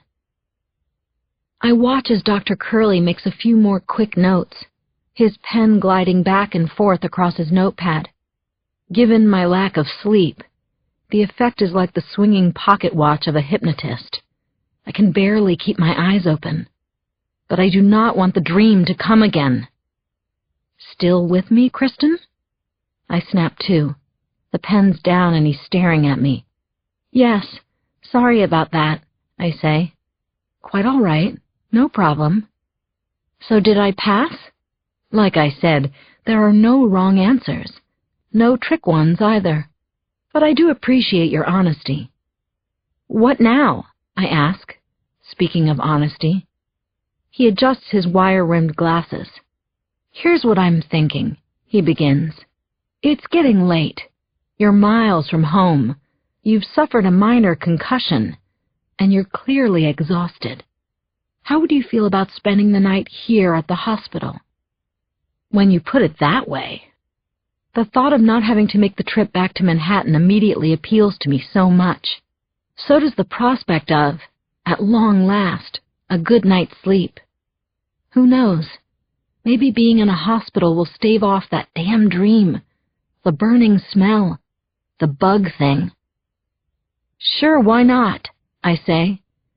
Dr. Curley tells me to hang out and relax for a moment, as he needs to clear it with another doctor. He leaves, closing the door behind him. I sit and wait. I'm getting a little bit antsy now. And paranoid? Of course. A few minutes go by, followed by a few more. I'm hanging out, but I'm definitely not relaxing. Where is he? Come on, come on. I'm clearly exhausted, remember? I get up from the chair and walk to the door, opening it just enough to poke my head out. Sure enough, I spot Dr. Curley down the hall talking on his cell phone. He's standing with another man, who I assume is the doctor he mentioned. But I can't quite see him thanks to Curley's bushy blonde hair. Then Dr. Curley shifts his feet, and I manage to catch a glimpse of the other doctor's face. I immediately do a double take, and my heart does a little flip-flop. Make that a big flip-flop. I know him, or at least I used to, before he was murdered in my hometown of Concord, Massachusetts. Chapter 68. This is a monster clue in the ongoing mystery called My Life of Late. It has to be. I whip my head back from the hallway, quickly shutting the door. I'm alone in the room and desperately want to keep it that way. I have no idea how Dr. Magnumson, my pediatrician from my hometown, could be alive, let alone working in Brooklyn. What's more, he hasn't aged a day. He looks exactly as he did when I last saw him, back when I was 12 years old. The doubts creep in like a heavy fog. Is it really him? Maybe this doctor just looks like Floyd Magnumson, right down to the cleft chin. I know one way to find out. Walk right up and ask. If I'm right, he won't even have to answer. Given the past, why and how he was killed, the look on his face will say it all. Christ, listen to yourself, Kristin. If you're right, that means you'll be talking to a dead man. And if I'm wrong? If I go into that hallway and make another insane scene? Suffice to say, the hospital will put me up in a room all right, one with wall-to-wall padding, and a little window so they can watch me at all times. But it's Magnumson, I know it is. Like I know I saw my father. I even have the pictures to prove it. Wait! Pictures! I rush over to my shoulder bag and grab my camera, checking for film. It's ready. Am I? And for what? The next test? I pause by the door, swallowing hard, my cheek resting against the cool wood. I need to be quick and I need to be quiet. I can't let anyone see me take the shot. Not Dr. Curley, and especially not Magnumson. Why is that, Chris? Because the dead don't like having their pictures taken? Carefully, I peek into the hallway again. The two men are still together, but Dr. Curley and his blonde hair have moved again, blocking my shot. Camera raised, I watch through my lens, waiting for the Kodak moment. Come on, Doc, move a little. He doesn't. The man's a statue. Which means I am, too. How long can I stand here before someone... Now! For a split second, Dr. Curley shifts his feet as he tucks away his cell phone. I've got the shot. More proof that I'm not a mad person, just that the world has gone mad all around me. Makes sense, if you're in my shoes anyway. Right as I snap the pic, I hear a scream over my shoulder. I spin to see a very pregnant woman hunched over at the entrance to the emergency room. She screams again, and 2 nurses rush toward her. She's pointing at the room I'm in, looking and pointing right at me. She screams again and utters just one word. Satan! And she's not the only one looking my way. So is Dr. Magnumson. If I wasn't sure before, I am now. It's been nearly 15 years, but it's as if I haven't aged a day either. This man who molested me, my pediatrician, recognizes who I am in an instant. The wretched look on his face says it all. Chapter 69. Kristin, please unlock the door, says Dr. Robert Curley in the perfect tone for reading Dr. Seuss to preschoolers. I don't. I don't even respond to this complete fraud. Whatever's bothering you, I'm sure we can help. Did you say we, Robbie? I hear the strain in his voice as he tries to remain warm and fuzzy. There must be a book somewhere. How to talk to a nutcase? Lesson 1. Never ever lose your cool. Come on, Kristin. I'm not the enemy, he says. It's an interesting choice of words, and I speak up. Is he with you? I ask. Is he still out there? Is who with me? Ha! I know Floyd Magnumson is standing right there. I can feel it. Why is Robbie playing dumb now, I wonder? Unless, of course, he's part of all this.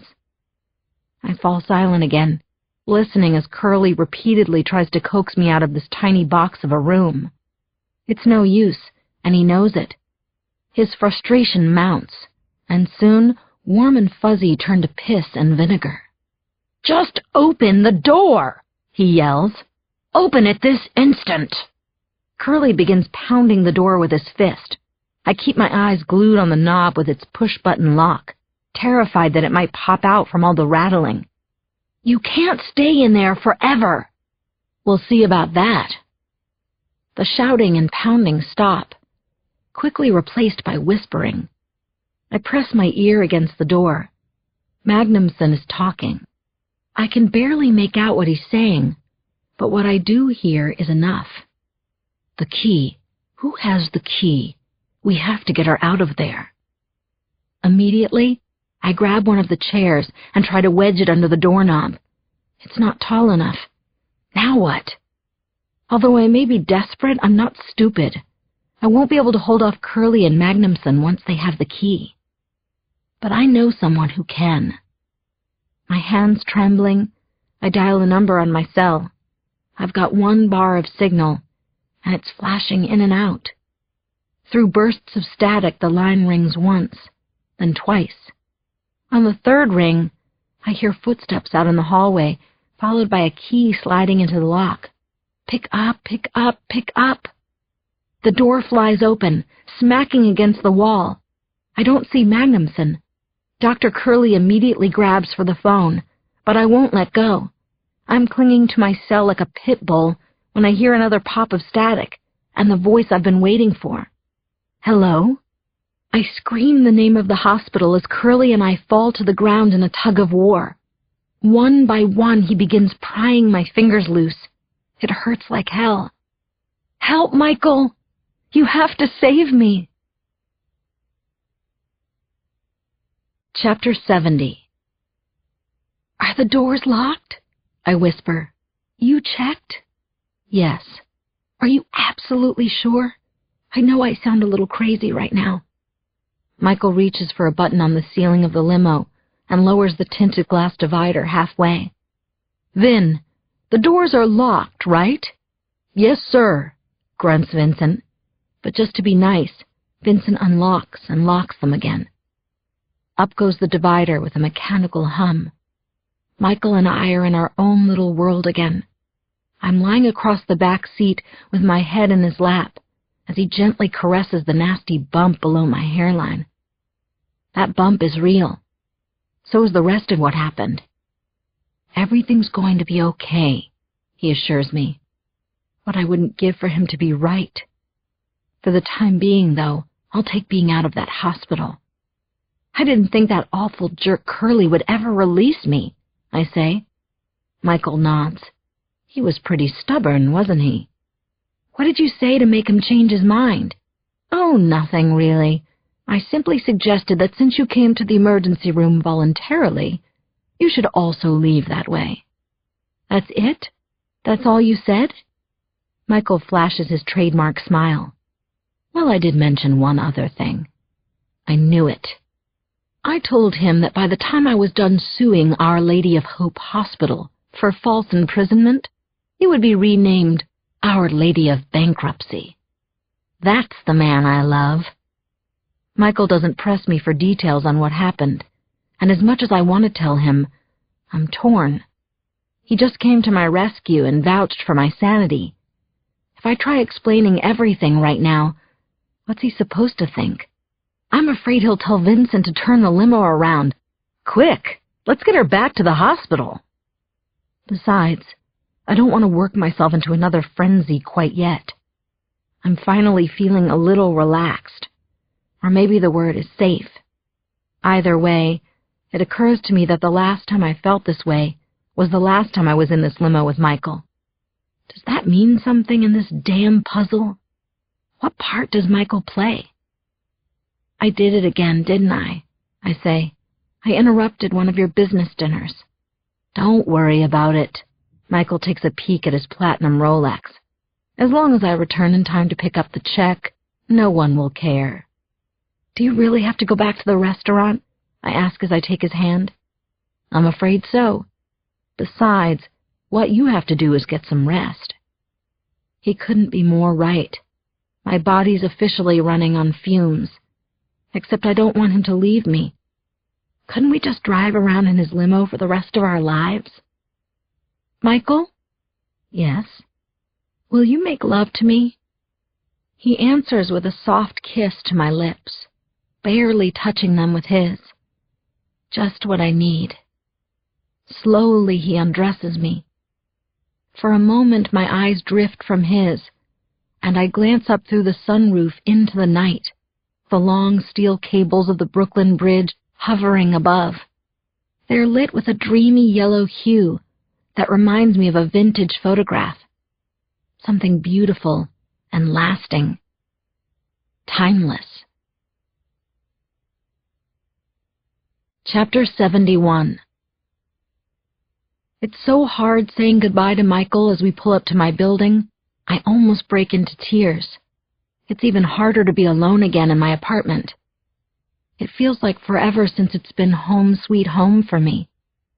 The second I get inside my door and lock myself in, the phone starts to ring. I don't want to answer, but maybe it's Michael. He's had second thoughts and he's coming over. Please let that be it. I pick up on the fifth ring, and it's an operator. I have a collect call from Kristin Burns. I want to throw down the receiver, but I think about it, and I accept the call. I hear my own voice. Help me. Please help me. Somebody, make it stop. Now I throw down the receiver. Make what stop? What in the name of God is happening? How can I get a phone call from myself?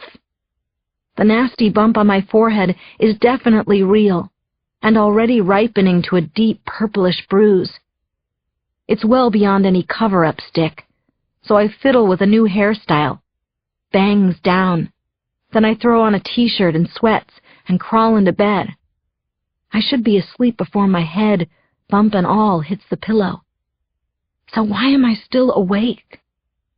5 minutes, 10 minutes, a half hour passes, and all I can do is toss and turn. The past few days play over and over in my head, an endless loop of fear and confusion. All the stress that seemed to melt away in Michael's arms begins to seep, then gush back in. There's only one thing I can think to do. I jump up and grab my camera. I can almost hear the voice of Dr. Curly playing his little fill-in-the-blank game with me. When I'm under stress, I like to... I close the door to my darkroom, and start to develop the shot I snapped at the hospital. I don't rush, since there's little doubt as to what I'll see.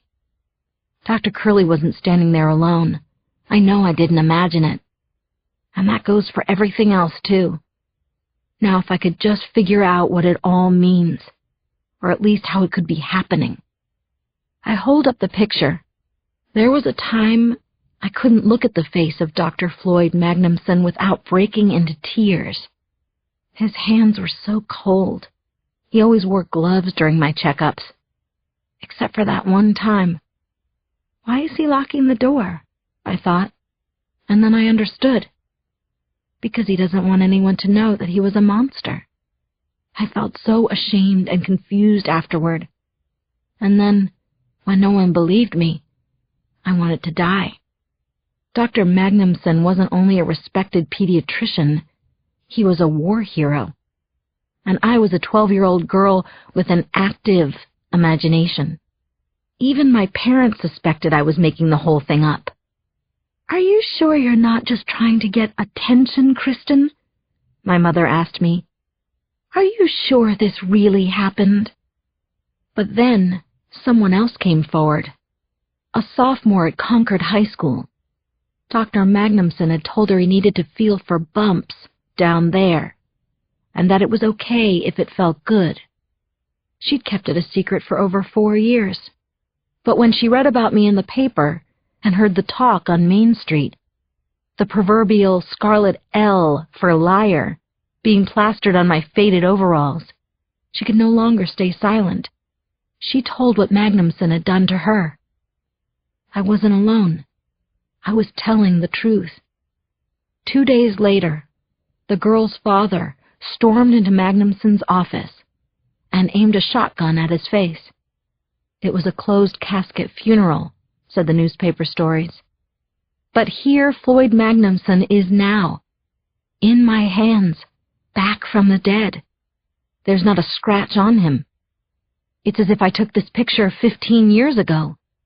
I pin it up on the wall and add the shots I took to show Javier.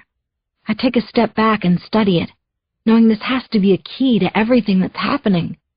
But what could Dr. Magnumson possibly have to do with my father?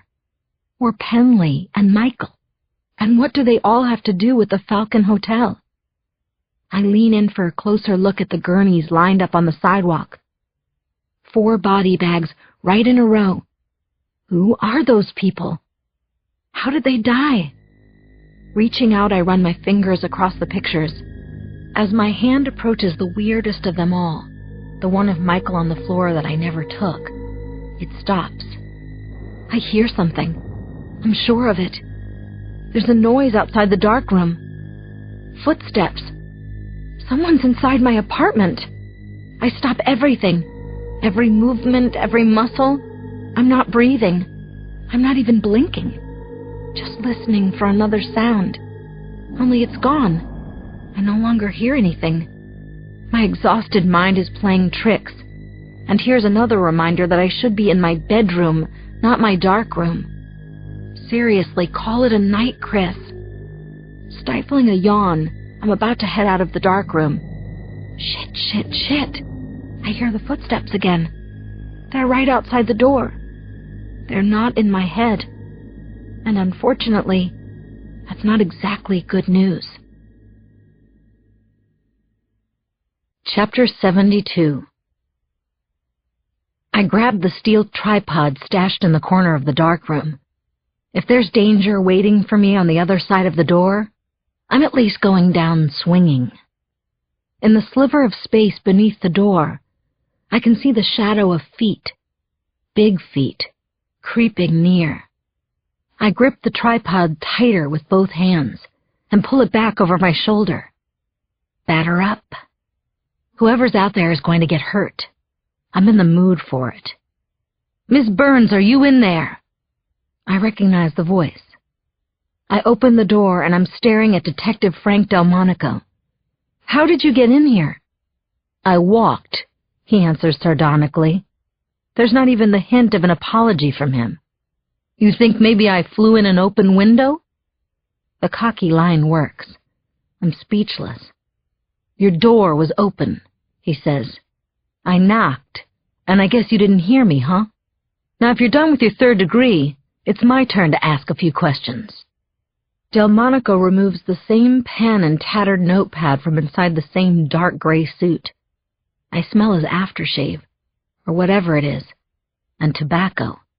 Even more than before, the detective gives me the creeps. This is happening too fast and too late, I think.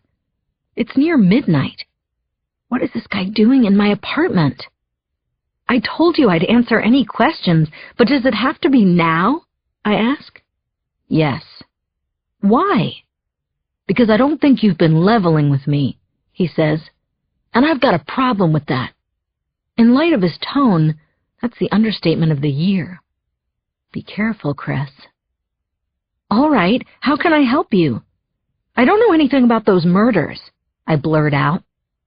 The morning I first saw you outside the Falcon Hotel. Why were you taking so many pictures?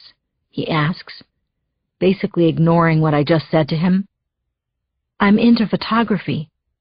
Is it your profession? Hopefully one day. I'm up for an important gallery showing. I have an agent. You could talk to her if you want.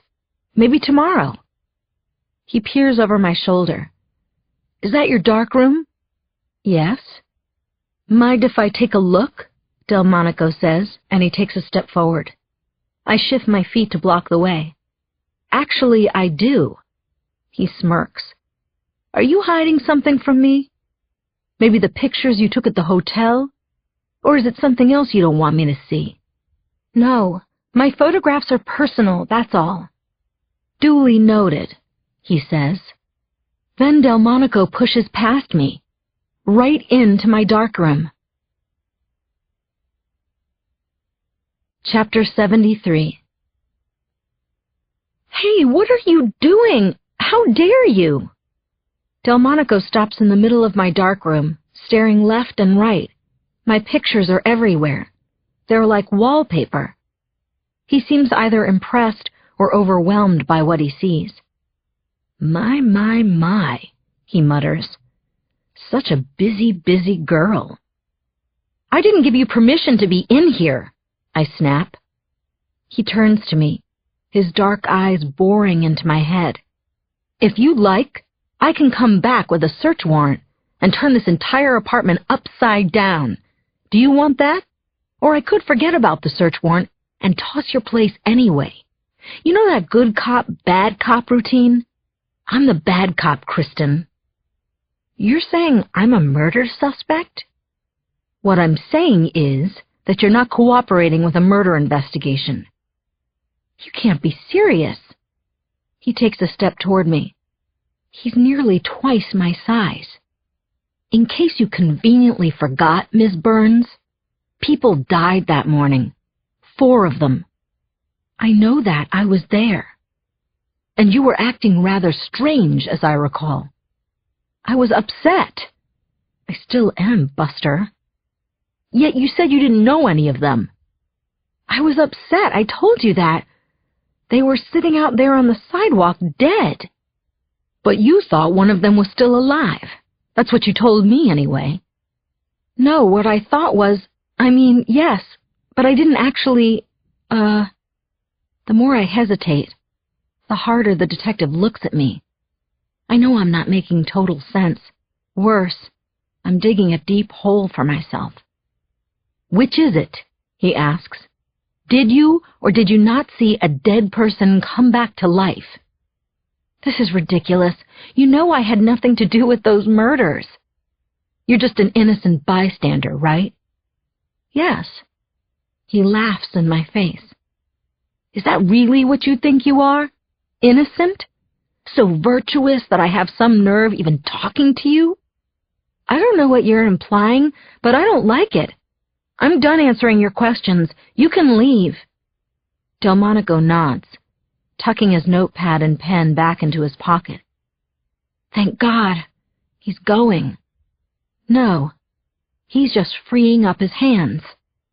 In a blur, he grabs my shoulder, slamming me against the wall. I hit hard, and pictures go flying, the pain shooting up my spine. I can't believe he just did that. Listen to me. Listen to the bad cop, he says, breathing fire. You're not done with anything until I say you are. You're wondering whether you're a murder suspect? Yes, you're a murder suspect, Ms. Burns. For starters. I can't talk. I'm terrified. You really think you're hot shit, don't you? A real independent woman, he says. Well, guess what? It's only a matter of time before I take you down, because you are involved with those 4 murders. That much I know. I open my mouth, fighting first for air, then words. You're hurting me, I manage. He shakes his head. You don't know the meaning of hurt. But you will. The back of one of his hands slowly drifts down from my neck and across my chest. This is really happening. What's he going to do now? Take me in? Arrest me for murders I didn't commit? His hand stops just above my breast. It's right over my heart, which is beating wildly. Do you feel that? He says. He leans in, his eyes mere inches from mine. He doesn't blink, not once. When you think of me, you remember that fear. He pulls back, letting go of me. I start trembling as he walks to the door and turns around. I know where you live, Ms. Burns, he says, and I know what you did at the Falcon Hotel. Both times you were there.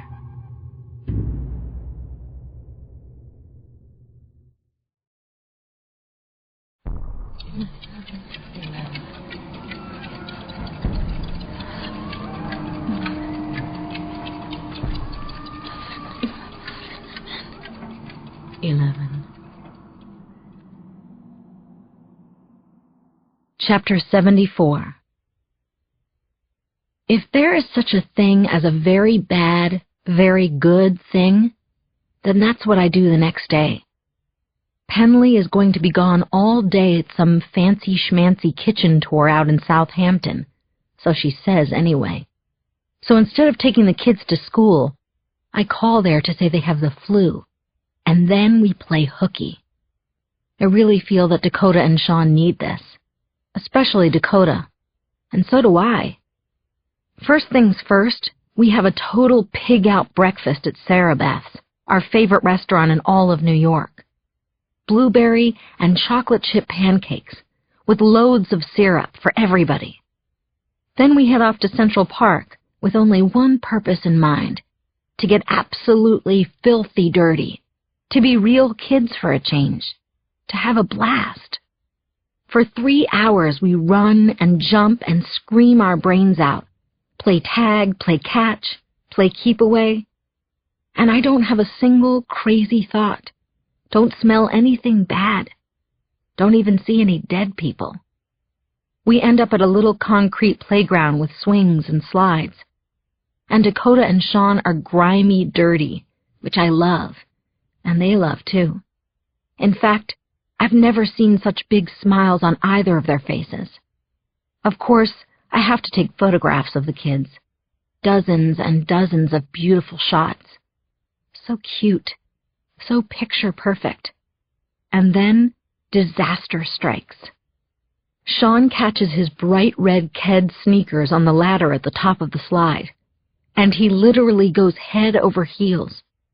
I watch and can't believe what I'm seeing as he tumbles way too fast, then hits the pavement with his face. I swear to God, with his forehead. 10 minutes later, we're at the emergency room at Lenox Hill, and amazingly, miraculously, Sean is totally okay, and doesn't even need a stitch. He even gets a lollipop, and so does Dakota. It's quiet in the cab from Lenox Hill going home, and then Dakota leans into me and puts her head on my shoulder. I wish I could take a picture of the two of us. It's all right, Miss Kristin. It's all right, she says. We won't tell. Promise, says Sean. We won't tell. We love you, Miss Kristin. And I love these kids so much. I just love Dakota and Sean to death. Who wouldn't? I also feel guilty, and I don't know how to get away from that. Not about playing hooky for one stupid day, which was great, but about everything else. And I mean everything else. Chapter 75. Hell, I should just toss my alarm clock out the window. What's that joke Sean likes to tell about seeing time fly? Really, what's the point of an alarm clock when I've got this dreaded dream to wake me every morning? I get the feeling it's going to be with me for an awfully long time, like forever. Same for all the other bizarre stuff filling my days. And all I can do is wonder, can I really handle this? Can I get on with my life, such as it is? Damn it, I'm going to try, with a little help from my friends. Beth and Connie conference call me on my cell phone minutes after I drop off Dakota and Sean at school. They want to take me to lunch and won't take no for an answer. Of course, what they really want to do is see if I'm okay or completely mashed potatoes. The social worker in Connie undoubtedly has her hyper-concerned after my surprise sleepover come meltdown at her apartment. Naturally, Beth heard all about it. Imagine if I tell them everything that's occurred since. Only that's not going to happen. That monster Delmonico has me scared silent. About everything. I can still feel his grip on my neck. The look in his eyes. Anyway, it's with an all's-well attitude that I walk into the Comfort Diner. How fitting. On 45th Street between 2nd and 3rd.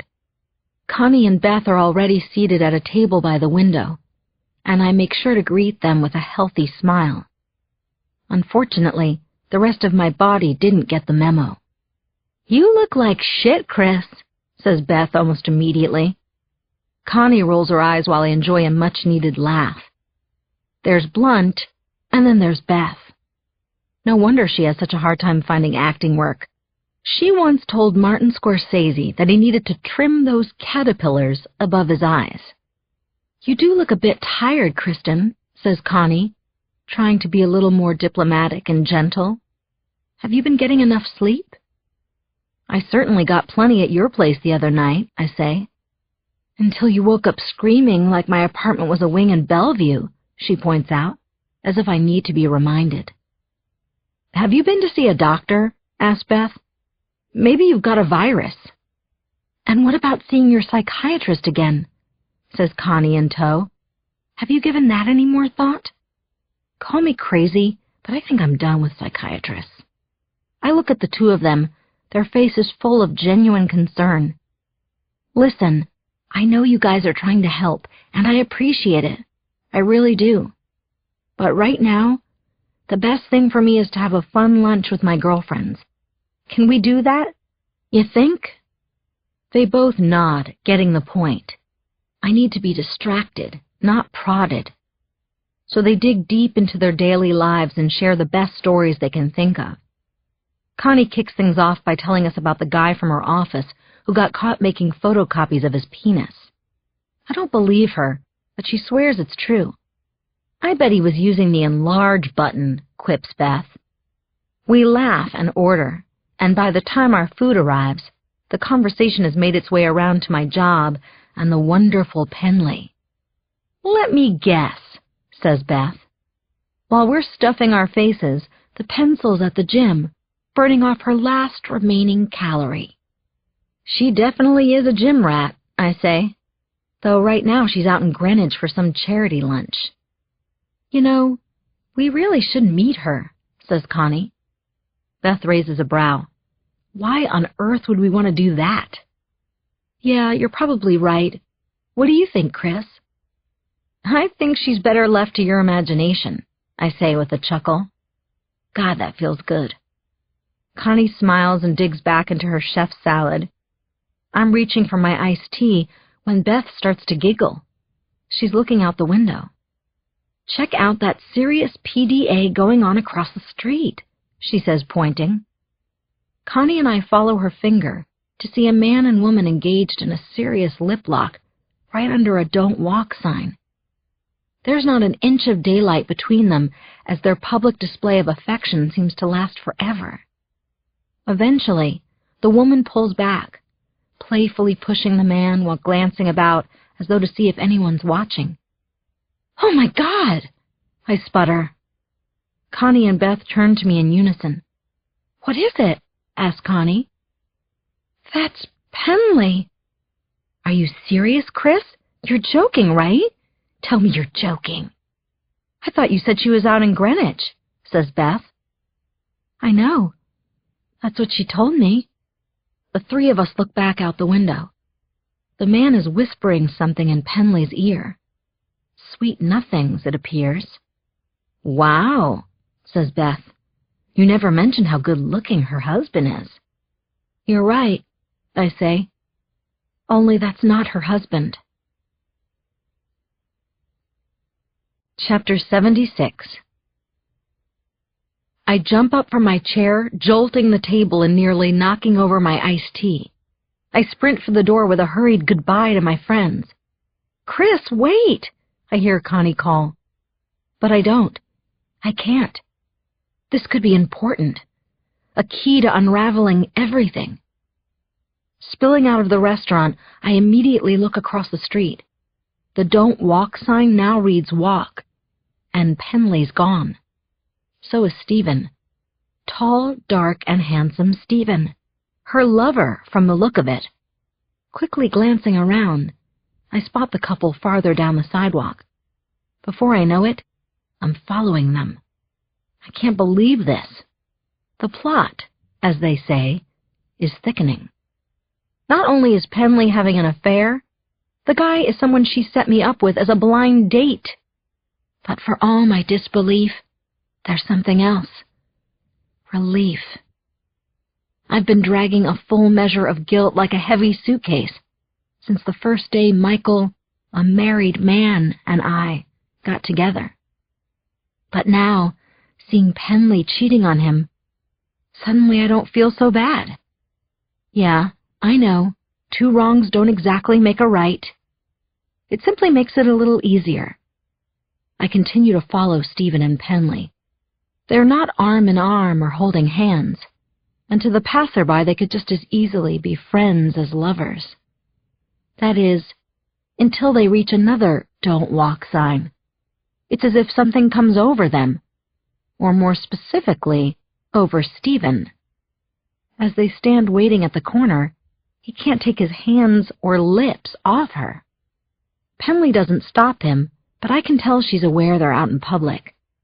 She has a lot of friends in the city, and though they're mixed in with about 8 million strangers, one can't be too careful. There's no telling when someone she knows might see her. Like me. The walk sign flashes, and the make-out session gives way to their continuing stroll. I fall right in step while confronting my next emotion. Fear. There's no way Penley and Stephen only started seeing each other in the past couple of days, and that can mean only one thing. She knows. Something, at least. If Penley doesn't know for sure about Michael and me, she at least suspects.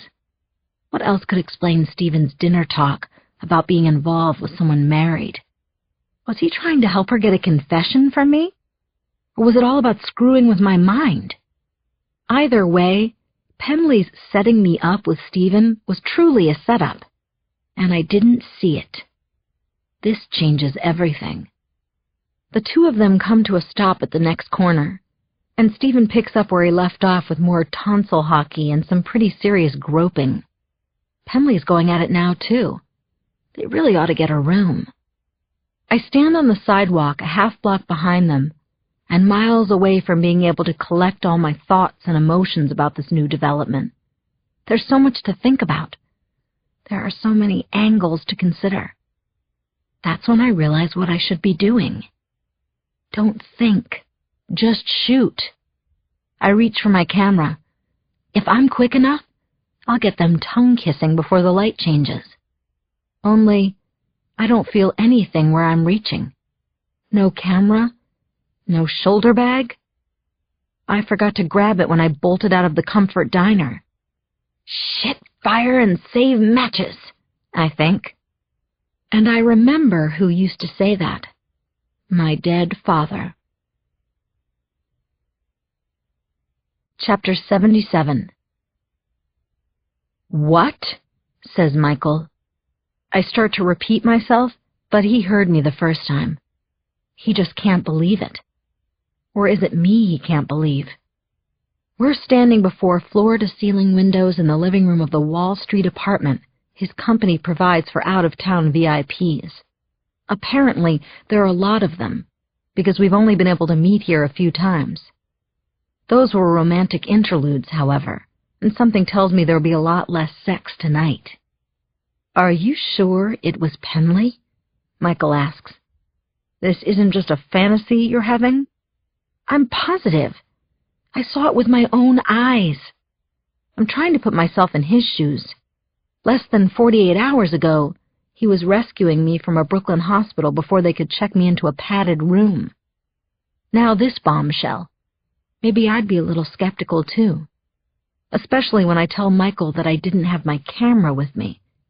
He knows I practically sleep with it. So with no pictures, no proof, all I've got is my word and his trust in me. And you're sure it was with the same guy she set you up with? He asks. I nod. Yes, it was that cute guy, Stephen. That would mean... Exactly. But how could she know? We've been careful. I shoot him a dubious look. I distinctly recall the Maytag Club, among other things. Still, I'd know if she knew. Penley would be trying to kill me, not playing games. He begins to pace, thinking out loud. His neck and face are getting very red. She sent this guy out to dinner with you on a reconnaissance mission? I mean, the woman has balls. But we're talking King Kong cojones here. It doesn't seem so crazy if she only suspected we were involved. Trust me, he says. What you're telling me is crazy no matter how you slice it. The word seems to hang in the air, right above my head. Crazy. Does he think that's what I am? Also, he's starting to get very pissed. Maybe even at me. I do not need one of your meltdowns here, Michael. You don't believe me, do you? I say. Michael abruptly stops pacing. He comes over and takes me in his arms. Of course I believe you, he says. He tacks on a loving squeeze lest there be any doubt. But there is doubt. I can hear it in his voice. I see it in his eyes. He's not really sure what to think. Of all the ways I thought he might react to the news, uncertainty wasn't in the mix. I could understand his anger and even resentment. I could tolerate a twinge of jealousy. No man likes to share a woman, regardless of whether he loves her. Nonetheless, when the emotional dust settled, what I'd hoped for from Michael was that he'd see this the same way I now do, as an opportunity. No longer the only adulterer in his marriage, he won't have to worry about being raked over the coals in a divorce settlement. Once and for all, he can do what I've always wanted him to do. Dump Penley. So now what? I ask. I want to sleep on it, he says. He stares at me for a moment. You're absolutely sure it was her, though, right, Chris? You're certain? Yes, I answer. I saw them. I'm sure of it. At least I think I am. Chapter 78. All night I toss and turn, thinking about Penley and Stephen, and whether Michael believes me, or for that matter, whether I believe me. The only silver lining is that I'm spared again from the dream when morning arrives. If only I could figure out how to live the rest of my life without sleep, I'd be all set. When I arrive for work, Penley does a double take. You forgot what day it is, didn't you? She says. I smack my forehead. You're right, I did. Once every 2 weeks, Penley steps in for me and walks Dakota and Sean to school. I get the morning off.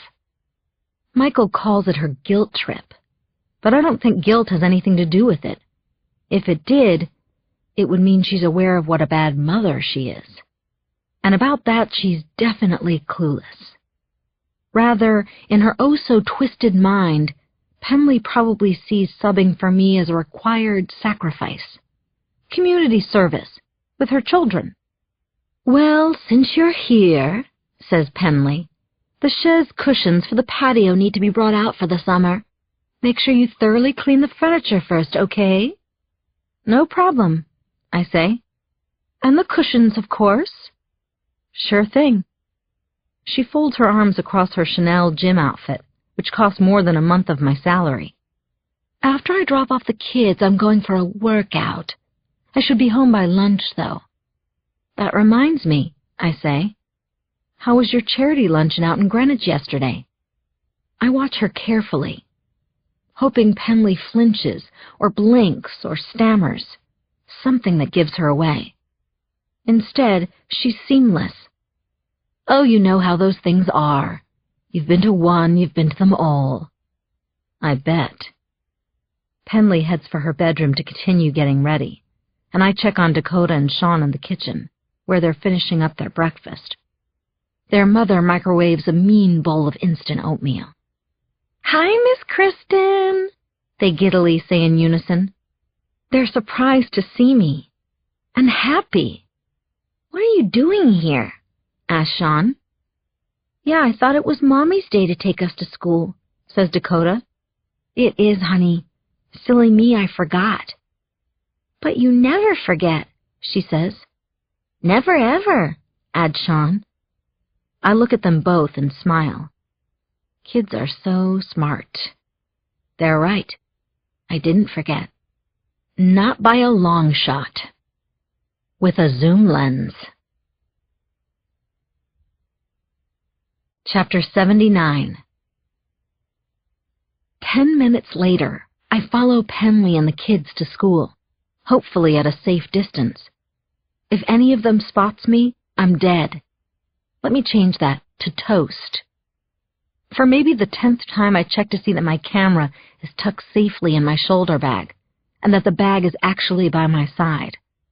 Up ahead, Penley, Dakota, and Sean are just past halfway to Preston Academy. It truly is a perfect opportunity for a mother to spend some quality time with her kids. Too bad Penley's gabbing away on her cell phone, paying no attention whatsoever to Sean and Dakota. Not that I mind. It keeps her distracted. It keeps her from looking over her shoulder. With each step in their shadows, I can't help thinking how strange this feels, almost like an out-of-body experience. Most every morning, that's me up there with Dakota and Sean. To see someone else in my place makes me realize even more how important those kids are to me. I always want to be there for them. I also know it would be selfish and wrong of me to want this if Penley was any kind of a decent mom. We cover another block heading south, and yet again, I check to make sure I've got my camera. Minutes later, I duck into a phone kiosk and watch Penley in front of the school's gates as she practically shoos Dakota and Sean away. Amazingly, she's still on her cell. Is she talking to Stephen? Is he meeting her at the gym? "Excuse me, are you using that phone?" I hear. The man's voice startles me. Does it sound familiar? Actually, yes. I turn around to see a guy in baggy jeans and a Gap t-shirt. Damn it! I know him. I haven't seen this guy since we were in high school together. I have no idea what happened to him after school, but here he is, wandering into my nightmare. I point at the phone. "I don't think anyone's using it," I say. "You're Harvey, right? From Concord?" He stares at the frayed wire jutting from the receiver like a rat's tail. "There's a call coming for you, Kristin," he says. Matter of fact, just like that. Then the phone rings and I literally jump. But I sure don't answer it. "Yeah, I'm Harvey," he says. Then he shuffles off. "And let me guess," I say to him. "You're dead, right?" but Harvey doesn't bother to answer. I immediately turn back to Penley standing in front of the school. Only she's not there. Oh, great. My head turns like one of those automatic sprinklers. Not until my second 360 do I spot her humping down Madison. Her walk gives her away. "I'm better than you," it says with each stride, "so get out of my way." I hurry across the street, falling in behind her again. Now that the kids are gone, she's off the phone. I'm shielded by the crowded sidewalk, the morning rush hour traffic, but I'm careful not to get too close. We head south a few more blocks, and I try to remember what gym she belongs to. Is it Reebok? Equinox? Did she ever even tell me? Anyway, I'll find out soon enough. If I know Penley, it can't be too much farther. Otherwise, she would have cabbed it for sure. My eyes remain trained on her while my mind looks ahead. One kiss. That's all I need. A suggestive embrace would do the job, but a kiss, that would be the money shot. That's assuming Steven's even there. She told me the gym is where they met. Then again, she also said he and I would make a nice couple. Maybe this is nothing more than a wild goose chase, and maybe it isn't. I don't care. I'm determined to get the proof I need, that Michael needs, if it's there to get. Then why am I starting to feel so uneasy about this? There's a hollow forming in my stomach, and with each step it grows. It's not nerves or nausea, something different. And this isn't the first time I've felt it. Streets, time, everything seems a blur to me. I'm so preoccupied with the feeling, I almost miss Penley's arrival at her gym. I focus my eyes and watch her walk in. At that exact moment, the feeling takes over, consuming me. I know what it is. Dread. And I know when I felt it last, too. Here, right outside Penley's gym, otherwise known as the Falcon Hotel. Chapter 80. I want to run, but I can't decide which way to go. I'm desperate to get the hell out of here, and yet I absolutely have to keep following Penley and see where this is going. I take a step forward, then back. I'm a human yo-yo. Finally, I run to the hotel. I push back the fear, the dread, and sprint up the front steps beneath the Falcon's red awning, slowing down only as I enter the lobby, which I remember from my time here after I moved from Boston. Block it out, Chris. Not relevant now. Here comes the first tricky part, seeing which room Penley's heading to while still not being seen. Where is she? Nowhere. I scan the swank lobby with its minimalist decor. They've redecorated, I see. The furniture is all black, as is most of the clothing. It's like a Prada convention. There are thin people everywhere, but not one of them is Penley. I rush to the 2 elevators on the wall to the left of reception. The first is open and waiting, the second heading upward. A digital panel on the wall tells me where. I watch and wait until it stops on the 4th floor. Off I go, taking the empty elevator. When the doors open, I peek out, hoping to see Penley from behind, moving toward her room. Instead, the hallway is empty. I feel like one of those characters in a scary movie with the audience shouting, "Get out of there, Kristin! Run! Get away!" I won't do that. I worry that I've missed Penley or that she's not even on this floor. Then comes a woman's laugh from a few rooms down. Or is it a cackle? Either way, I know it instantly. It's the pencil. I get close and listen, my ear maybe an inch from the door. When they're not laughing, they're talking. And though I can't quite make out the conversation, I recognize the other voice in the room. It's him. Steven. I listen for a minute to their frolicking. They almost sound like kids in there, albeit very naughty ones. Is this really the woman who has me alphabetize her cans of soup? I feel for my camera again. No problem this time. It's there, at the ready. I spot the door to the stairwell at the end of the hallway. There's a small cutout window at eye level. Looks like a perfect place to set up shop. I figure if Penley and Stephen arrive separately, they probably leave separately. Not that it really makes a difference. Solo shots of them slinking out of the same hotel room will more than do the trick. Michael will be able to fill in the blanks.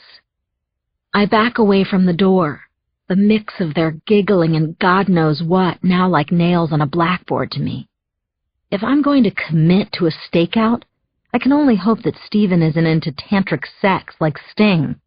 I'll be waiting forever. I start walking toward the stairwell. Halfway there, I stop as if I've hit a wall. The feeling of dread rushes over me again as I turn and face a room on the opposite side of the hallway. I feel dizzy. I'm shivering. All because of what I hear. Chapter 81. It's the music.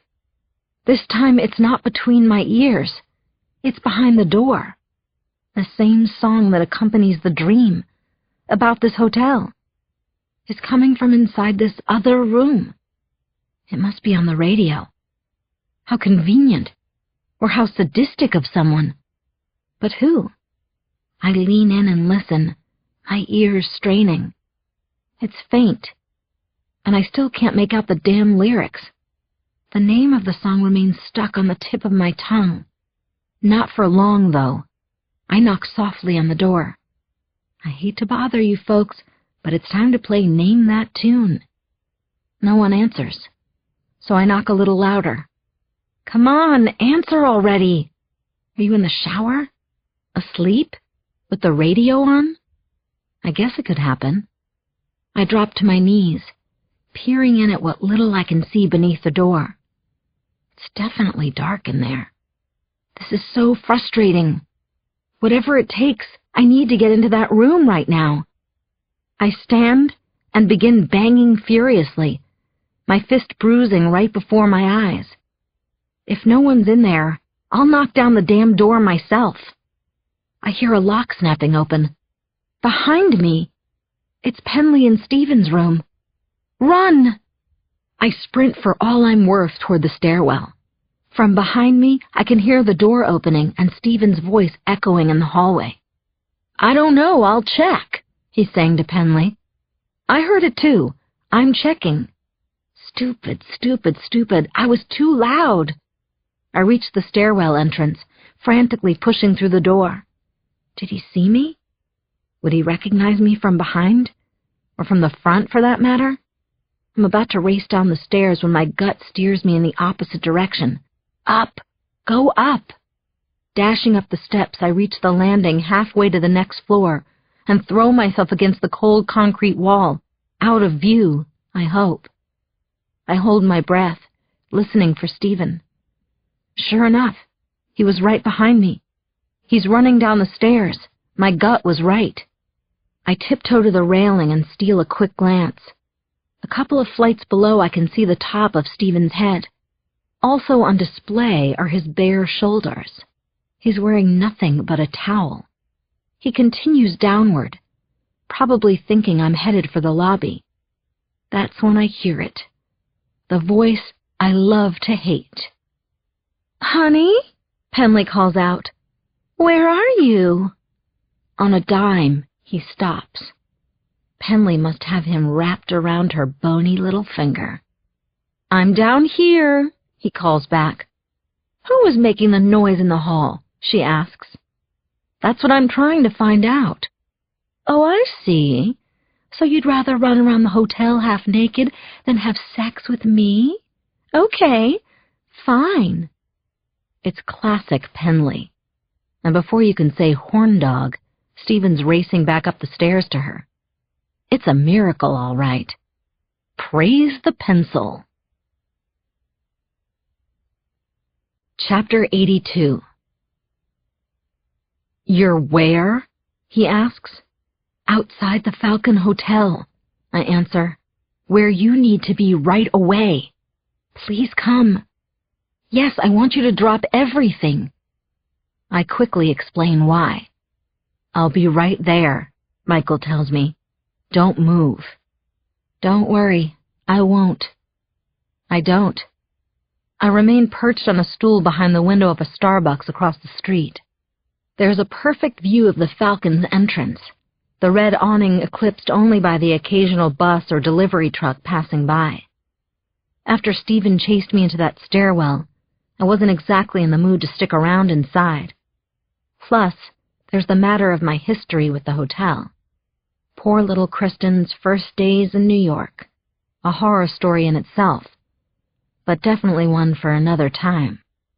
Anyway, a picture might be worth 1,000 words, but having Michael see Penley's affair in the flesh, as it were, speaks for itself. Now he has to get here before they leave, which means I change my mind about one thing. I hope Stephen does have sex like Sting, on one of his best days, too. 20 minutes later, Michael storms through the door of Starbucks. All at once, the loitering latte drinkers glance up from their laptops. "What the hell are you looking at?" says Michael's expression. "Go back to writing your stupid spec screenplays that will never get made." He spots me and hurries over. "They still in there?" he asks, nodding at the hotel. "Yes, thankfully," I answer. He frowns, and I get it immediately. Thankfully really isn't the right word. As much as he wants to catch Penley red-handed, I have to remember this isn't something he relishes. In fact, he seems completely on edge and on the verge of going over the top, which is something I don't want to experience. That look of doubting me, of thinking that I'm crazy Kristin, is entirely gone from his eyes, though. He knows I'm not mistaken or making it up. This is real. He asks me to tell him everything again, from my first steps following Penley to when I called his office. "Give me every detail, Chris," he says. And I do, right down to their room number. Of course, there is one thing I leave out, and that's the other room and the music. Was there really no one in there? Was there even music playing? Michael pulls back a sleeve to reveal his Rolex. "How long has it been?" "About an hour," I say, watching him tap his loafer impatiently. "Just so you know, they'll probably come out separately. That's how they arrived." He bristles. "She's walking out of a hotel, for Christ's sake, at 11 in the morning. Alone or not, what more do I need to see?" He sees it anyway. The whole sloppy enchilada. To my utter disbelief, Penley and Stephen emerged together seconds later. How brazen. How stupid. How very Penley. And how enraged Michael becomes. I'm watching him watch them, his face reddening, his nostrils flaring. Maybe a picture would have been better. I'm afraid he might explode right here in the coffee shop. Then it gets even worse. Penley and Stephen engage in one hot and heavy, no doubt about it, kiss. It's the money shot. And while I no longer need to capture it on film, I do anyway. The photographer's instinct takes over. Don't think, just shoot. As for Michael, it's as if he's watching a spectacular car wreck. He can't turn away from the kiss. I don't really blame him. It is compelling stuff, in a sick sort of way.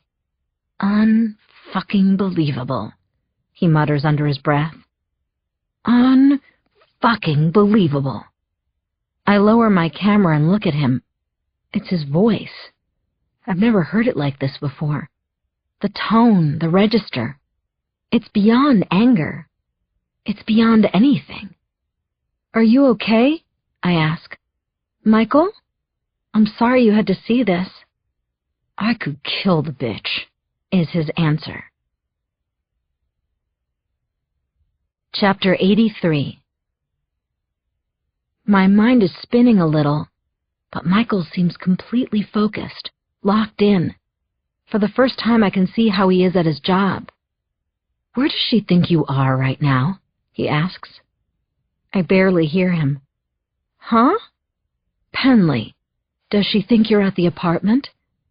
I nod and he immediately whips out his cell phone. What are you doing? I ask. Would you ever disappear from work this long without leaving a note? He's right. I didn't think that far ahead. No, I say. In fact, I'm supposed to be getting the patio cleaned up for summer. Michael hits his speed dial. So we need to buy you some time, he says. The next moment borders on surreal. So what's new? I watch across the street as Penley breaks her lip lock with Stephen and reaches into her purse. She checks her cell phone and immediately looks uneasily at Stephen, raising a finger to her mouth. Shh. She answers the phone, and I see her lips moving. This is weird, but also exciting. Hi, honey, how are you? Says Michael, standing about a foot away from me. You still at the gym? His voice is completely normal, even chipper, not a hint of stress. This is so bizarre, I'm thinking. Of course, this is also so Michael, the same guy who threw his arm around my shoulder and introduced me to everyone at his business dinner. One cool cucumber. I've got my eyes trained on Penley as my ears pick up her voice through Michael's phone. It's sort of like watching a foreign movie with subtitles. I'm leaving the gym now, I hear her answer. What do you want? I'm kind of busy at the moment. You must be exhausted, says Michael. He shoots me a grin. She's not the only one with King Kong balls. I strain to hear what Penley says next. Something about why Michael is on his cell and not in his office. Oh, I'm just out grabbing a cup of coffee, he replies. You know how I hate the crap they brew at the office. It's weak as shit. Actually, that's why I'm calling. I need a favor. Penley tells him to hold on for a second. Michael and I watch through the window as she puts her hand over the phone and says something to Stephen, who appears to be losing his patience. Poor guy. Clearly she's explaining that she can't ditch Michael's call easily. A few seconds later, a frustrated Stephen marches back into the hotel. What? Does he live there? Penley gets back on. So, what's the favor? Is everything okay? Asks Michael. Yeah. For a second I thought I left my keys at the gym. I found them, though. Pretty clever, Penley. So about that favor, says Michael. We've got a client coming in from Tokyo tomorrow morning, and someone told me that the store in Midtown, Takashimaya, sells this amazing Japanese coffee. I was wondering if you could pick some up for me on your way home. Penley sighs so annoyingly loud through the phone that a few people sitting nearby turn their heads. They probably can't believe what a bitch she is. You can't send your secretary to do this, she whines. I have to go buy coffee for you? Honey, it would take Amanda over an hour to get there and back. I figured you were only a few blocks away. Please, Pen, could you? Another sigh, even louder. So what's this supposedly amazing coffee called? I'm not sure, but I'll recognize the name. Call me on my cell when you get there, okay? Fine. Penley gives her phone the finger as she flips it closed. All Michael can do is laugh. I'm going to miss the little woman, he jokes as Penley disappears from our view. I smile, but only because I'm glad he can joke at all. I've never seen him as dark as he was a few minutes ago. I shoot him a look. Japanese coffee? God is in the details, remember? I nod. So what now? Michael takes my hand. You love me, don't you? Of course I do. And you trust me, right? Yes. What's this about? Why do I need to trust Michael right now? What you do, he says, is go back to work, get that patio in order, and pretend that everything's fine and dandy on the home front. That's it? For the time being, that's it. What about you? He doesn't answer. He lets go of my hand and walks toward the door. Michael, what are you going to do? He glances back, flashes me his best smile. Then he winks. It's my wink. You'll see.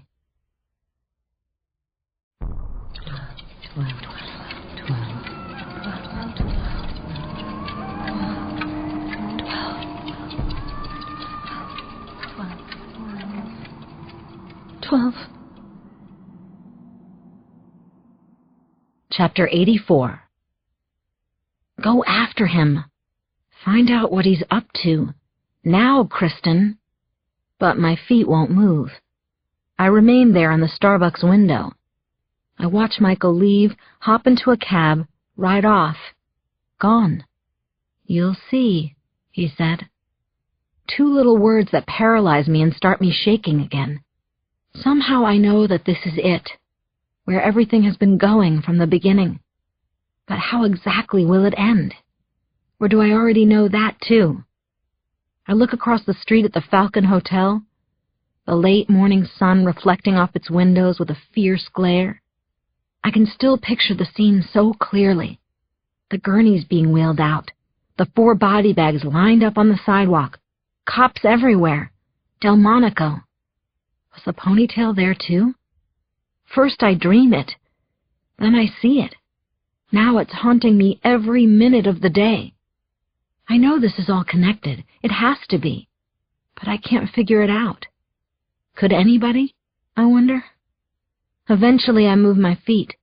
I rush back to 5th Avenue and take care of the stupid patio in plenty of time before Penley returns home. When she does, sure enough, she's sporting a shopping bag from Takashimaya with a pound of Japanese coffee inside.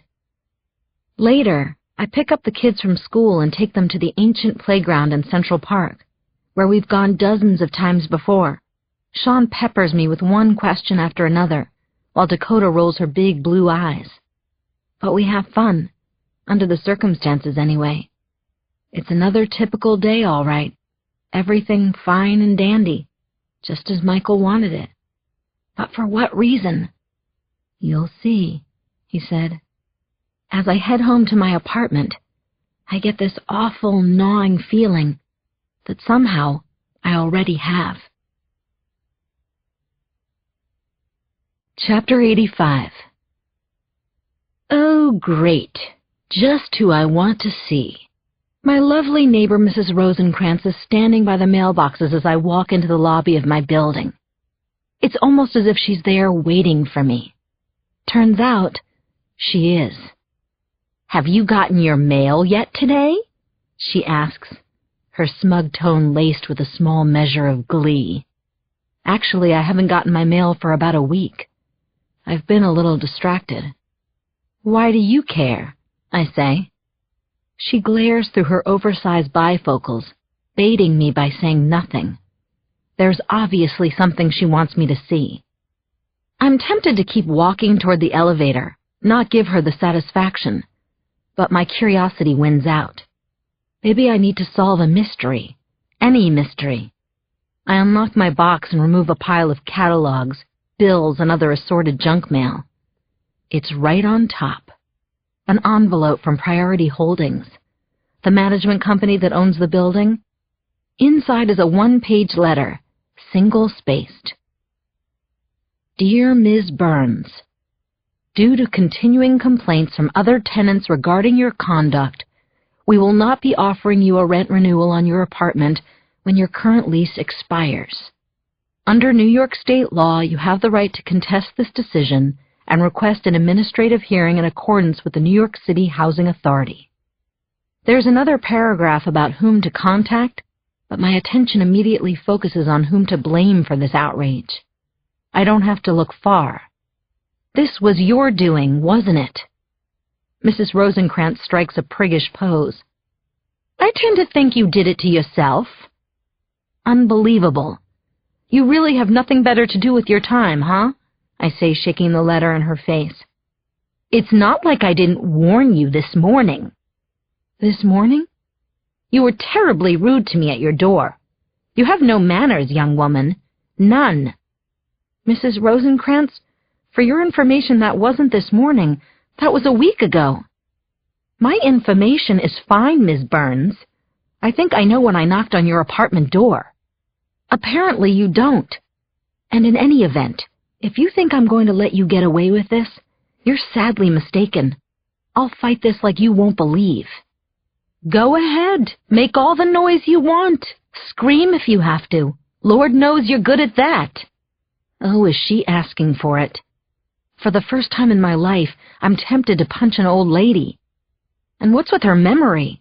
She can't even get her days straight. But I keep my cool. I summon every last ounce of willpower and walk away. You've got bigger fish to fry, Chris. I move to the elevator and press the up button. As I wait, another letter from the building's management catches my eye. A note, really. It's taped to the wall. Due to a problem with the furnace, the building was without hot water for a brief period early this morning. We apologize for any inconvenience. Obviously, the note is from a week ago and they forgot to take it down.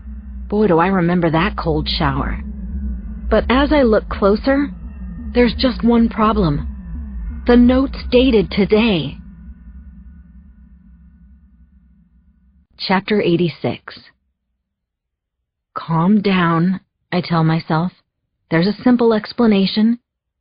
It happened again, that's all. The hot water was out this morning, and the morning Mrs. Rosencrantz came banging on my door. 2 different days. As far as what the nasty old bat claims, she's clearly going senile. I hop on the elevator, my head a jumbled mess. I've never been much of a drinker, but I have a feeling that could change tonight. Barely inside my apartment, I pour myself a Stoli. A vodka tonic minus the tonic. Then I gulp it like a shot. The only thing I want to feel right now is numb. I wish Michael could be with me. Better yet, I wish I knew what he was thinking. Why didn't he want to tell me? I worry about that temper of his, too. I pour another Stoli and page him while I clench the diamond and sapphire bracelet he gave me.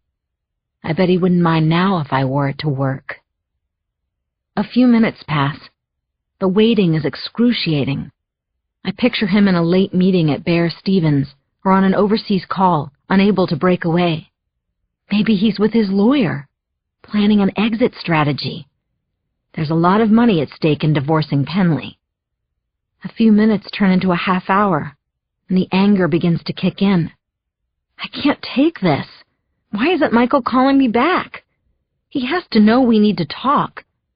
I page him again. Only now it's not anger driving me, it's fear. Has he done something? What might he do? I hit star 67 and dial him at home. I know Penley never gets the phone, but maybe he will.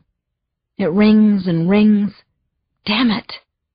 The answering machine comes on, and I'm about to hang up when I hear, "Hello?" I recognize her accent immediately. It's Maria. Only today's not one of the days she cleans.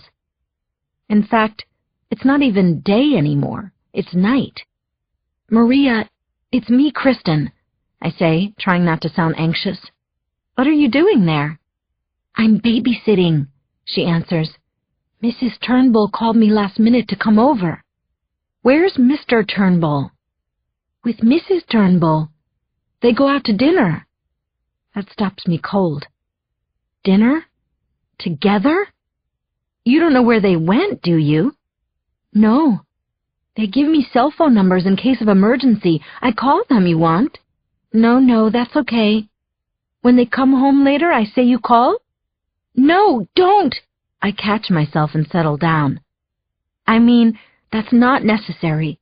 I'll talk to Mrs. Turnbull tomorrow. I thank Maria and hang up, not knowing whether to be relieved or even more worried.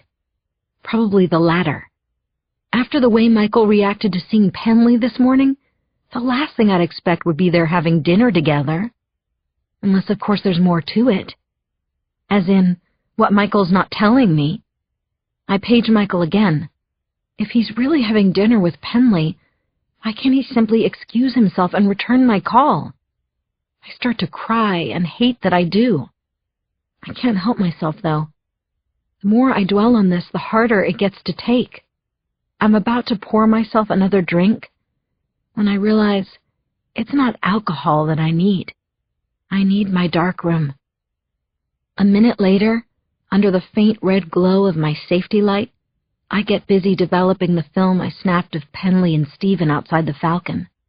I still can't believe they walked out of there together. Maybe it's true what they say. People having affairs secretly want to get caught. Whether that's really the case with Penley and Stephen isn't clear. But as soon as I stare at the first shot of them, I see what is. No! Stephen's image is transparent, just like Penley's, just like the body bags. But it still doesn't make sense. My dream is more than a dream. It's real. It happened. Past tense. I know because I was there. And it's not only me, is it? Someone else knows I was at the Falcon. Of course, he's about the last person on Earth I want to see again. Am I so nuts that I'd seek him out? No. Just very, very desperate. Chapter 87. I dig the card he gave me out of my shoulder bag. Bold black lettering printed on thick white stock. Detective Frank Delmonico, 19th Precinct, 153 East 67th Street. Just the sight of his name makes me uneasy. The phone number is crossed out and another is written above it in pen. A couple of the digits I can't make out, not that it matters. I have no intention of letting him know I'm coming, of course. I'm banking on the element of surprise. That, and something else. Only a complete idiot would physically assault me in a building filled with cops. Taking deep breaths most of the way, I cab it over to the east side, the precinct mere blocks from the Falcon. Amid the street lamps and multiple floodlights, the stone building seems to glow under the night sky. It's actually quite beautiful, albeit in a foreboding kind of way. In fact, given different circumstances, I'd be reaching for my camera to shoot it. Not now, though. I've taken enough scary pictures for a while. As I walk inside, 2 young policemen are walking out, deep in conversation. One glances my way, giving me a quick nod and a smile. I'm about to ask him if Delmonico is here, when from the corner of my eye I see what looks like the front desk. Behind it sits another officer, a hard-nosed type, much older, bulky, red-faced, Irish as Paddy's pig. He's typing something into a computer as I approach him. "Help you?" he says without so much as looking up from the monitor. So far, he'd never be able to pick me out of a lineup. "Yes," I answer. "I'm here to see Detective Frank Delmonico." His stubby fingers practically freeze on the keyboard. Slowly he turns to me, his eyes collapsing into a squint. "Excuse me?" What's that supposed to mean? Is Detective Delmonico here or isn't he? He shakes his head. "No, he's not here. Do you know where he is?" "Matter of fact, I do. He's dead. That's where he is." I take a wobbly step back. "What? I just saw him.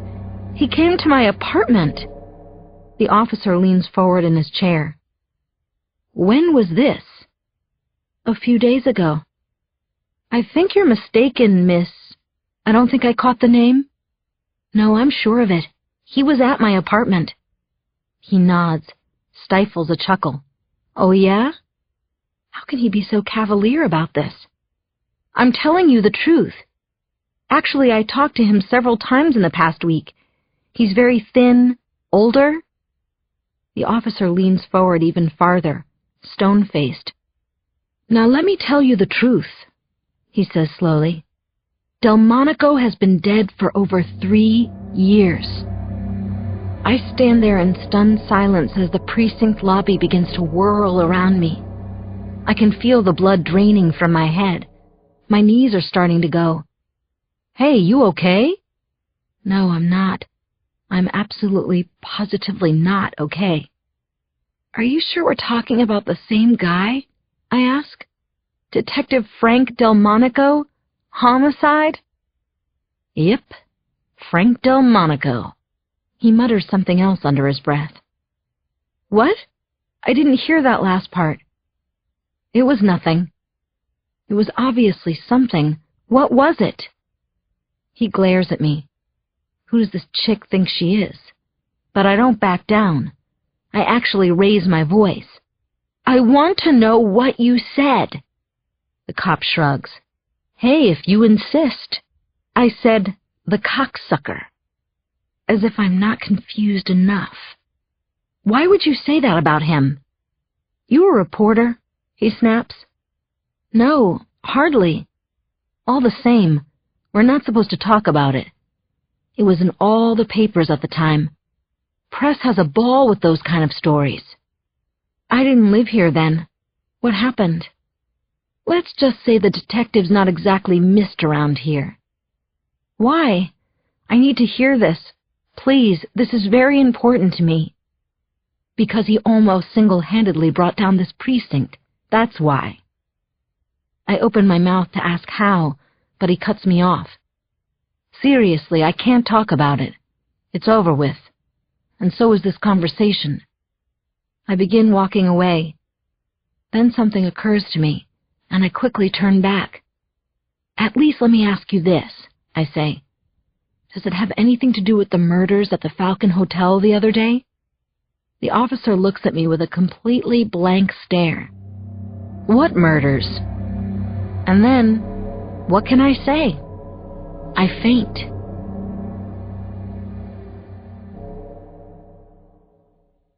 Chapter 88. 15 or 20 minutes later, still dazed and with another good-sized bump on my noggin, I walk a block before I even realize it's raining. I'm too busy replaying every single encounter with Detective Delmonico in my mind. Is that where all of this has happened? In my mind? It's impossible. Has to be. I talked to him. He talked to me. He gave me his card. How does a dead man do that? Wait a minute. Hold on. I stop short in the middle of the sidewalk, the raindrops feeling icy cold against my face. Pulling Delmonico's card from my pocket, I rub it between my fingers just to prove to myself that it's real. It sure feels like it. Taxi! The first thing I do after rushing into my apartment is turn on my computer. I should be too freaked out, too bewildered to think straight. And yet the obsession to learn the truth about Delmonico, what happened, and what is happening, has me focused like never before. It was in all the papers, said the cop at the precinct. Let's see about that. I Google away, and the hits on Frank Delmonico's name number more than 1,000. Jeez Louise. Some of the sites are the venomous rantings of bloggers, but most are indeed news stories, all archived from the city's papers. The pages never turn yellow on the internet. I click on one site, then another, and another. Not all of them include a picture, but when they do, he's always wearing that same gray suit. His dark, intense eyes are unmistakable. It's him, all right. And each and every article confirms what I still can't bring myself to believe. He's been dead for over 3 years. The more I read, the more I realize why the police don't like talking about the guy. Cocksucker indeed. And that's putting it mildly. Delmonico was a highly decorated officer with over 20 years on the job.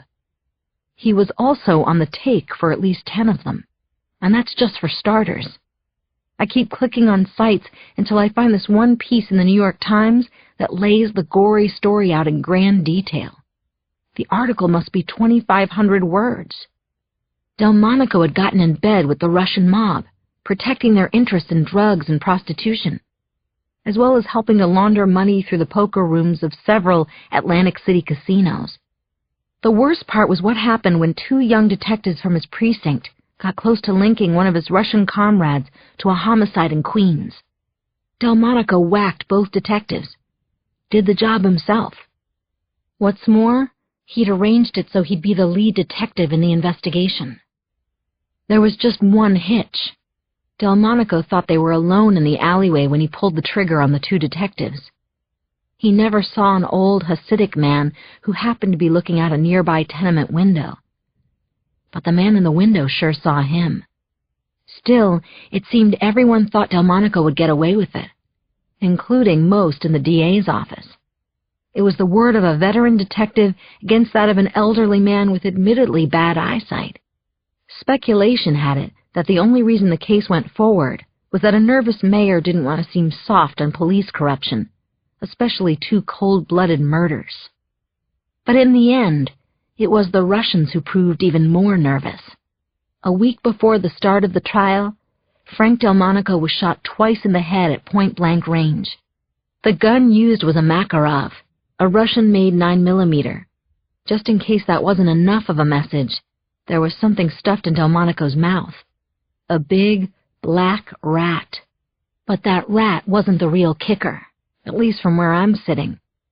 Hoping to avoid the reporters and cameras camped outside his apartment in Queens, Delmonico had decided to check into a hotel.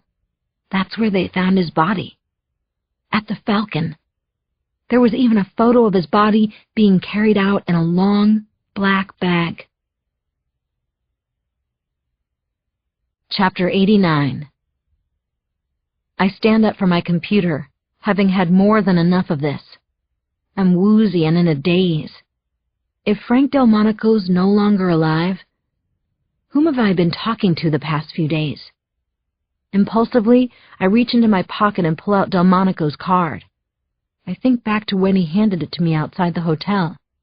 I can picture it clearly. Wait! That's it! I rush to my darkroom, and the picture's lining nearly every inch of wall space. I shot so many that morning outside the hotel. I covered every angle twice over. All the commotion, all the people, police, paramedics. There's no way he could have escaped my lens. Grabbing my loupe, I begin to search. It's my own desperate version of Where's Waldo. I move left to right, across every photo, looking for that gray suit, those unmistakable eyes. Where's Delmonico? I can't find him in any of the pictures. So what do? I start over. I go slower, inch by inch, top to bottom. The sweat from my face and arms is sticking to the photo paper. My head is throbbing. My eyes are killing me. Come on, where are you, Delmonico? I know you're here somewhere. But he isn't. Taking a giant step back, I breathe in deep and try to think. Dead or alive, real or imagined, what does Detective Frank Delmonico have to do with me? I'd never heard of him before. Never seen him until that first time at the Falcon. What does it mean that he wasn't there when the 4 bodies were carried out, but afterward he was Frankie on the spot, investigating me? That's something, but what does it mean? Just then, I feel a pair of eyes on me, and I nearly jump out of my skin. Chapter 90. I turn to see my father staring down coldly from behind his thick glasses. Next to the picture of him is the one of Dr. Magnumson. They certainly have a connection with Delmonico. They're dead. At least they're supposed to be. I study the image of my father on the streets of New York. His body such a startling contradiction. The square jaw versus the hunched shoulders. A strong man beaten down by an unfair world. My dad was a gifted carpenter, a volunteer fireman. Once he rescued a little boy from a flooded ravine by tying a loop in his belt and hanging upside down from a bridge. But being the town hero didn't pay well, and when his carpentry jobs started to dry up during the recession of the 80s, money in our house got tight. Ironic, really. He helped to build so many homes, but ultimately couldn't afford to keep his own. Maybe it wouldn't have been so bad had my mother been a little more understanding. She wasn't, though. I remember the night at the dinner table when she called him a failure in life, right to his face. That's about when the drinking got out of control. But never in front of me. Never. I was his princess, his girl. No matter how bad things got, he always had a hug and a smile for me, right up until the end. Less than an hour before Dad shot himself in our dilapidated backyard shed, he held me in his arms and squeezed me tight. "It's going to be all right," he whispered in my ear.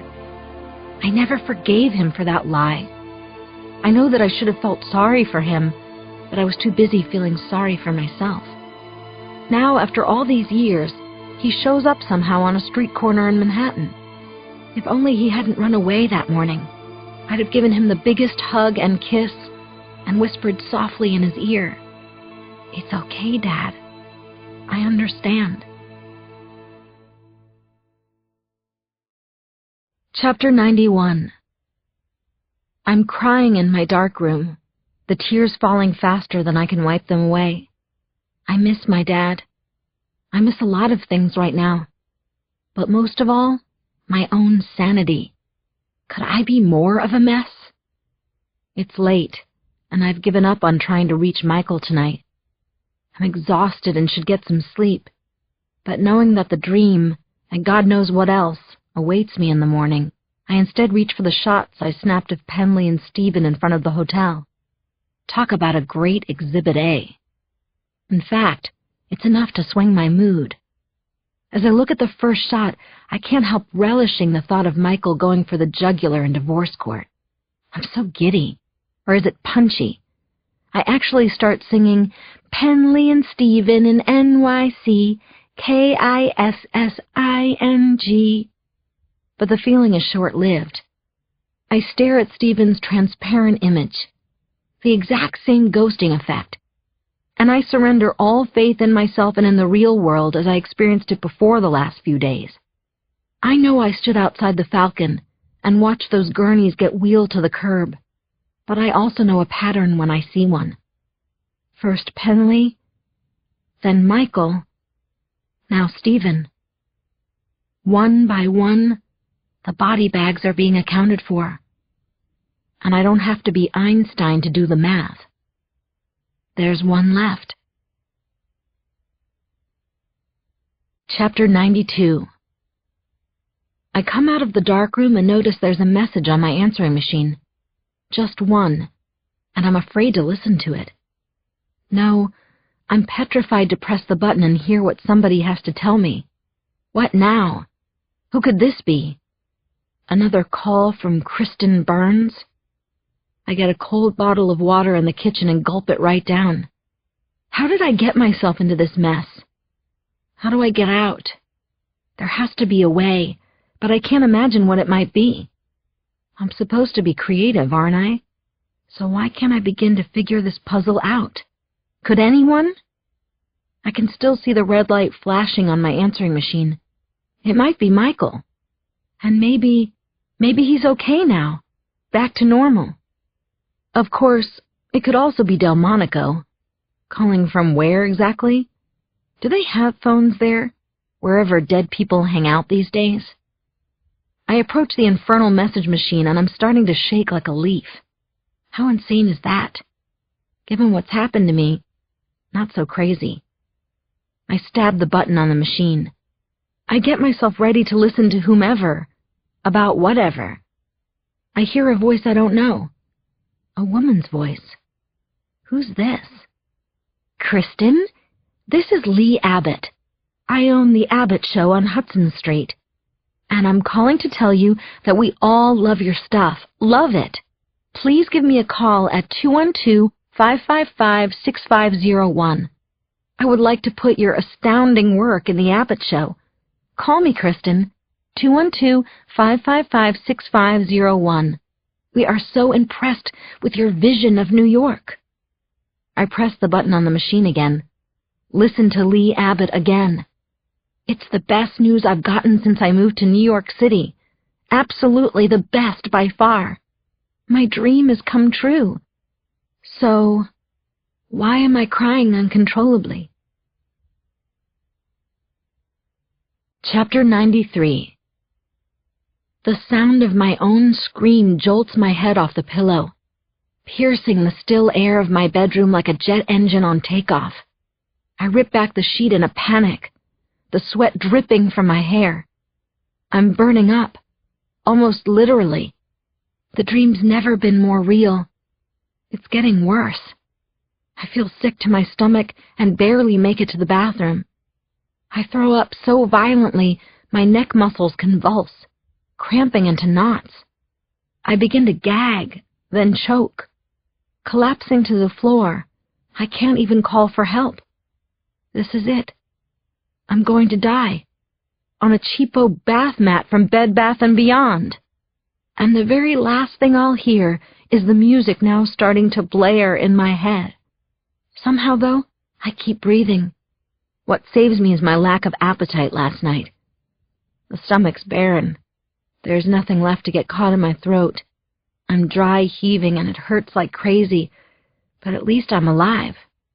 Any other morning I'd be crawling back into bed, calling in sick. Instead, I take a shower and quickly get dressed. I don't have a choice. No free will at all. This is no time to be on the sidelines. I try calling Michael at his office.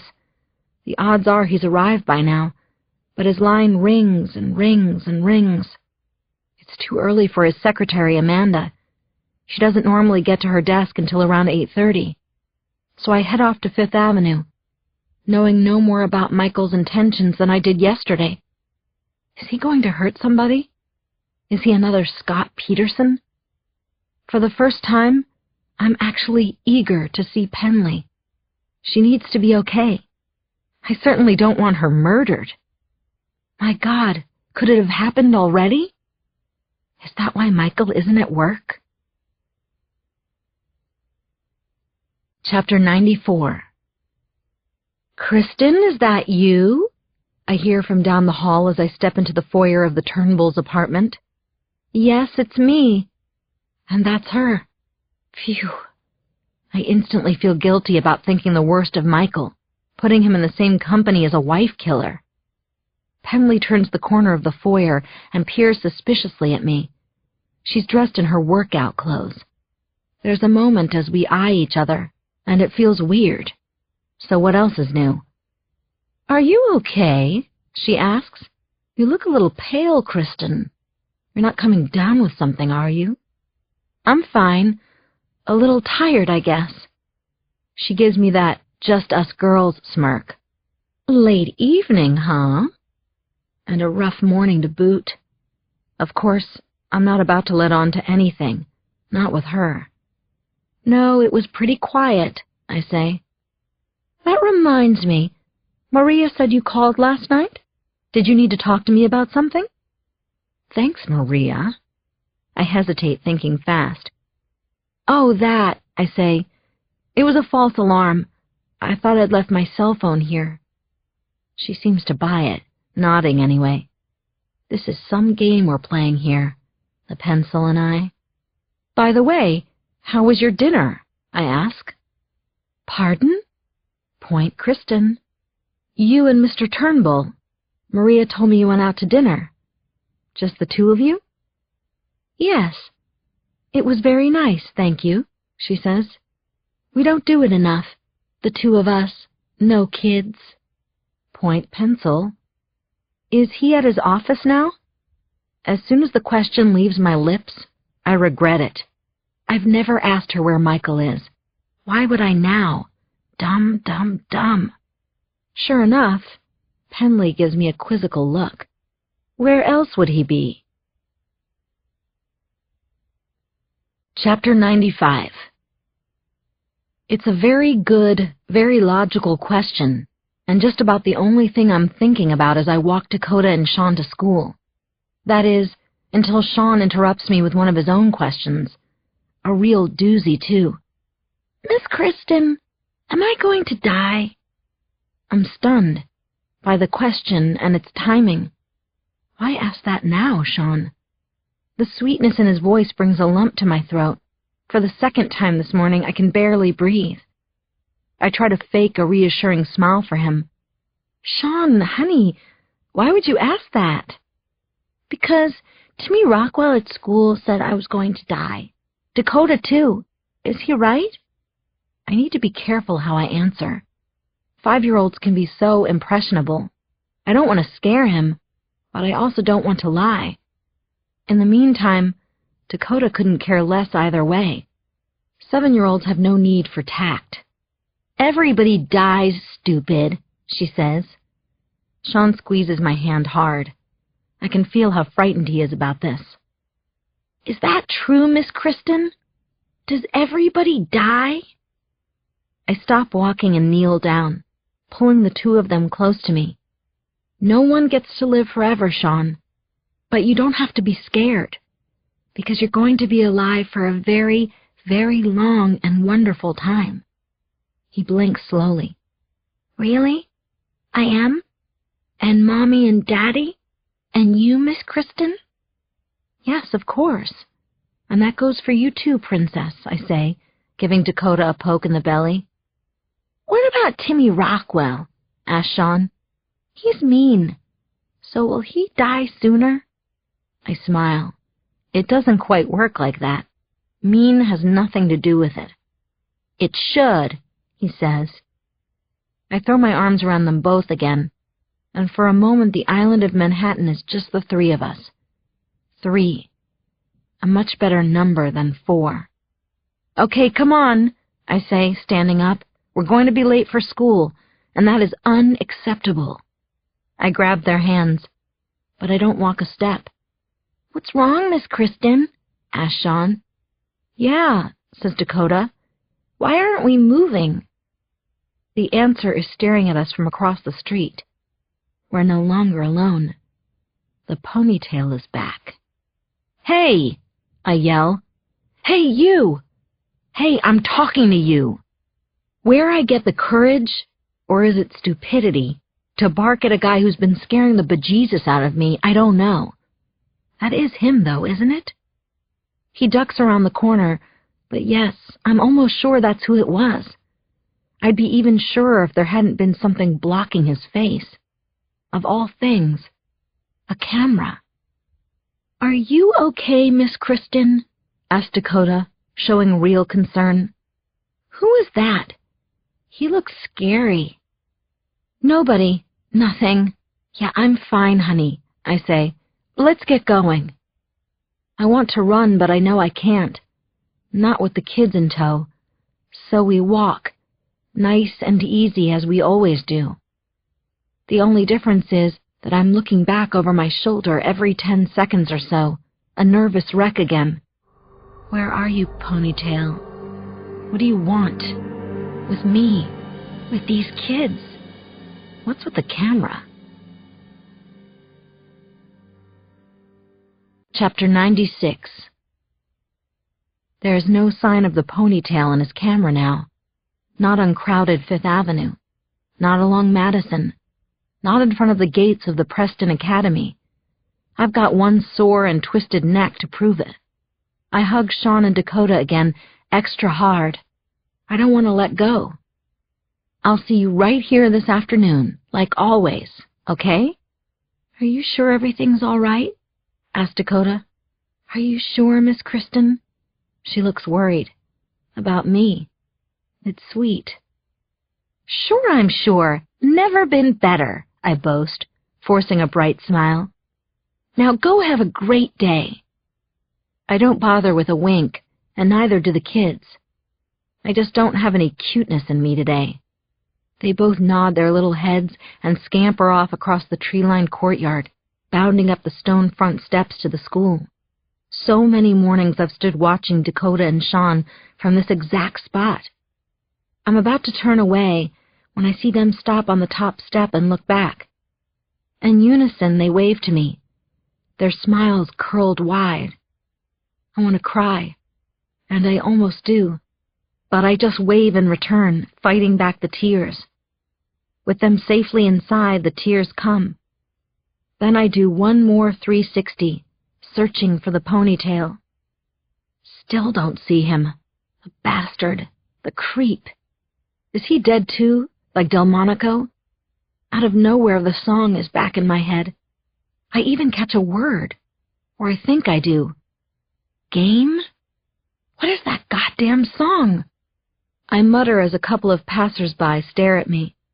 I wipe my eyes dry, then check my watch while reaching for my cell phone. It's high time I tracked down that other disappearing man in my life. At the very least, Michael's secretary will be there now to answer my call. And after 3 rings, she picks up. Michael Turnbull's office. Hi, is he there, please? May I ask who's calling?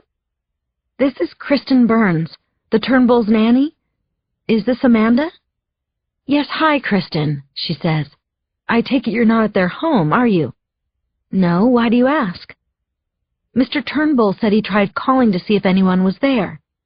It turns out he left some important papers in his library.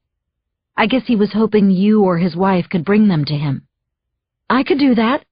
I'm heading back there now. I just dropped off Dakota and Sean at school. I'm afraid he already left to get the papers himself. He needs them for a meeting later this morning. If you're on your way there, I suppose you might see him. Yes, at last. The possibility of a good break. Before Amanda even finishes the sentence, I've got my arm raised for a taxi that's just dropped off some older kids at the school. Less than 10 minutes later, I'm on the elevator heading up to the penthouse. I'm so relieved I might be seeing Michael that I forget how mad he's made me these past 24 hours. All is forgiven. But now we need to talk. Seriously talk. I step into the foyer, and right away I hear his voice. A little muffled. I think it's coming from the kitchen. Who's Michael talking to? Chapter 97.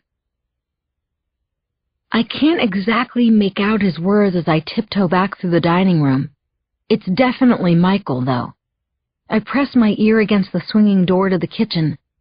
There's something different about his voice. A slight echo. And then I realize who he's talking to. The answering machine. I push through the door into the empty kitchen and spy the blinking red light. Michael is mid-sentence in the message he's leaving, and I listen for a moment to what he's saying. It's goodbye, that's what. He's about to hang up. I'll see you later, then, okay, honey? I love you, he says. Love you. I dash to the phone, but it's too late. Click. He had to be calling from his cell. Is he still on his way here? I immediately start dialing it when my finger stops. Something doesn't make sense. What did he say? I love you? Love you? He couldn't have left the message for me, of course. It had to be for Penley. Is he trying to keep up appearances with her? As cool and clever as Michael can be, I find that hard to believe. He hates her too much right now. The answering machine continues to blink, practically begging me to play back the entire message. Go ahead, Chris. Satisfy your curiosity. I hesitate only because I'm not supposed to listen to messages, that is. One of the first things Penley told me when I started the job was that I needn't concern myself with the machine. Translation: keep your nose out of my business. So for the past 2 years, I've not once hit the playback button. Until now. Screw it. What have I got to lose? My job? One way or another, I don't think I'll be the nanny here for much longer. All the more reason to listen to the message. I don't like how it ended. Besides, didn't Amanda say that Michael had already called earlier? The timing seems strange.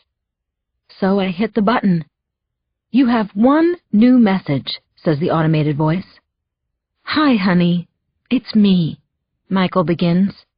He sounds somber, almost crestfallen. Then he absolutely blows my mind. Chapter 98. I can't breathe as I listen to Michael's words. It's almost as if I'm hearing them one at a time. I've obviously been doing a lot of thinking since last night. That was pretty clever, by the way. You're bringing me to our favorite restaurant to break the news. God knows how I would have reacted if we weren't in public. Maybe that's the problem. You know me too well. Because right now, I feel as if I have no idea who you are. Oh, Christ. That sounds like some cheesy movie line, doesn't it? I know I'm not the easiest guy to be married to, and I know what you told me took guts. and you probably wouldn't have said anything unless you really do want us to work things out. But the whole thing, it just came as such a shock. Shit. I don't want to say something here I'm going to regret, but you've got to understand how upset I am. You keep saying that you love me, and yes, I love you, but I don't know if that's going to be enough. I guess we'll have to see. One other thing, though. I'm a little worried about your wanting to end things with this guy in person. What if he doesn't take the news well? I want to make sure you know what you're doing. Think about it, Penley. Okay? I don't know. Maybe I'm just being paranoid. Hopefully you'll do the same thing you did with me and take him to a restaurant. Geez, this is too weird. I'm actually giving advice to my wife on how to end her affair. You know what? I'm going to leave the office and head home. It's not like I'm getting any work done here. In fact, I think I'm going to pick up some ice cream along the way. Chunky Monkey, of course. To hell with the diets, right? So if you hear this message before I get there, hang around, okay? We'll pig out and do some more talking. I'll see you later then, okay, honey? I love you. Love you. I stand there motionless in the kitchen while my brain goes absolutely haywire. I can't believe Penley would confess to her affair. And I also can't believe Michael would ever consider forgiving her, let alone discuss staying together. Has he been stringing me along this entire time? Is there a whole plot line going on that I'm not aware of? I'm so confused I don't know which end is up. It's all one big hazy cloud. Plus, I think I'm going to be sick. Reaching a hand out to the counter, I try to steady myself. I need to figure this out. Think, Kristin, think. It just doesn't feel right. Michael sounded too meek on the phone. Unassuming, docile, harmless, innocent. And then it all becomes clear to me. Everything does. From the beginning right up until Michael's message. Or should I say, his alibi. I turn and rush to the fridge, pulling open the freezer door. There, staring back at me, is a brand new pint of Ben & Jerry's ice cream. Chunky Monkey, of course. God is in the details.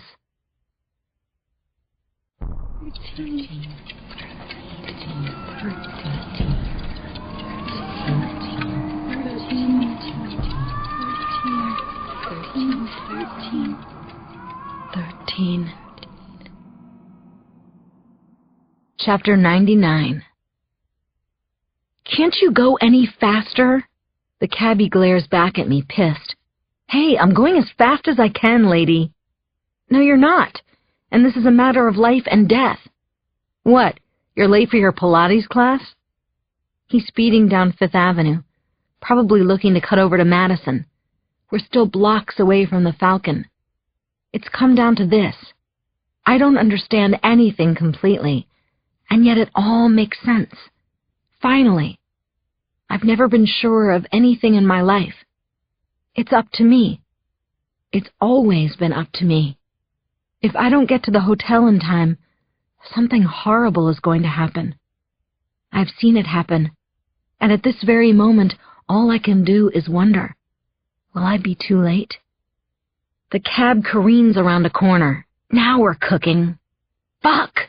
Traffic. A parking lot situation. The driver skids to a halt behind another cab, a checker, sandwiched in by a city bus that's blowing hot smoke. Here, I say, pushing money through the divider. Take it. Keep the change. Hope you make your class, sweetheart. I bolt from the back seat and start running, my heart pounding as fast as my feet are moving, and I'm so scared. Why, Michael? Why? Don't throw everything away. Don't throw us away, or the kids.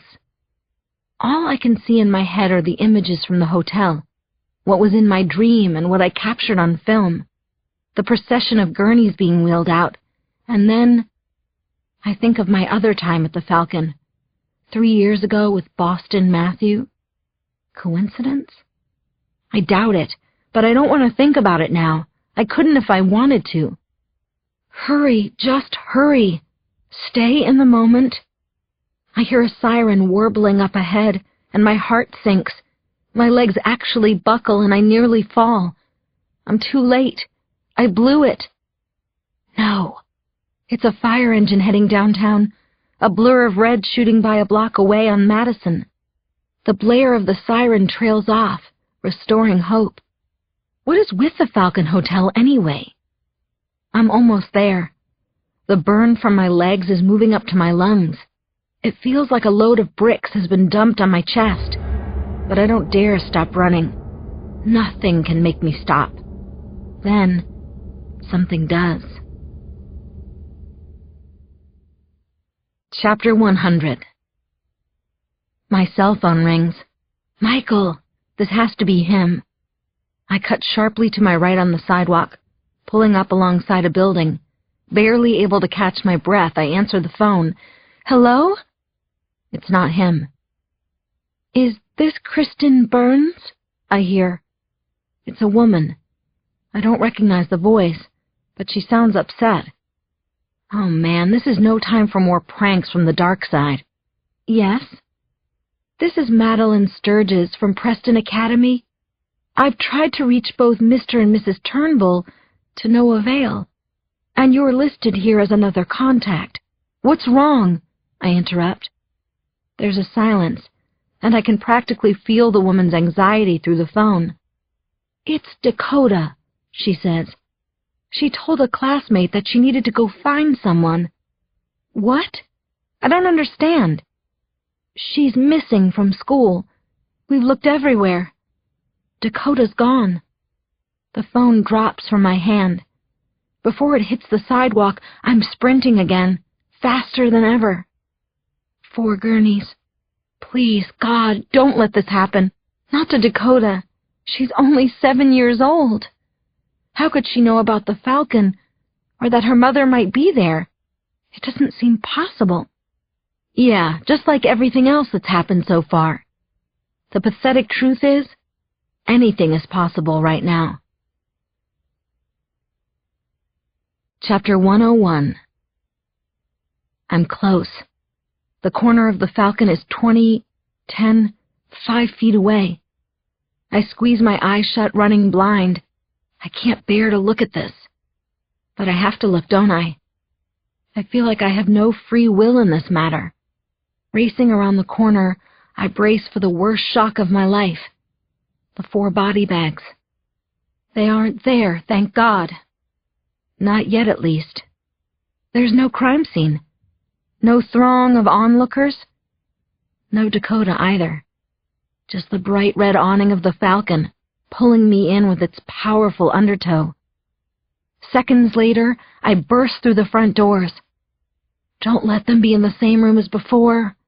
It's where Michael would surely look first. He knows the number. I told him. Dashing through the lobby, I head straight for the elevators, only to see 6 people waiting there. Without breaking stride, I turn for the stairs, taking 2 at a time. I'm leaking buckets of sweat as I climb past the 2nd and 3rd floors. Spilling out onto the 4th, I practically hurl myself down the long hallway. It's quiet. Too quiet. Never has a silence sounded so deadly, so haunting and eerie. I pass one door after another until I reach the room Penley and Stephen were in. Their room. I come to a fast stop, and it's as if I've given the pain of running here a chance to catch up. My legs and lungs feel like an inferno. I see a do not disturb sign that wasn't there yesterday. Staring at it, I almost don't notice the other thing that's different. The door's open. Just an inch. Not even that. A small sliver of space between the door and the jamb. Slowly I push my way in. It's no Motel 6. The room is more of a chic apartment. I step into a foyer with black and white tile like a chessboard. More games to play? For the first time, I hear something. A voice from around the corner. It's Stephen. Is he laughing? Why would he be laughing? I take a few more steps forward and realize He isn't laughing. No, he's crying. Sobbing is more like it. Peeking my head out, I glimpse down the short hallway and I see why. Michael has a gun pressed to his forehead.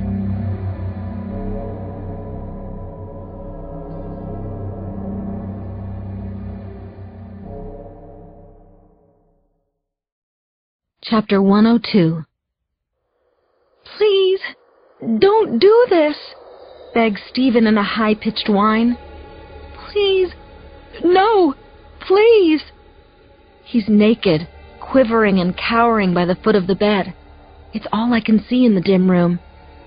"Shut up," barks Michael. "Shut the hell up."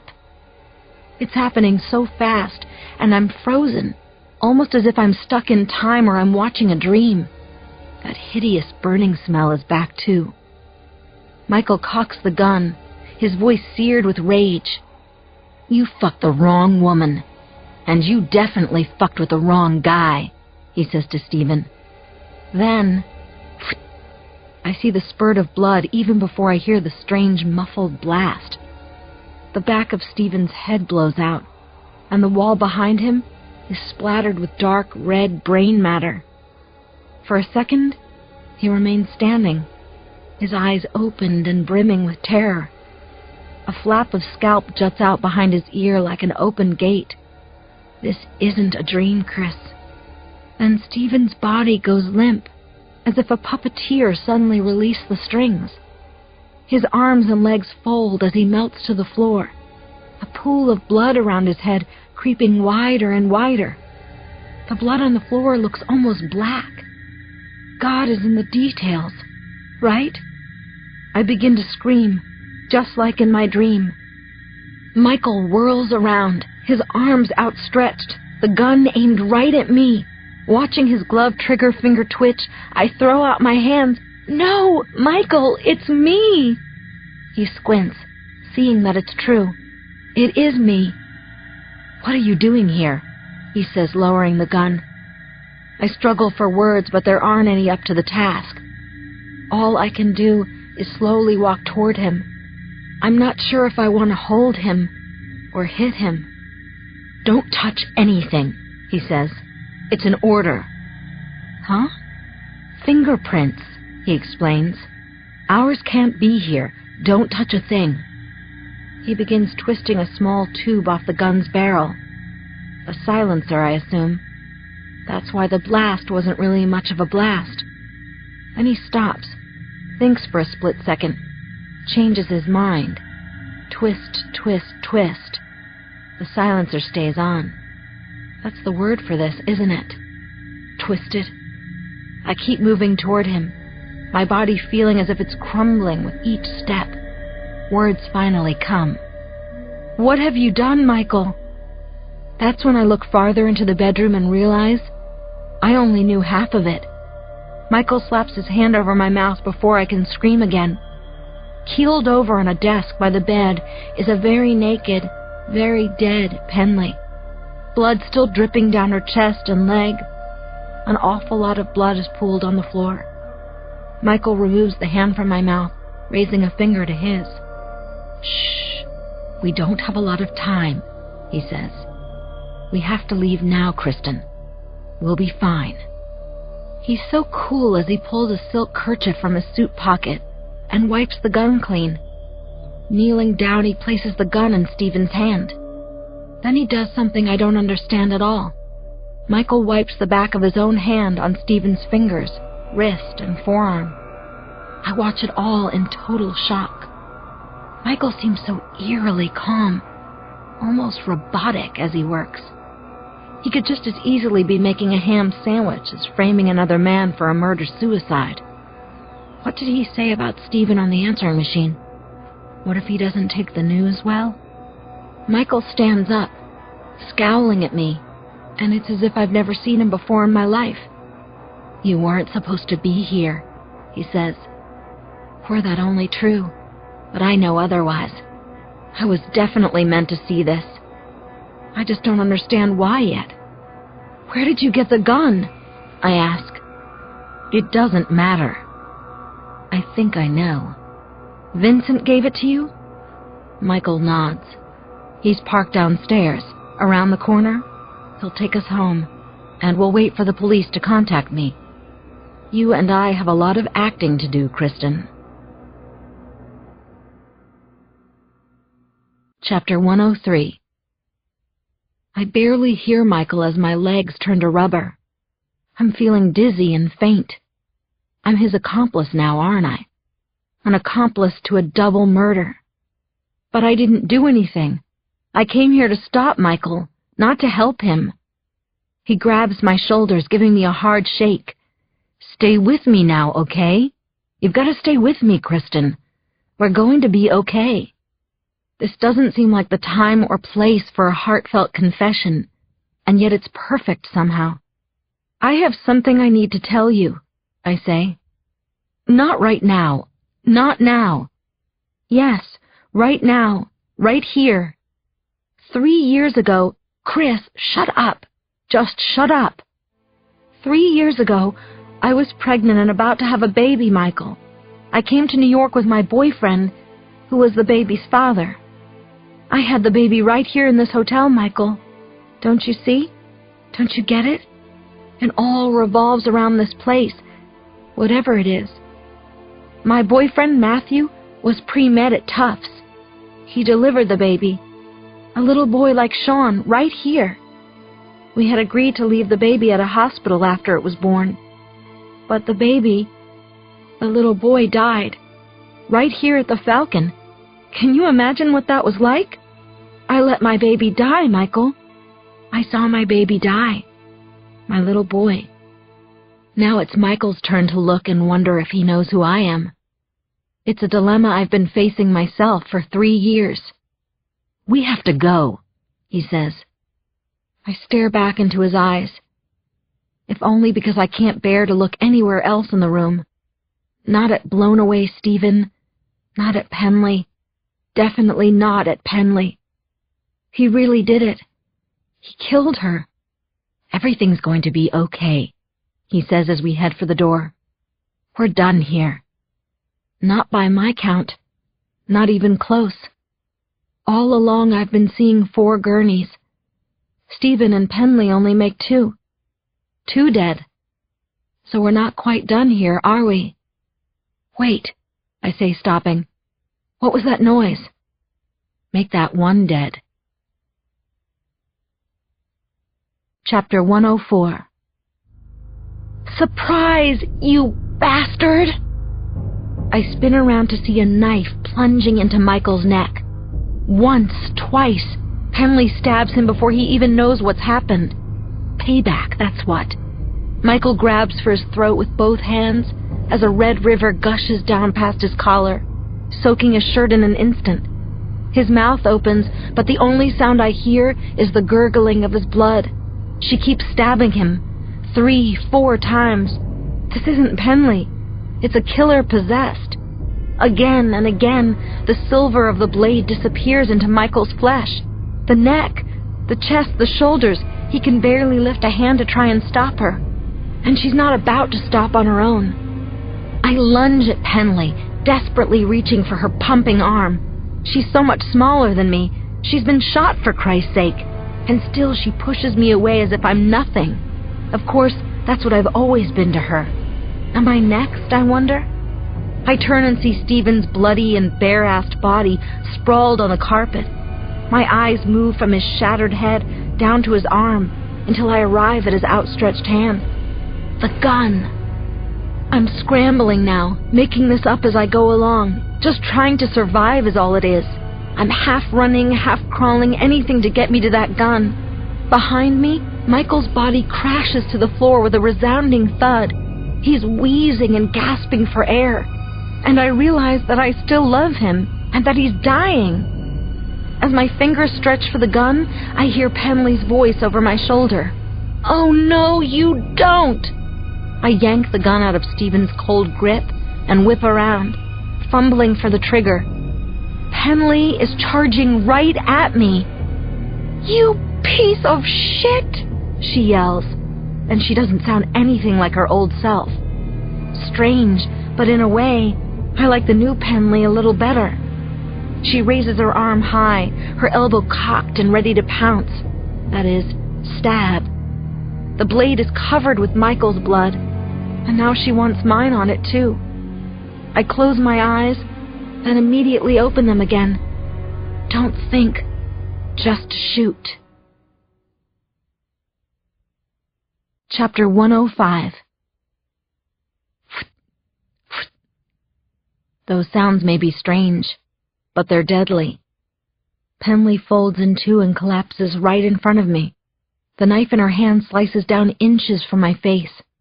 The first bullet struck her in the chest. The second, the right side of her forehead. I look at the knife, wondering how she would have one in her possession. She didn't. It's a letter opener. Suffice to say, the kind they would never let you bring on an airplane. Long and sharp. On the sleek silver handle I can see engraved lettering, "The Falcon Hotel." Nice touch. I struggle fiercely to rise to my feet, emptying my lungs with just about the deepest exhale of my life. But the relief is short. I look at Michael, then hurry over to him. He's face down. His breath is coming in short gasps that seem very painful. "Michael, can you hear me?" He blinks slowly, his eyes searching. "Chris?" His voice is so weak, and he's coughing blood onto the rug. "I'm right here," I say. "I'm going to get help for you." But I think we both know that he's beyond that. Michael's neck and chest are shredded, a gory multitude of stab wounds. He's lost so much blood already. It's a wonder he can speak. "You have to get out of here," he says. "The police." "It's okay, it's okay." He's fading on me, struggling to talk. "No, you need to hurry. Run. Get away from here." "Where? Where do I go?" Michael spells it out with his last breath. His final words to me. "The kids," he whispers. His eyes go wide. "Michael!" I yell. "Michael!" But he's gone. Michael's dead. And instantly I realize that makes 3 bodies. Chapter 106. I stand up slowly, taking one last look at Michael, and it hits me, what I'm seeing right now. It's the picture of Michael from my camera, the shot of him sprawled dead on a floor somewhere, the one I never took. Yet here it is. Here I am. How could this happen? It feels as if I've been hit with a stun gun. Time has stopped completely. The world has stopped. All that continues is the deadly, really truly deadly silence. Then it's broken. The phone by the bed rings, then rings a second time, snapping me out of it. I need to get out of here, to get away. I bolt from the room and head toward the back stairs. I know the way out of here. I'm halfway to the stairwell when I hear footsteps pounding behind me. The kids! Could it be? Dakota? If not, then who? I'm almost afraid to find out. But I stop and spin around to look, and it's not her. It's him. The ponytail. How could he be here? How does he fit into this? I want to ask him, but not now. Oh, dear God. Oh, no.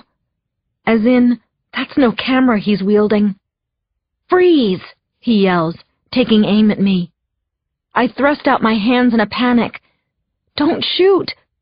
Only to realize immediately I've made a mistake. There's one thing I forgot to do back in the hotel room before I charged out of there on my getaway run. Let go of the gun. Chapter 107. This is what happens in the next instant. I die. I don't feel the bullet as it rips through my body. I'm not even sure I'm shot until I look down and see the blood stain. Slowly I rub the palm of my hand across my shirt. It feels warm, sticky. Unreal. He thought I was going to shoot him. Ridiculous. Except I just shot Penley, didn't I? I stumble back a step before my legs give out. Now I'm spinning. At least that's the feeling I have. I fall hard to the floor, but I don't feel the impact. I don't feel anything, really, and in some ways that's an improvement. I'm lying face up, gazing at the hallway ceiling. A shiny exit sign points to the stairs I never reached. Other than that, it's a blank picture. Then a face appears. The ponytail hovers over me. He looks at the gun clenched in my hand and ruefully shakes his head. Bending down, he presses 2 fingers against the side of my neck. What's he doing? Oh, I see. He's feeling for a pulse. I'm still alive, I say. He doesn't respond in any way. Nothing. Hey, did you hear me? Who are you, anyway? I ask. He stands there and takes out a cell phone, dialing 911. I get my answer. I'm a private investigator, he tells the operator after reporting there's been a shooting. Multiple shootings, he corrects himself. The police arrive, followed by EMS. Lots of hustle and bustle all around me. A paramedic checks my pulse again. I fade in and out for a while. Then I hear the ponytail explain to a cop that he was hired by one of the deceased. Mrs. Penley Turnbull was his client. She suspected her husband was having an affair, he says. Apparently, the husband suspected the same thing about her. Hope you got paid up front, jokes the cop. You think this is funny? I say. He doesn't hear me. No one does. So who's the girl? The cop is pointing at me. When is this strangeness going to stop? Actually, when I think about it, I don't want it to stop, do I? The nanny, answers the ponytail. That's who I discovered the husband was involved with. So you were following her? If I'm following you so far. Yeah, you got it right. Mrs. Turnbull wanted to see if I could dig up any dirt on her. I guess for the divorce. I kind of felt sorry for her, though. Kristin's her name. She was young, in way over her head. I even tried scaring the shit out of her, hoping she'd back off the relationship with the husband, who's a real scumbag. Instead, here she is with a gun, says the cop. She had to be in on it with the husband, right? I'm not so sure, says the ponytail. I lost her at first when she entered the hotel. But the way she ran here, I think maybe she was trying to stop this from happening. The cop sighs. Damn shame either way. There's 2 little kids now with no mommy and daddy. Or even a nanny. I could tell the kids liked her a lot. That would explain it, the cop says with a nod and a shrug. What's that? We sent a patrol car over to their school to get them. And the daughter was missing. 7 years old.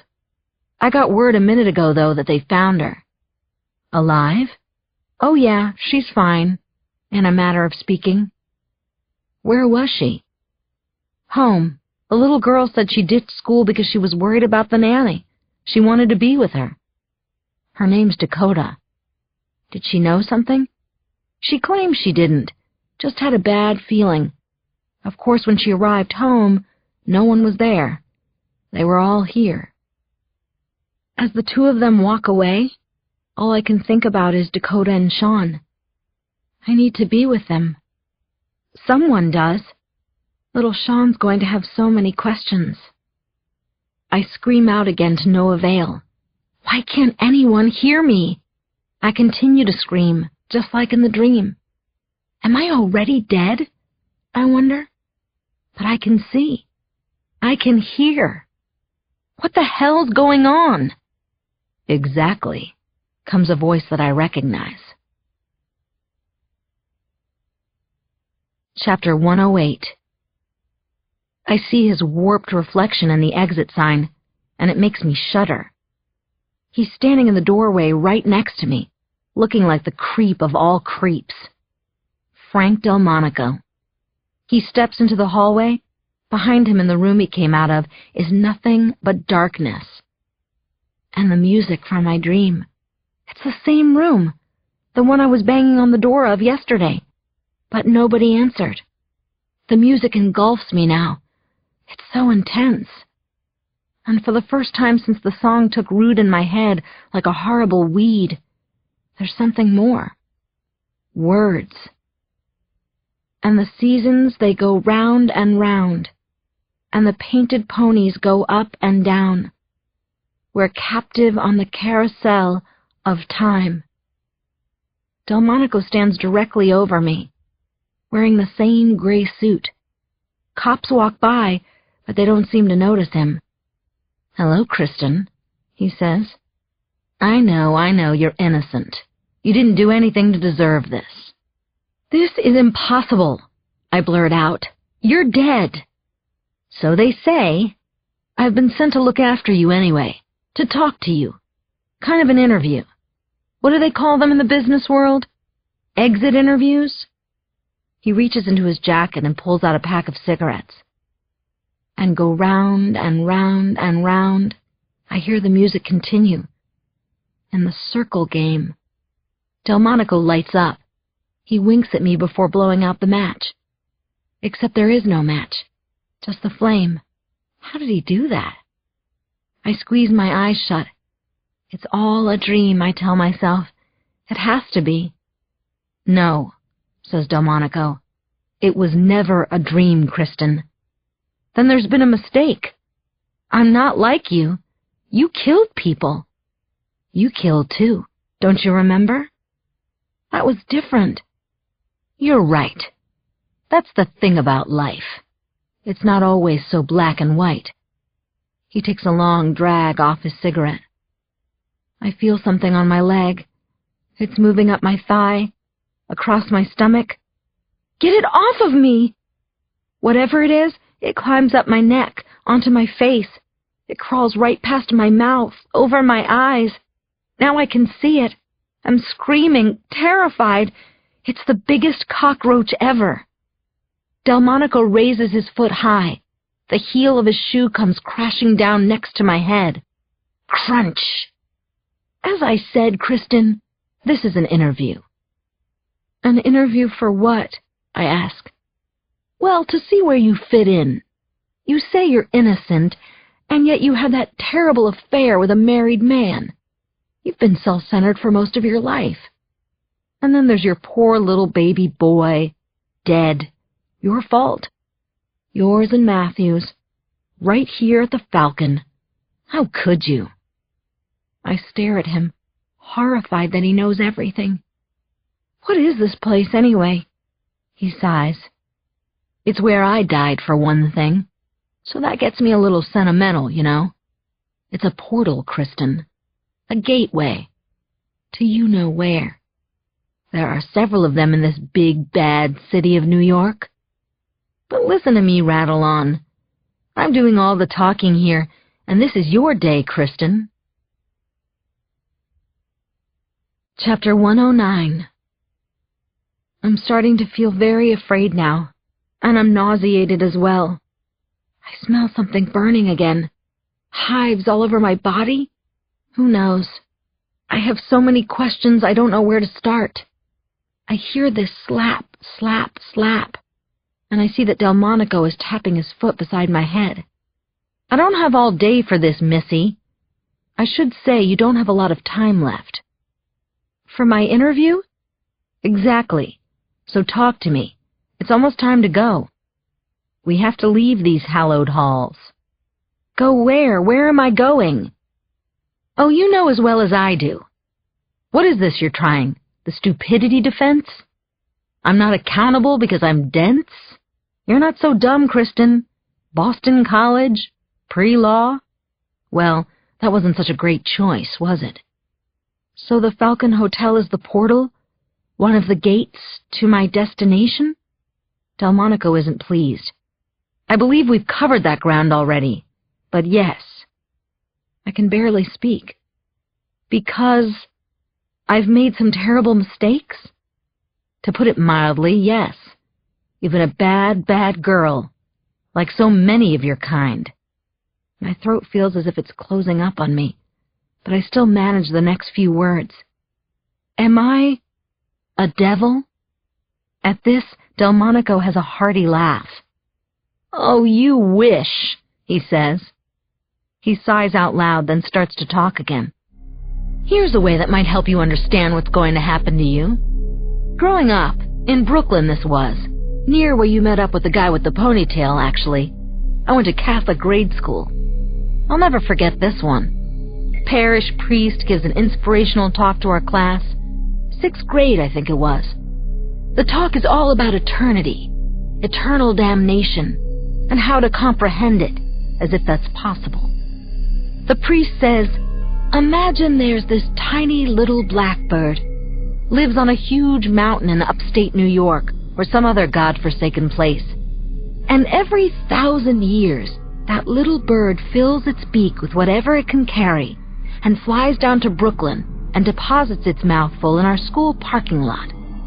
Now imagine that the blackbird does this until the entire mountain has been transported there.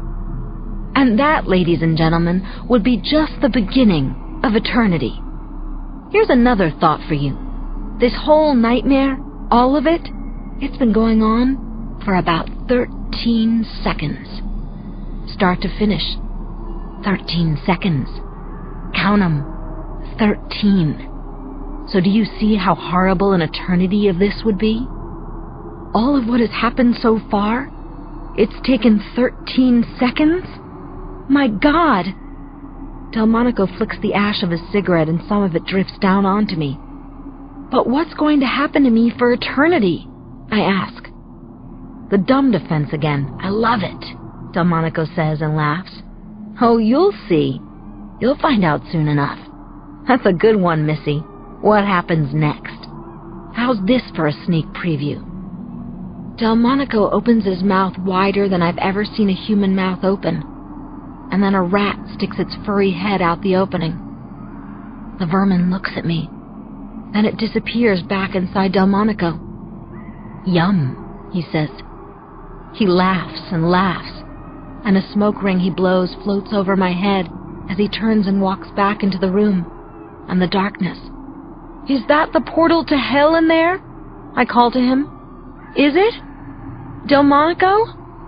Just then, though, a policewoman leans in very close to me, and I wonder if she's going to move me somewhere. But then, don't think, just shoot. She takes my picture.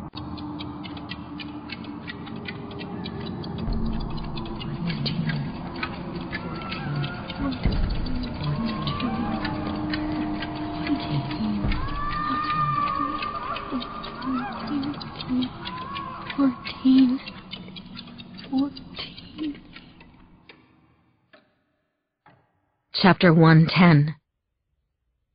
2 paramedics roll out a long plastic bag next to my body, zipper side up. Stop, I plead. I'm not dead. Please, please, won't you stop? They raise my arms to tuck them in close to my sides, and I glimpse the blood dripping from my right hand. 1, 2, 3, they count. Then they lift me and deposit me into a body bag.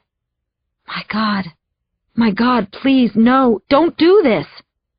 They close the zipper even as I continue to beg them not to do it, to give me a second chance for some reason that isn't even clear to me. I've never felt more helpless, more frightened or alone. As they wheel me down the hall into the elevator and across the lobby, I stare out in horror and dread. Through the dark, dingy plastic, everything looks gray. Even the red awning as I'm taken out of the hotel. They push me toward the curb, the wheels of the gurney squeaking like sick birds as they spin against the pavement. I listen to the murmuring of the crowd that's gathered outside on the street. They're wondering what happened. Who died in there? I keep screaming. There's been a horrible mistake. I'm not dead. But no one hears me. Not the businessman in his pinstripe suit, the bike messenger, or the mother with her stroller, the same ones I saw in my dream, the strangers who are now attending my funeral, so to speak. I'm so scared now. Please, God, make it stop. Please, God, please, God. But he can't hear me either. Or worse, maybe he can and just doesn't care about Kristin Burns. Overhead, all I see are the police and EMS lights spinning against the buildings. Somebody do something! Get me out of here, please, somebody! The zipper to the body bag is inches from my eyes. It's so close, but it might as well be miles away. I can't reach it. I can't move. But then, the zipper starts to open, jarred perhaps by a crack in the sidewalk. And that's when I hear it. Out on the street, pushing through the crowd, someone desperately screaming as loud as I am. The voice is thick with panic. Help! That person is alive! Closer and closer comes the voice, until the moment arrives when I see the face behind it, and all hope dies. The horror comes full circle. The woman screaming outside the hotel, she's me, and I understand everything. In a few minutes, very soon, the dream will start again. I'll wake up in my bed, screaming. I'll hear the song. I'll hear the knocking at my door. Mrs. Rosencrantz will be there, and I will keep reliving these horrifying last days over and over, until the tiny black bird has transported that mountain, a beak full at a time, one trip every 1,000 years. Only that will just be the beginning of eternity, and you know where. And I'm screaming, screaming, screaming, screaming. Chapter 111. So here I am on my way to hell. As I understand it from Delmonico, I'll keep reliving some version of the nightmare I've just experienced for eternity, for life everlasting. Definitely something to look forward to. I can see around me clearly now, since nobody has bothered to rezip my body bag. Actually, I'm glad of that. I get one last look around, and everything seems kind of strangely beautiful about the world, actually. The light is gauzy, with streaks of burnt orange and yellow laced through it. The faces of the people watching are actually sad, almost as if they care, and that touches me. I want to cry, but I can't really control my body anymore, can I? I wonder how much longer I have, until everything goes black or white, or until this horrifying nightmare starts all over again, and again, and again. How much time, Chris? How much time did I waste in my life? How many things did I do all wrong? Would I do them differently now? I think I would. Honestly, and this isn't a cop-out, I know I would live a different life. I feel so guilty about my baby, about the affair with Michael, about hurting Dakota and Sean, even about hurting Penley, who was a twit, but not an evil person. I'm sorry. God, am I sorry? I'm so sorry, so pathetic, but I am sorry. I can still hear the voices in the crowd outside the hotel. The paramedics roll me between 2 police cars and toward a waiting EMS truck, the meat wagon. The gurney bumps something, and I realize how absurd it is to be careful when you're carrying a dead body. Can't somebody help me? I say, though I know the voice is only in my mind, whatever and wherever that is. But I can't stop pleading anyway. I won't give up. Won't quit. Not ever. I won't go quietly. Somebody help me. Somebody, please. I'm sorry for all my sins, for everything I did. Then a black woman leans in close, really close to my face, closer than I would ever get to a dead person. She shines a tiny flashlight into my eyes, and God, do I want to blink. I'd do anything in the world to blink, but I don't blink. Somebody, please help, I don't say again. And then the woman steps away from me, and I see that she's an EMS doctor. Suddenly, she yells in a clear voice, "This one is still alive!" And I hope, I pray to God that she's right. She's alive. This woman is alive. She just winked at me.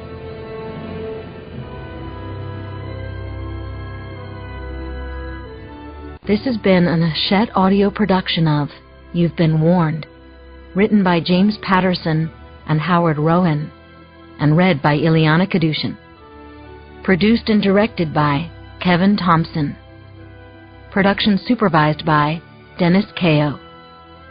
You've Been Warned is also available in print from Hachette Book Group USA. Text copyright 2007 by James Patterson. Audio production copyright 2007, Hachette Audio. All rights reserved. Except as permitted under the U.S. Copyright Act of 1976. No part of this publication may be reproduced, distributed, or transmitted in any form or by any means, or stored in any database or retrieval system, without the written permission of the publisher. This audiobook is a work of fiction. Names, characters, places, and incidents are either the product of the author's imagination or are used fictitiously, and any resemblance to actual persons, living or dead, events or locales, is entirely coincidental.